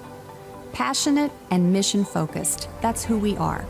Serving people, conserving fish and wildlife, that's what we do.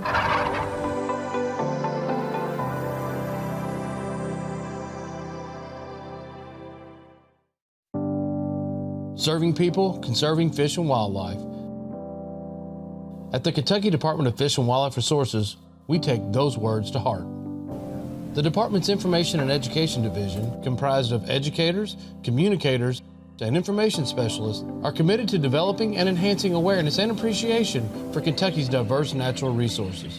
Its efforts promote responsible attitudes and actions that help to sustain the conservation of the Commonwealth's wildlife and fisheries. A little better fish than mine.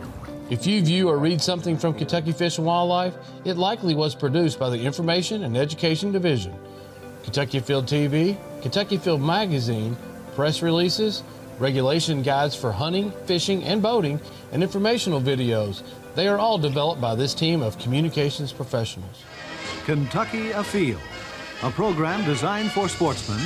Kentucky Afield TV is the longest running hunting and fishing show in the country, on air since 1953. Wow, that happened fast. The Emmy award-winning show's goal is to showcase hunting, fishing, and other outdoor opportunities across the Commonwealth that folks can experience for themselves. Nice job, man. Thank you. We also highlight the work of agency biologists and other staff who work to enhance those opportunities and conserve Kentucky's vital natural resources. The show is available to over 8 million households weekly and can be viewed on YouTube and Roku as well. I'm Chase Winiger, host of the podcast. Lee McClellan, co-host. The Kentucky Afield podcast brings in Kentucky fish and wildlife experts to talk more in depth about the resources and the abundance of opportunities that they present. Kentucky Afield Magazine is one of the premier publications produced by a state fish and wildlife agency. In circulation since 1945, it was formerly known as Happy Hunting Ground. Articles in the magazine dive deeper into relevant topics among outdoor enthusiasts across Kentucky, ranging from personal interest stories to step-by-step how-to articles. Examples of written pieces include the restoration of elk in eastern Kentucky, how to properly maneuver a kayak, and how to cook your own wild harvest. Every cover of Kentucky Afield magazine since 2000 has featured the artwork of Rick Hill, Kentucky Fish and Wildlife's resident artist. Rick's paintings feature vibrant outdoor scenes and detailed depictions of the native Kentucky fish and wildlife species.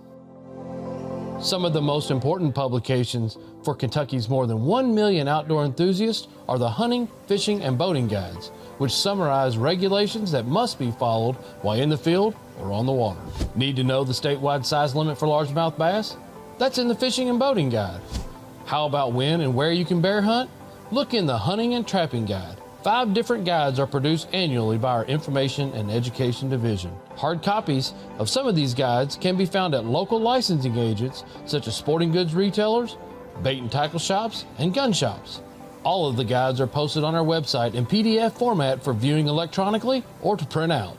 In 2021, the first Spanish version of the Fishing and Boating Guide was developed, eliminating a potential barrier to participation so more people can enjoy our public waterways.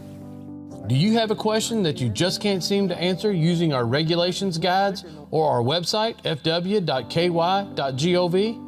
Then call our Information Center at 1-800-858 888-288-1549 or email us at info.center@ky.gov. Available 5 days a week from 8 a.m. to 4:30 p.m. Eastern Time, our experienced and friendly staff will help you get answers to your questions. A major focus of the Information and Education Division is raising the levels of awareness of and interest in fish and wildlife conservation by all ages through education. And our education efforts take many forms. One educational feature that Kentucky Fish and Wildlife provides to the public is the Salado Wildlife Education Center, located in Frankfort. With the goal of educating the public on the mission of Kentucky Fish and Wildlife, the center is home to an interpretive facility with numerous interactive exhibits, dozens of native Kentucky wildlife species in live displays, and 4 miles of hiking trails. Deer and elk, fishes, snakes, birds of prey, and even a black bear are some of our favorite live animals to our visitors, who number more than 50,000 each year. In the center, our conservation educators host programs that educate all ages about our native wildlife, including about $10. How many minutes?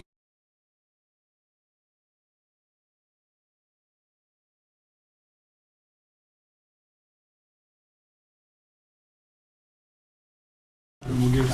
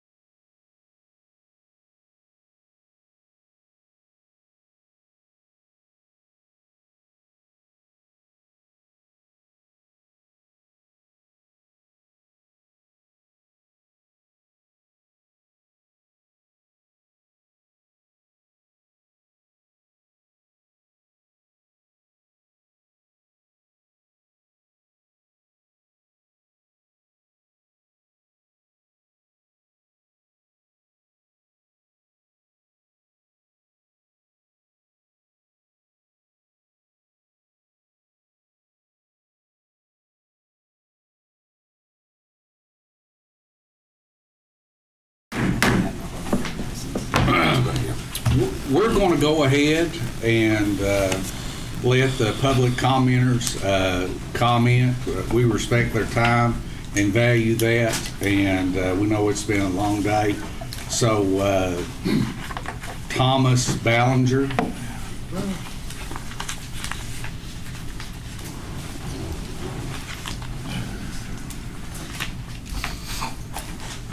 no singing. Well, you don't want me singing. Good afternoon, gentlemen. Is it working? My name is Thomas Ballinger, Director of 2nd District League Kentucky Sportsmen. One of the biggest things that come out from talking with people the last 2 weeks, y'all followed right in guidelines of what most of them was wanting. Nobody's going to get everything, so I applaud you for that. For y'all were having to compromise on a lot of issues also, but a lot of the sportsmen also would like to have the small groups back.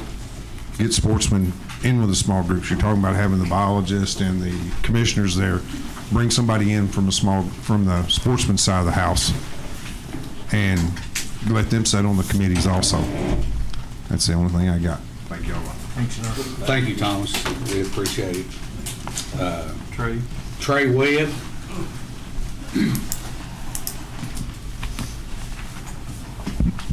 Good afternoon, gentlemen. I'm just here representing, I guess, myself. I can wear a lot of hats, but I'm requesting on some turkey information. I know Mr. Raymer's got some comments on it, but you know, we use zones and stuff for turkeys and for all other animals and species across the state. I don't know why we don't use it with turkeys. Just because I know some counties seem to be doing okay, but other counties such as mine don't seem to be doing as well, or at least my area is not doing as it used to. There was 3 legal turkeys killed in 1990. My dad, Larry Sievers, and Ronnie Biddle killed those. And my family's been hunting turkeys in that same holler since then, with the exception of a few years in the late 90s when Dad was trying to get me a turkey before tripods and blinds and the decoys that we have nowadays. It makes it so much easier for use to get birds. We had a running gun like we enjoy, and this is the first year that, with the exception of the one my son killed, we didn't kill any turkeys out of that holler. Every morning I hunted, there was 1, occasionally 2 turkeys across the 300-ish acres that we own in that holler. You know, we own 500 roughly acres pertaining to crop ground and forest ground, so saying that ag ground or forest ground is the issues, I don't think it is. Predators, I don't feel is the issues, because I'm hard on those guys. Both with, you know, mainly using thermal at night to eradicate all species that are legal. You know, I don't think there's a predator issue. I feel that the only thing that I keep coming back on is a season issue. I think we're opening it maybe too early. Some counties, you know, some of the western counties maybe are fine opening early like they are, but I think opening ours the same time as everybody else's is counterproductive. I don't think you're getting that 80% breeding done before the disruption happens, you know. And if a turkey doesn't hatch out till June, I think the likelihood of those poults surviving is way less than one that hatches out 1st of May. You know, the foliage is too thick, the bugs are not there, you know, so I think there's a whole lot of things against them. So I think we need to look at zoning for turkeys, you know, not splitting the state in half like we did with the geese, because that really hurt us. You know, Meade County should be a eastern goose zone. It opens up the 15th of September versus the 1st of September because we don't harvest silage until after the 1st of September. So we got the last 2 days of season to kill geese, time they find the fields. But I think my main focus was on turkeys today, and I think we need to approach it in maybe a zones just like we have with everything else. It increased the bear population, you know, it's increased the deer population. Elk's another story, but I think if we look at turkeys in a zone matter, then we can probably increase their population again as well. Thank you, Trey, for your comments. Next up to speak is Anthony Brown. Anthony, I hear your dad's pretty famous also. I hear he was a famous, infamous, however you want to put it. Commissioner from what district? 3rd District. 3rd District. Well, we're glad to have you. Thank you, gentlemen. My name is Anthony Brown. As we just talked about, I'm from Meade County. But I want to talk a little bit about the turkeys. I mean, I don't have any complaints about the turkeys, how they're handled, our seasons, anything like that. I just kind of wonder if we shouldn't. I know Commissioner Raymer's talked about maybe adjusting some of the limits. And I've got some close friends that I hunt with, and I hunted with them for years, and they're probably not going to be very favorable on what I'm going to say. But if they determine that we need to take a turkey away or we need to take a week off our season, I'm fine with that. If I don't kill another turkey the rest of my life, I've killed plenty. I mean, I guide in Florida. I guide down there for 5 weeks out of the year. Florida's gone to, on their public hunting ground, now they're initiating a program where starting next year, non-residents cannot hunt those public grounds for the first 9 days of their season. I'm not saying we need to do something that drastic, but you got all the states around us. You got Illinois, Iowa, you're drawing for non-resident tags. Nebraska, they do an allotment. And when they're gone, they're gone. I mean, if these guys want to come to Kentucky and they buy them up early, that's fine. But I mean, we do all this predator control. I mean, we do, but not everybody has access to do that. And we kill turkeys. I mean, I spent probably 20 days out of the season in the woods, taking Dad and other guys hunting, and I saw several turkeys die. But there's several areas that I hunt, and I've been hunting for 30 years. The turkeys aren't there. I mean, you can tell me the turkey's up. I'm telling you, they're not there. I spend more time in the woods, and I've probably seen more turkeys die than most people have seen alive. And that's not being bragging. That's just I've been lucky to do that for 30 years of my life. And if y'all bring that up and decide that we need to move season, take away the first week, take away a bird, I'm good with it. But there's a lot more stuff that needs to be looked into. And I know Commissioner Cummins said he was going to ask about this, but I had a question about on the baiting and the early September gun season, and archers can't kill a buck that weekend. Now, I live right next to Yellow Bank Management Area. Does that mean you can't kill a buck on that? Because that's bow only. And I just throwing that out there. Anthony, we really appreciate your time today. And would you give your dad this commission's best regards, please? I will. Thank you. Miss Stacy House, if she wants to.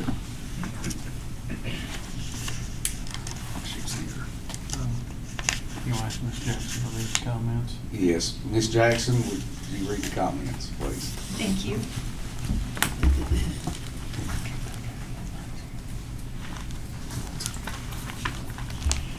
As I get started, I do need to take the opportunity to read the public comments footnote to help explain the public comments.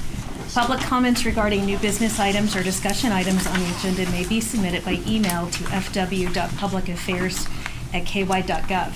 Email comments received by 5 p.m. Eastern 2 days preceding the meeting date will be distributed to all commission members on the day prior to the meeting and read by agency staff during the commission meeting for up to 3 minutes total per commenter, time permitting, and at the discretion of the commission chair. Anonymous comments will be distributed to the commission members but may not be read during the meeting. The commission chair reserves the right to not read publicly any comments that are libelous, profane, derogatory of others, not pertaining to the business items on the meeting agenda, or redundant with other comments. In-person attendees of meetings may also request to speak for up to 3 minutes total per commenter on new business items or discussion items on the agenda, but will be required to sign in on the public comment request form on the table at the meeting room entrance by 9 a.m. Eastern on the day of the meeting and provide name, county of residence, organization represented, and official position if applicable, and agenda items being addressed. Commenters who speak in person will not have their emailed comments read publicly at the meeting and are asked to avoid voicing comments that are redundant with others speaking prior to them during the allotted public comments timeframe, which I believe is not an issue today. I will now read email comments of up to 3 minutes per person on new business or discussion items. We received one such comment. That was from Todd Blevins, who is the Kentucky State Director for the Humane World for Animals. My name is Todd Blevins. I'm a resident of Madison County and serve as the Kentucky State Director for Humane World for Animals. On behalf of our members and supporters in Kentucky, I'm writing in opposition to the proposed amendments to 301 KAR 2251, increasing the bag limits for bobcats and river otters. The first and second tenets of the North American model of wildlife management are: 1, wildlife resources are conserved and held in trust for all citizens, and 2, commerce in dead wildlife is eliminated. The proposal contravenes both of these principles. In the agenda materials for this week's commission meeting, the justification for this proposal contains no mention of any conservation purpose. Rather, the justification is simply to provide even more opportunities for a tiny percentage of Kentuckians to profit off of the public's wildlife by selling furs to Chinese, Russian, and other overseas markets. This is not sound wildlife management, and Kentucky wildlife is not a commodity. The current bag limits for bobcat and river otters are already high, and the trap types allowed subject animals to unimaginable suffering. Even the types of traps recommended under the so-called best management practices by wildlife management organizations are extremely inhumane. For example, a 2021 study evaluating river otters captured in 3 different commonly used models of leg hold traps found that nearly all exhibited injuries. Other scientific studies warn that river otters are often the victims of misstrikes or prolonged suffering in body-gripping traps. Due to their fast swimming and slender body, river otters often suffer a non-lethal strike to the torso. River otters have highly muscular necks that reduce the likelihood of a quick kill, even if they are struck in the neck. The snares and leg hold traps commonly used for bobcats are also extremely cruel.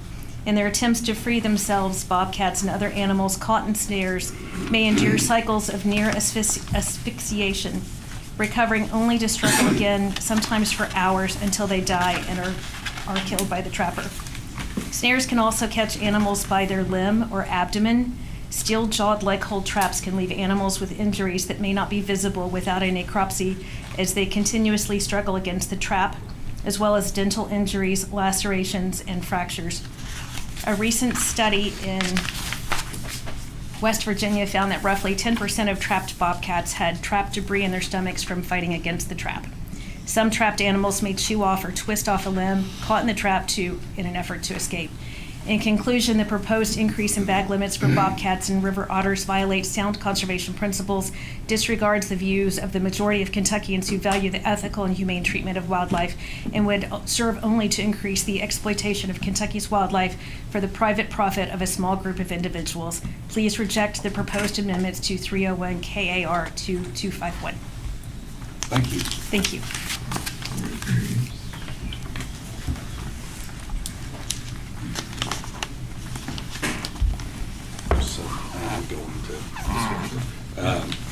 Now we're going to the discussion items.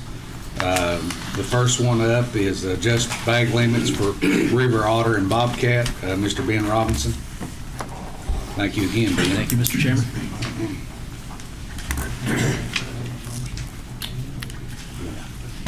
Yes, this item is proposal to adjust the bag limits for river otter and bobcat. This would have been 301 KAR 2251, hunting and trapping seasons and limits for fur bearers. The Wildlife Division would propose to increase the otter bag limit to the following: 15 per season, 10 of which could be taken from Otter Zone 2. And the Wildlife Division proposes to increase the bobcat bag limit to the following: 10 per season, only 3 of which shall be taken by a gun or by hunting. Mr. Chairman? Okay. Any? Yeah. Go ahead. I'd like to change the, where it says only 3 of which may be taken by gun. Why can't we just make it 10 total? Unfortunately, Ms. Palmer's not here, our expert on this. She had a meeting to be at and is not here, so I'll do my best to cover for her. But essentially, we don't have really solid sound data on bobcats right now. Anecdotally, we all think bobcats are doing pretty well. We get a lot of folks telling us that as well. But hunting is so much more effective at removing bobcats. So we were trying to be a little bit conservative, providing the trappers a little more opportunity there, to take a few more off the landscape, but try to remain conservative just because we know how hunting effective is until we have, better data. And the data really comes in through the submission of jaws and the jaw samples, and that's voluntary, and we get a few, but we don't have, our data set is still just not as robust as what it needs to be to go much more liberal than that. How many can be taken by gun now? We're at 3, 5 total, 3 for. So it really hasn't changed. It's just increasing right now. Is there any chance you'll have that data before the vote? We just don't have it. Yeah. Just don't have a robust data set on them. If I'm not mistaken, they're supposed to send jaws, but they don't send them very often, right? Right. That was made as a voluntary option, and some folks do and some folks don't. So. Any more discussion? I just know that we have a lot of bobcats in our area. I can't call a turkey without calling up bobcats. They come in by decoys. And a lot of people don't see them, but that don't mean they're not there. They are. Question. So the jaw samples would give you Is that still going to help with estimates and population? Yeah, the jaw samples help with population estimates and age structure, really, and it helps just build a more robust data set. Okay. Everyone's all right to take this to an action item next committee meeting. All in favor say aye. Aye. Any opposed? The next one is establish a permit for rabbit hunting enclosures. Ben Robinson. Yes, sir. Yeah, this is establishing a permit for rabbit hunting enclosures. This would have been 301 KAR 2041 shooting areas, dog training areas, commercial foxhound training enclosures, and bobwhite shoot to train season. I'll run through these bullet points really quickly here in just a second, but did want to just point out that really what this is all about is it's an opportunity to clean up the regulation and provide a pathway for these facilities to really legally operate. There were some changes to some regs in the past that kind of created some gray areas there, and so this is tightening things up. It also gives us a good opportunity to keep a better handle on the facilities for potential disease outbreak like tularemia, rabbit hemorrhagic disease, things like that. But Mr. Cody Roden, who's joining us, our small game program coordinator, has done a really excellent job working with some of these facility operators, working with law enforcement to kind of develop these recommendations up to this point. So we have gotten some input from several folks on this. But looking to establish requirements for acreage, fencing, and containment, establish requirements for animal holding and treatment, quarantine procedures, and disease reporting and testing, would establish requirements for permits, inspections, record keeping and reporting, possession of wildlife, and create definitions for rabbit training enclosure permits. This would expand the revocation and denial section for standardization across permits, would define the species allowed in the shooting areas. It would standardize naming of shooting areas between the two different regs there, 2041 and 5022. It would standardize shooting area transfer requirements. And then by amending 301 KAR 2081, the transportation and holding of live native wildlife, that would establish requirements for permitting, possession, and transfer of native rabbits to rabbit training enclosures.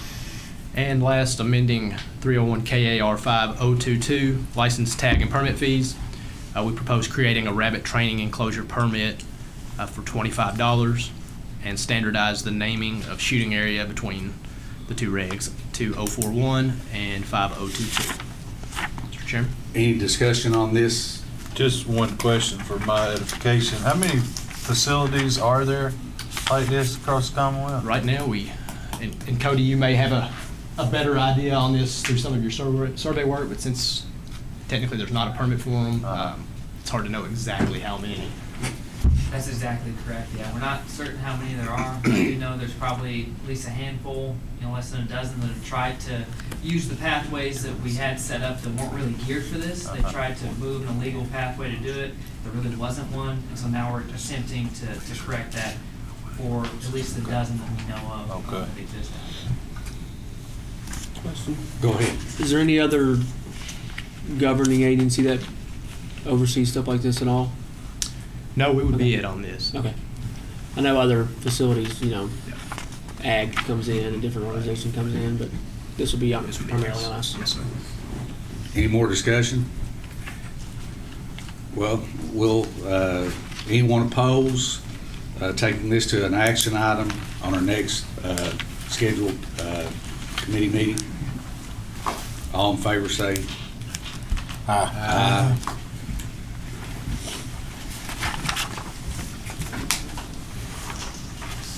Colonel McQuarrie on modified Chapter 6 regulations complying for the United States Coast Guard amendment. Good afternoon, gentlemen.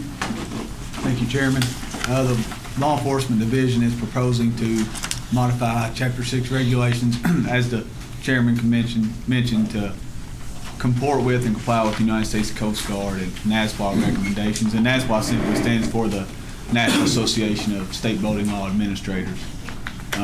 We're requesting to amend 301 KR 6001, which is our definitions section, to add definitions for a law enforcement vessel, public safety vessel, engine cutoff switch link, engine cutoff switch, and a wireless cutoff system, as well as incorporate other definitions from Chapter 6 into 6001, so we have all of our definitions in that section. We're also requesting that we modify 301 KR 6020 to create a regulation that requires an engine cutoff switch to be used on your patrol vessel if there's one that comes on it installed from the manufacturer. We realize that some vessels, especially the older ones, don't have those from the manufacturer, so we wouldn't be asking boaters to have those installed, but if it does exist, we would like to create regulation that requires them to wear it. And just some examples, if something happens, we were to hit a stump or hit wake and the operator falls into the floor of the vessel, it automatically shuts the engine down. Or if they get ejected, the vessel stays underway if they don't have their the engine cutoff switch lanyard attached, or they also are starting to make the wireless cutoff systems, which is why we wanted to define that as well. And lastly, we want to modify, or would like to modify 301 KR 6030, specifically Section 2, Subsection 4. And it discusses what type of PFD you're required to wear. We just want to add United States Coast Guard approved to that. And in Section 6.6, we would like to create regulation to have a move over law on the water. So you know that you're required to move over lanes if you see a stopped emergency vehicle on the roadway. So we're requesting that you're slow down to an idle speed and stay greater than 300 feet, so 100 yards away from a stopped emergency vessel on the water. Any discussion? Question, I'm assuming this engine cutoff switch is commonly referred to as a kill switch? It is, yes, sir. Okay. Exactly right. Any further discussion?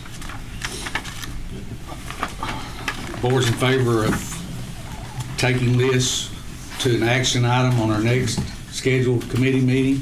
All in favor say aye. Aye. Aye. Anyone opposed? Ayes have it. Thank you, gentlemen. Mr. Dreves, for modification of regulation controlling land, water, and use of park lakes. Good afternoon again, gentlemen. Hopefully I'll be brief on this. This is the modifications of regulations controlling land and water use at Department of Lakes. Amend 301 KR 1016, use of lands and waters on lakes owned or controlled by the department. Mr. Chair, we've just recently formed a working group involving Commission members Raymer and Cummins, and fishery staff, law enforcement staff, legal. We definitely still have a lot of work to do ahead of us, and so we just respectfully request to table this for more work and bring it back for discussion at next meeting, and at which time we can provide an update and see if we have some really good amendments for this, but we still have work to do. Any discussion? Move to table it to a discussion item only on our next scheduled committee meeting. All in favor say aye. Aye. Any opposed? Okay. We're going to move into new business. I have Chairman Shortridge, the sheriff, Commissioner Shortridge would like to add something to new business items, and we'll go ahead and call on him first. Yeah, I just want to take an opportunity for it to be presented at our next meeting, is to discuss Cave Run Lake, the possibility of changing the slot or doing away with the slot on Cave Run. That way we can discuss it at our next meeting.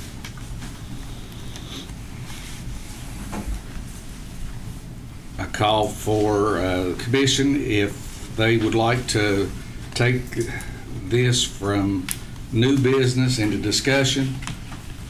All in favor say aye. Aye. Aye. Aye. All opposed?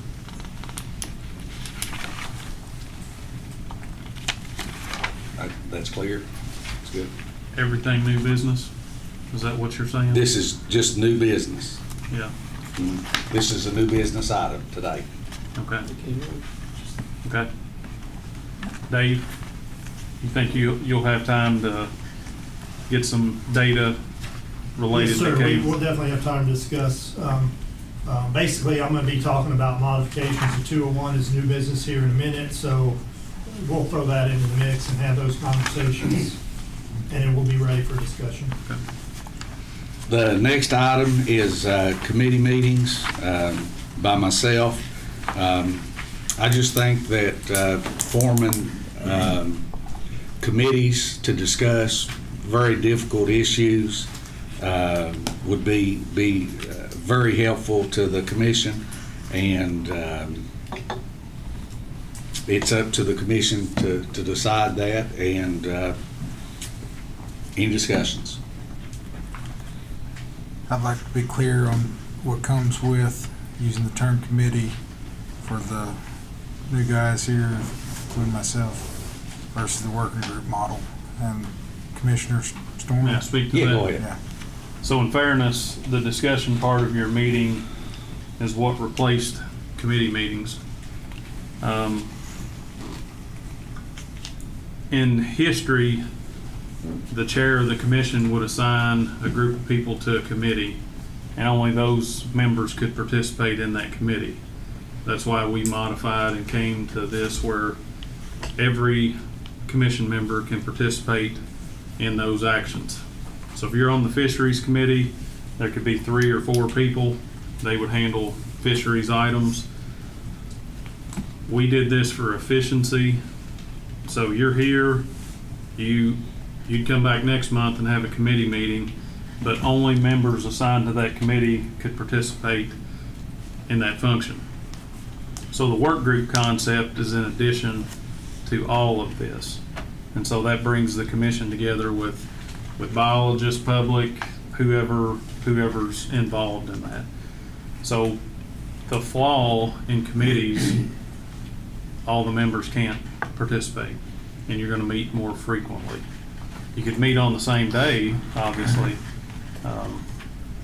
but I can tell you everybody wanted to be on the wildlife committee, and most everybody wanted to be on the fisheries committee.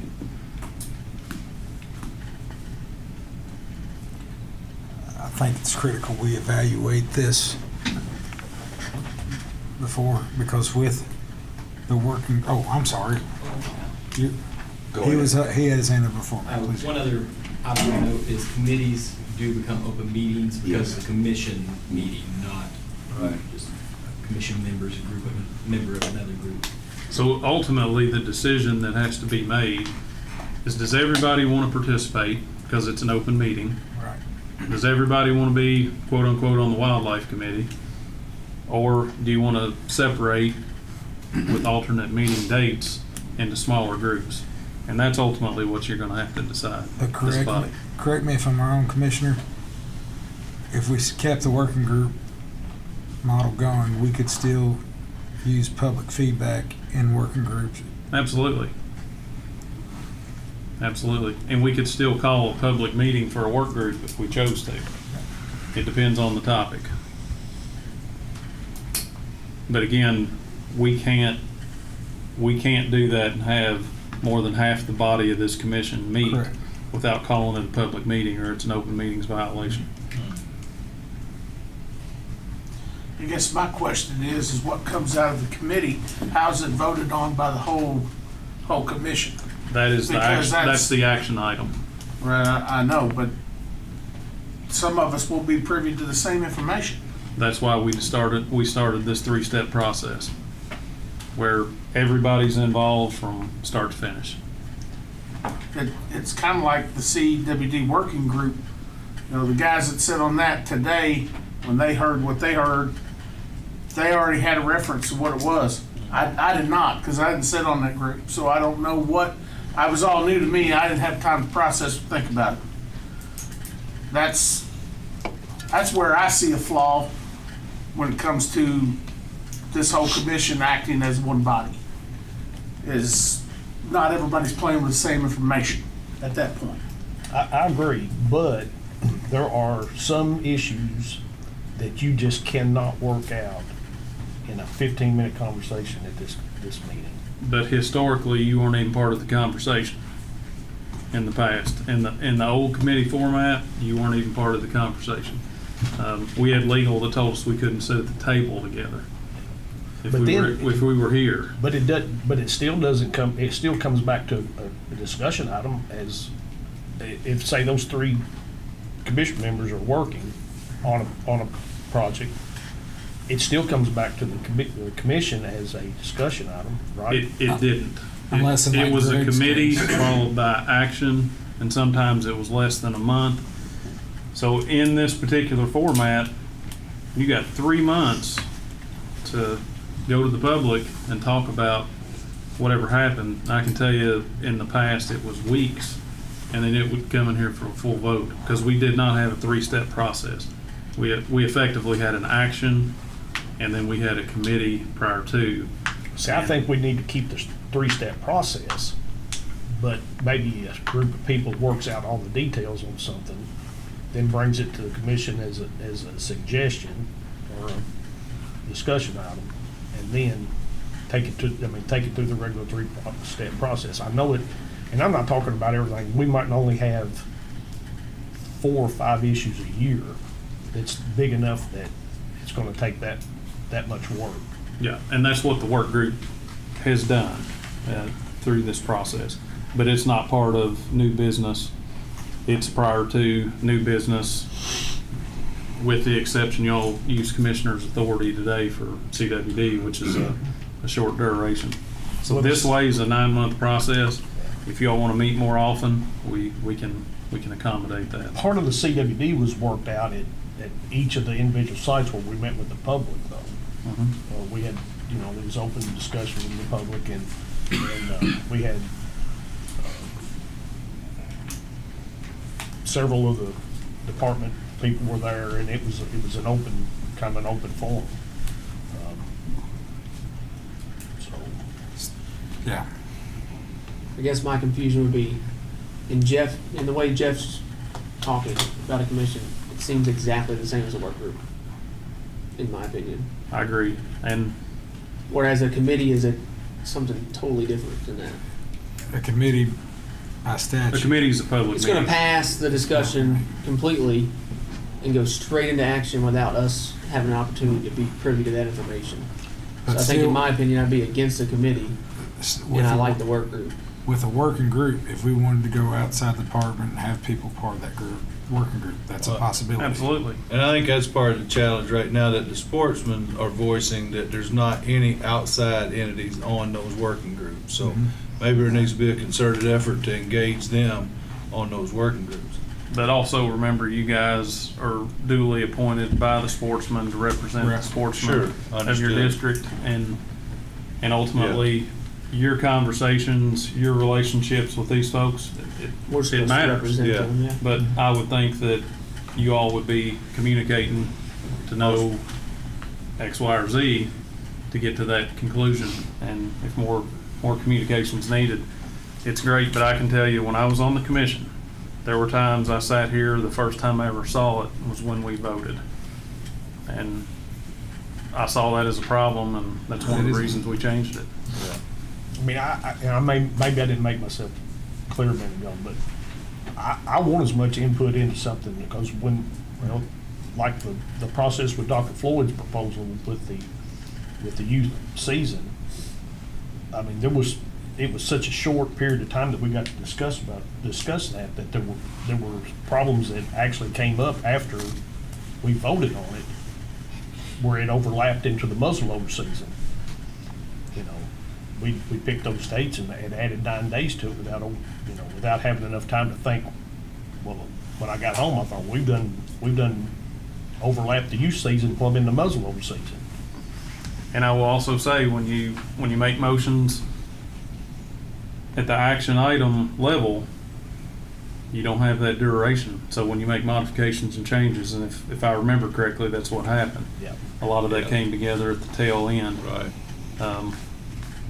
But ultimately, we're much better at communicating. I'd say everybody in this room would say there's more time, there's more communication, and in fact, multiple states have taken our model and went with this format.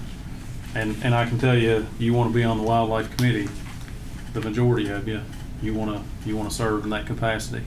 And frankly, I think it's important that each and every one of you are involved from start to finish, so you're informed. We come a long way, but I can tell you it's not perfect the way it stands. Yeah, I mean, it's cross-cutting, because if we just have the committee structure and you're not a part of that committee, when you get here, you're gonna have the same number of questions you would have had if you would have been part of that discussion. So you're gonna have to rehash all of that and probably dig up the things that's already been discussed for the most part. Plus I mean, I don't know about everybody else, but as a working professional, having standing committee meetings is gonna be a real challenge for me to attend. So I wish there was a way that we could try to find a workable opportunity to incorporate these working groups, which can be issue-based groups that work together. And like I said, if the commission decides to go with committees, I may or may not be able to participate on committees. Is my real challenge. Well, we have more technology than we've ever had as well. And that's true. And prior to COVID, it was unheard of to have a virtual meeting. Yeah. But I'd recommend a number of you that are over 2 hours away to, work with us virtually. But we got some time, that's why I have a 3-step process, because if this was old school, y'all would have voted on it today. Yeah. So we got some time. And we're gonna have a discussion on it. All we're asking is we want to move it to a discussion item. Yeah. So. And I agree a lot with Commissioner Storm, but I've been educated on the old school way of committee meetings, and Commissioner Storm knows that. And this is not an attack on the way we do it. It's just my constituents base would like to have a voice or be heard. And Rich is right. They appointed me, or they elected me. And it is something to discuss. I'm not saying this is something that is a must, but we do need to maybe hash out the working group process to where we appoint a community member in the affected zone on the CWD board or committee or working group, or, and that's the only concern that the sportsmen have. Sure. They feel that their voice is not being heard, and I understand that. And I've heard that loud and clear. Yeah, and this is not something that we just really need to look at how we best serve the constituents, the sportsmen and women of the Commonwealth, and that's who we represent. And sounds like we want the same thing. Yeah, it is. Rich, the commissioner does too. So either you can all say that we take it to discussion, or we can table it. I think committee meetings or work groups, we could say that on each work group, we want at least one outside person to be in those work groups. Well, Commissioner, can we take it to a discussion and add all that? Because this is not discussion. This right. It's just introduction. Yeah, it's just introduction. Okay, go ahead, Commissioner. Go ahead, Commissioner. You talking, Commissioner Meade, just referring to me? Yes. Oh, I was just going to say, guys, I've served on a handful of working groups in my tenure with the department, and the majority of all of them have been with private or individual stakeholders. They're not associated with the agency. And so I think it really is a complex issue that we need to discuss collectively on. Sometimes the first few meetings need to be internal, where we kind of all have the same groundwork, and then we move to external. But I would say each working group is different in the tasks that we're given. And so the CWD working group, we had a short amount of time. We had public meetings to take in input, and that was the one-off. I've never been a part of one like that except for this instance. All the other ones, we might have started with the department staff and ran it completely through with department staff. Some we've started with the public and department staff. Some we started as department staff for a few meetings that included the public. So you have that ability is to be flexible with those committees when you stand them up on an issue-based item. Thank you, Commissioner. Thank you.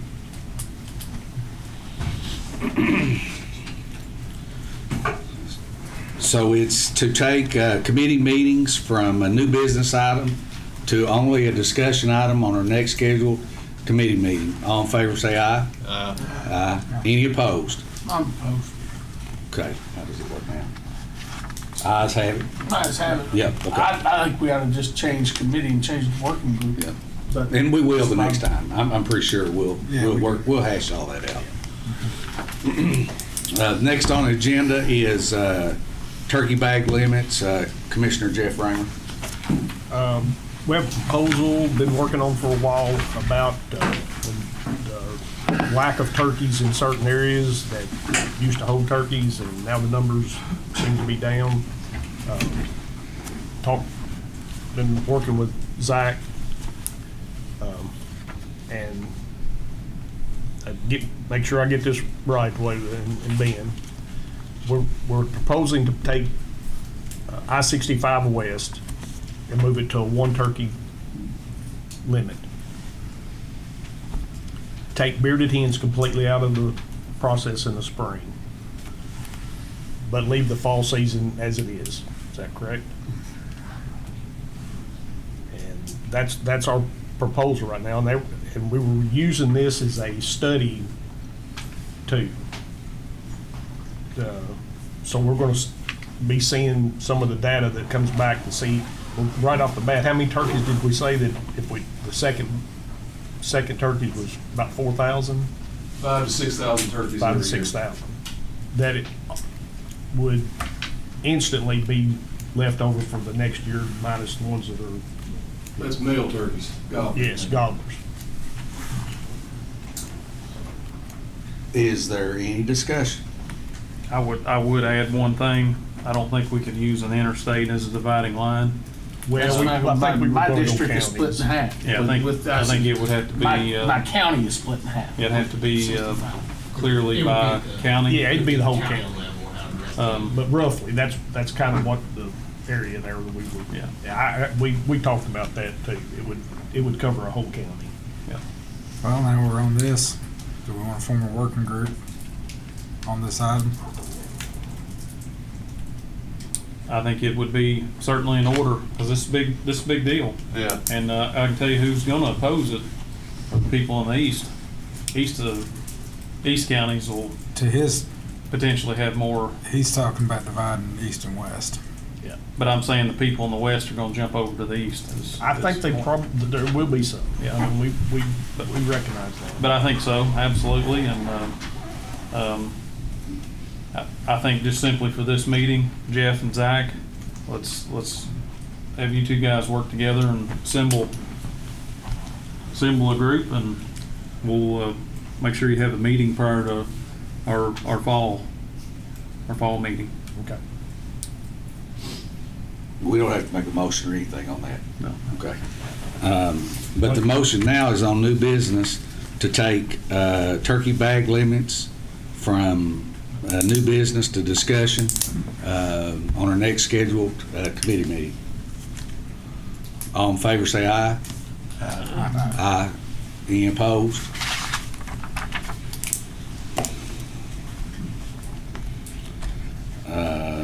Mr. Ben Robinson. Some clarification, please. Yes, sir. So this one is, we've worked with our friends in the law enforcement division on this one as well. So we may need to have them up as well if there's specific questions, but the title here, clarify that the guiding of hunters for profit constitutes commercial activity and would therefore be prohibited under the current wildlife management area regulations. So really wanted to just bring this before the full commission to get your take on it and see which direction you want to go with it. The way that we currently understand our public lands regulation is that guiding would be considered a commercial activity and would actually be prohibited on public lands, although right now it's occurring. And so really just wanted to get that out there for further discussion. I concur with the agency on this. I do too. Is there any discussion on this item? Taking it to a discussion item. Is there any discussion they want to ask Ben? Okay, with no discussion being called for, the motion is to clarify this guideline, to take it from a new business item to a discussion item on our next scheduled committee meeting. All in favor say aye. Aye. Any opposed? Okay, Ben, next one. Yes, sir. Next is a proposal to modify deer hunting regulations to allow hunting on properties owned by county or local governments. This would amend 301 KAR 2178. Essentially, our deer program has really done some good work behind the scenes, working with some counties, specifically right now in Jefferson County. Some properties, larger properties they own that have an overpopulation of deer, and this is an opportunity to just help them start building hunt frameworks to get some hunt pressure on some of these areas that right now don't have, seasons or hunt frameworks established. Is there any discussion? I just have one comment. This would include the golf course at Jenny Wiley. Is that correct? It could, yes. I don't know if that's necessarily the real intent of this. This is more like urban type areas, working with cities and municipalities. So I'd have to look into that a little further. Before the next time, would you get me the information on that? Thank you, Ben. That would, Jenny Wiley, would that be a state park? It's a public golf course now, but it's owned by the city. So it's tough. It's tough. We'll dig into that one a little bit and see. Yeah, we'll have to look at that because I'll get hung for killing those deer. Sure. But modified deer hunting regulations allow on the properties owned by county or local governments. All in favor of taking it to from new business to discussion? All in favor say aye. Aye. Any opposed?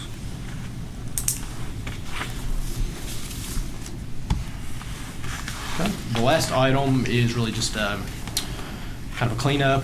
This would be amend and incorporate by reference the actual applications and reporting forms for each of these items: the resident fur buyer, resident fur processor, non-resident fur buyer, and non-resident 3-day fur buyer licenses. It would amend 301 KAR 4090. As we've been digging into some of our CPI license adjustments, we've realized that we've had a few regs here and there that haven't had documents properly incorporated by reference. So just want to make sure that we get these tacked on there for the future. Any discussion? The motion is to take it from new business to discussion on our next scheduled committee meeting. All in favor say aye. Aye. Any opposed? Thank you, Joe. Do I have one? Marion County. Oh, yeah, I need to turn the page. I'm still here. You want me to speak to this, Ben? Commissioner, if you don't mind, that would be. Yeah, I think that would be. Well, we get a lot of interesting requests, and I will say this is not an uncommon request, but it does open a Pandora's box, so to speak. Let's first say I think this is good intentions. Marion County would like to be able to put a tower on a piece of our property for first responders. It took me into a conversation that went deeper. What if Verizon, wants to hang something on it, or a multitude of entities, maybe a TV or what have you.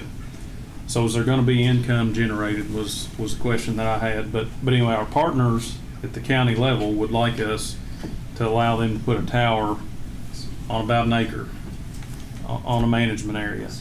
And obviously I don't have unilateral authority to make a call, but it sounds like there's a road, and I think it maybe is closer to 7/10 of an acre. Does that sound right to you? For first responders, for the welfare of the community, it makes some sense. But if this body would be willing to hear the next steps, I think it's important for us to make sure if there's a financial gain on it, that we would be a partner in that, again, if Yeah. radio tower, et cetera, or fees are charged, that we can be part of that. So we're talking about a multitude of people at the county level have asked if we would consider it. And so this is not an executive session type land piece. This is public discussion.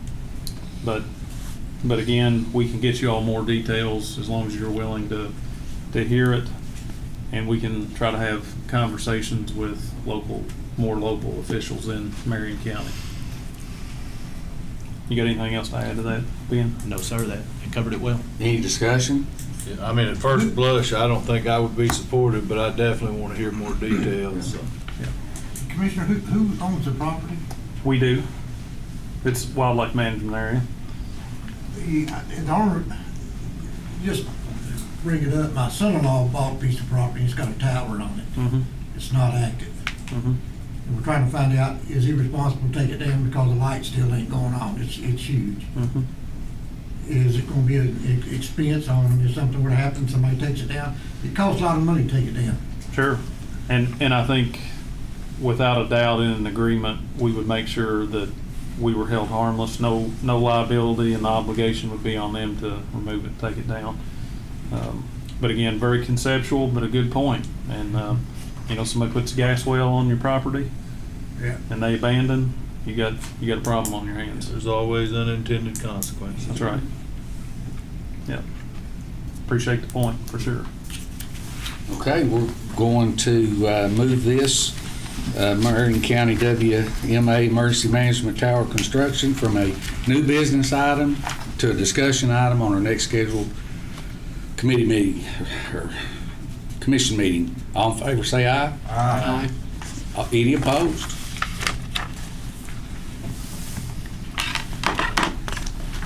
Okay, the next thing up is the special fundraising permits, drawing and regulations. Kevin Kelly. Mr. Chairman, thank you. Good afternoon. I'm presenting a new business item updating the special fundraising permits drawing regulation, which would require amending 301 KAR 5210, which is the agency fundraising permits regulation, and then also the license, tag, and permit fees regulation for conformity. We're looking to modify some definitions and reorder the permit drawing sequence. So we are, the special agency fundraising permits passed the commission in December of 23, and we are ramping up to start selling entries for these permits starting August 1st. So in the course of that, we've noticed some things that we just need to get cleaned up in the regulation. I'd like to get that process going. Any discussion? Motion is to make this from new business items to discussion items on our next scheduled commissioners meeting. All in favor, say aye. Aye. Any opposed? Modification of black bass size and daily limits. Director Dave Dreves, please.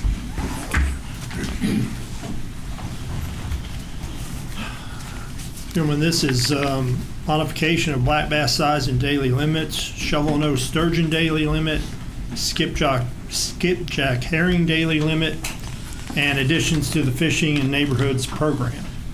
So there's a number of different regulation amendment proposals in here because they're all under the same regulation, which is 301 KAR 201, taking a fish by traditional fishing methods. So this regulation is basically where we have all of our daily size and creel limits. And so I'll read off the proposals that we got going in here, and also make mention to Mr. Shortridge that I'd already reached out to Tom Timmerman about your interest about talking about Cave Run Lake, and so it's timely that we can talk about it, and by next discussion we'll have that regulation, whatever proposal it might be, we can have it ready. It's on the same timeline as these. So what we're proposing right now is apply a 12 to 15 inch protective slot limit on largemouth bass, 18 inch minimum size limit on smallmouth bass, 10 fish aggregate daily limit on black bass at Painesville Lake.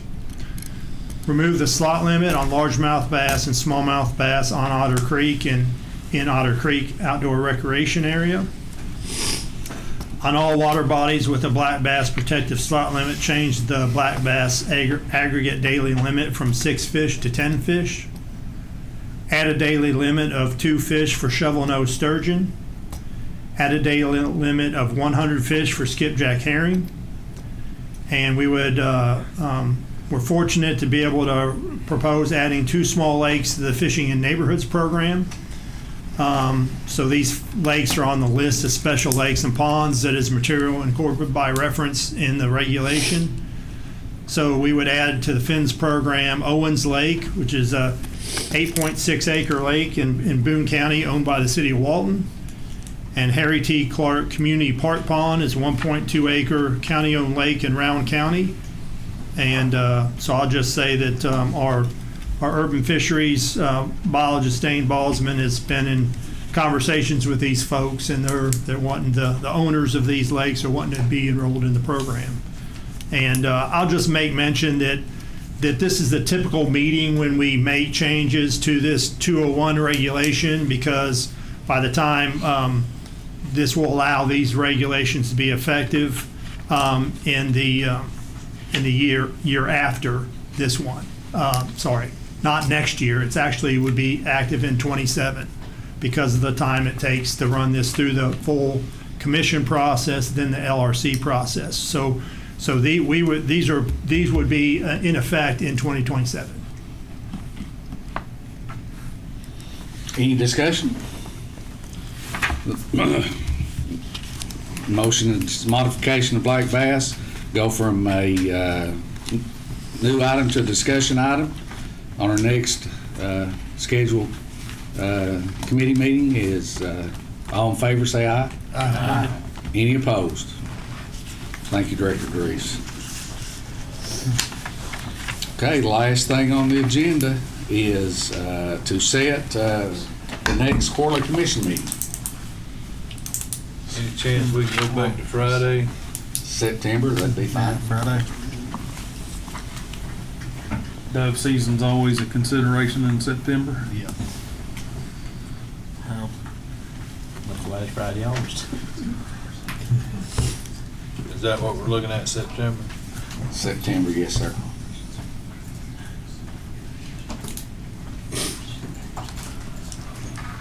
Because this meeting was originally supposed to be held in June. Yes. Okay.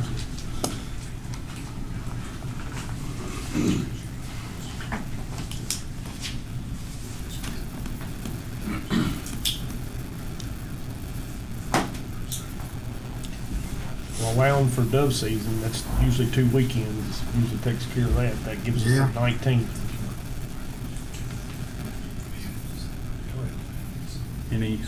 Any objections to Friday, the 19th of September? No, sir. So be it. So be it, 19th of September. Is that good? I can move it around. It's just an Okay. appointment, I guess. All right. Friday? That's a Friday, correct? Right. Yes, sir. Okay. Friday, September the 19th. I'd like to thank everyone for coming, and especially the sportsmen and women. I'd like to thank the department for their outstanding job. And again, I'd like to thank the best captain in the whole state, my captain, Jason Sloan. Thank y'all, and have a beautiful, God bless you.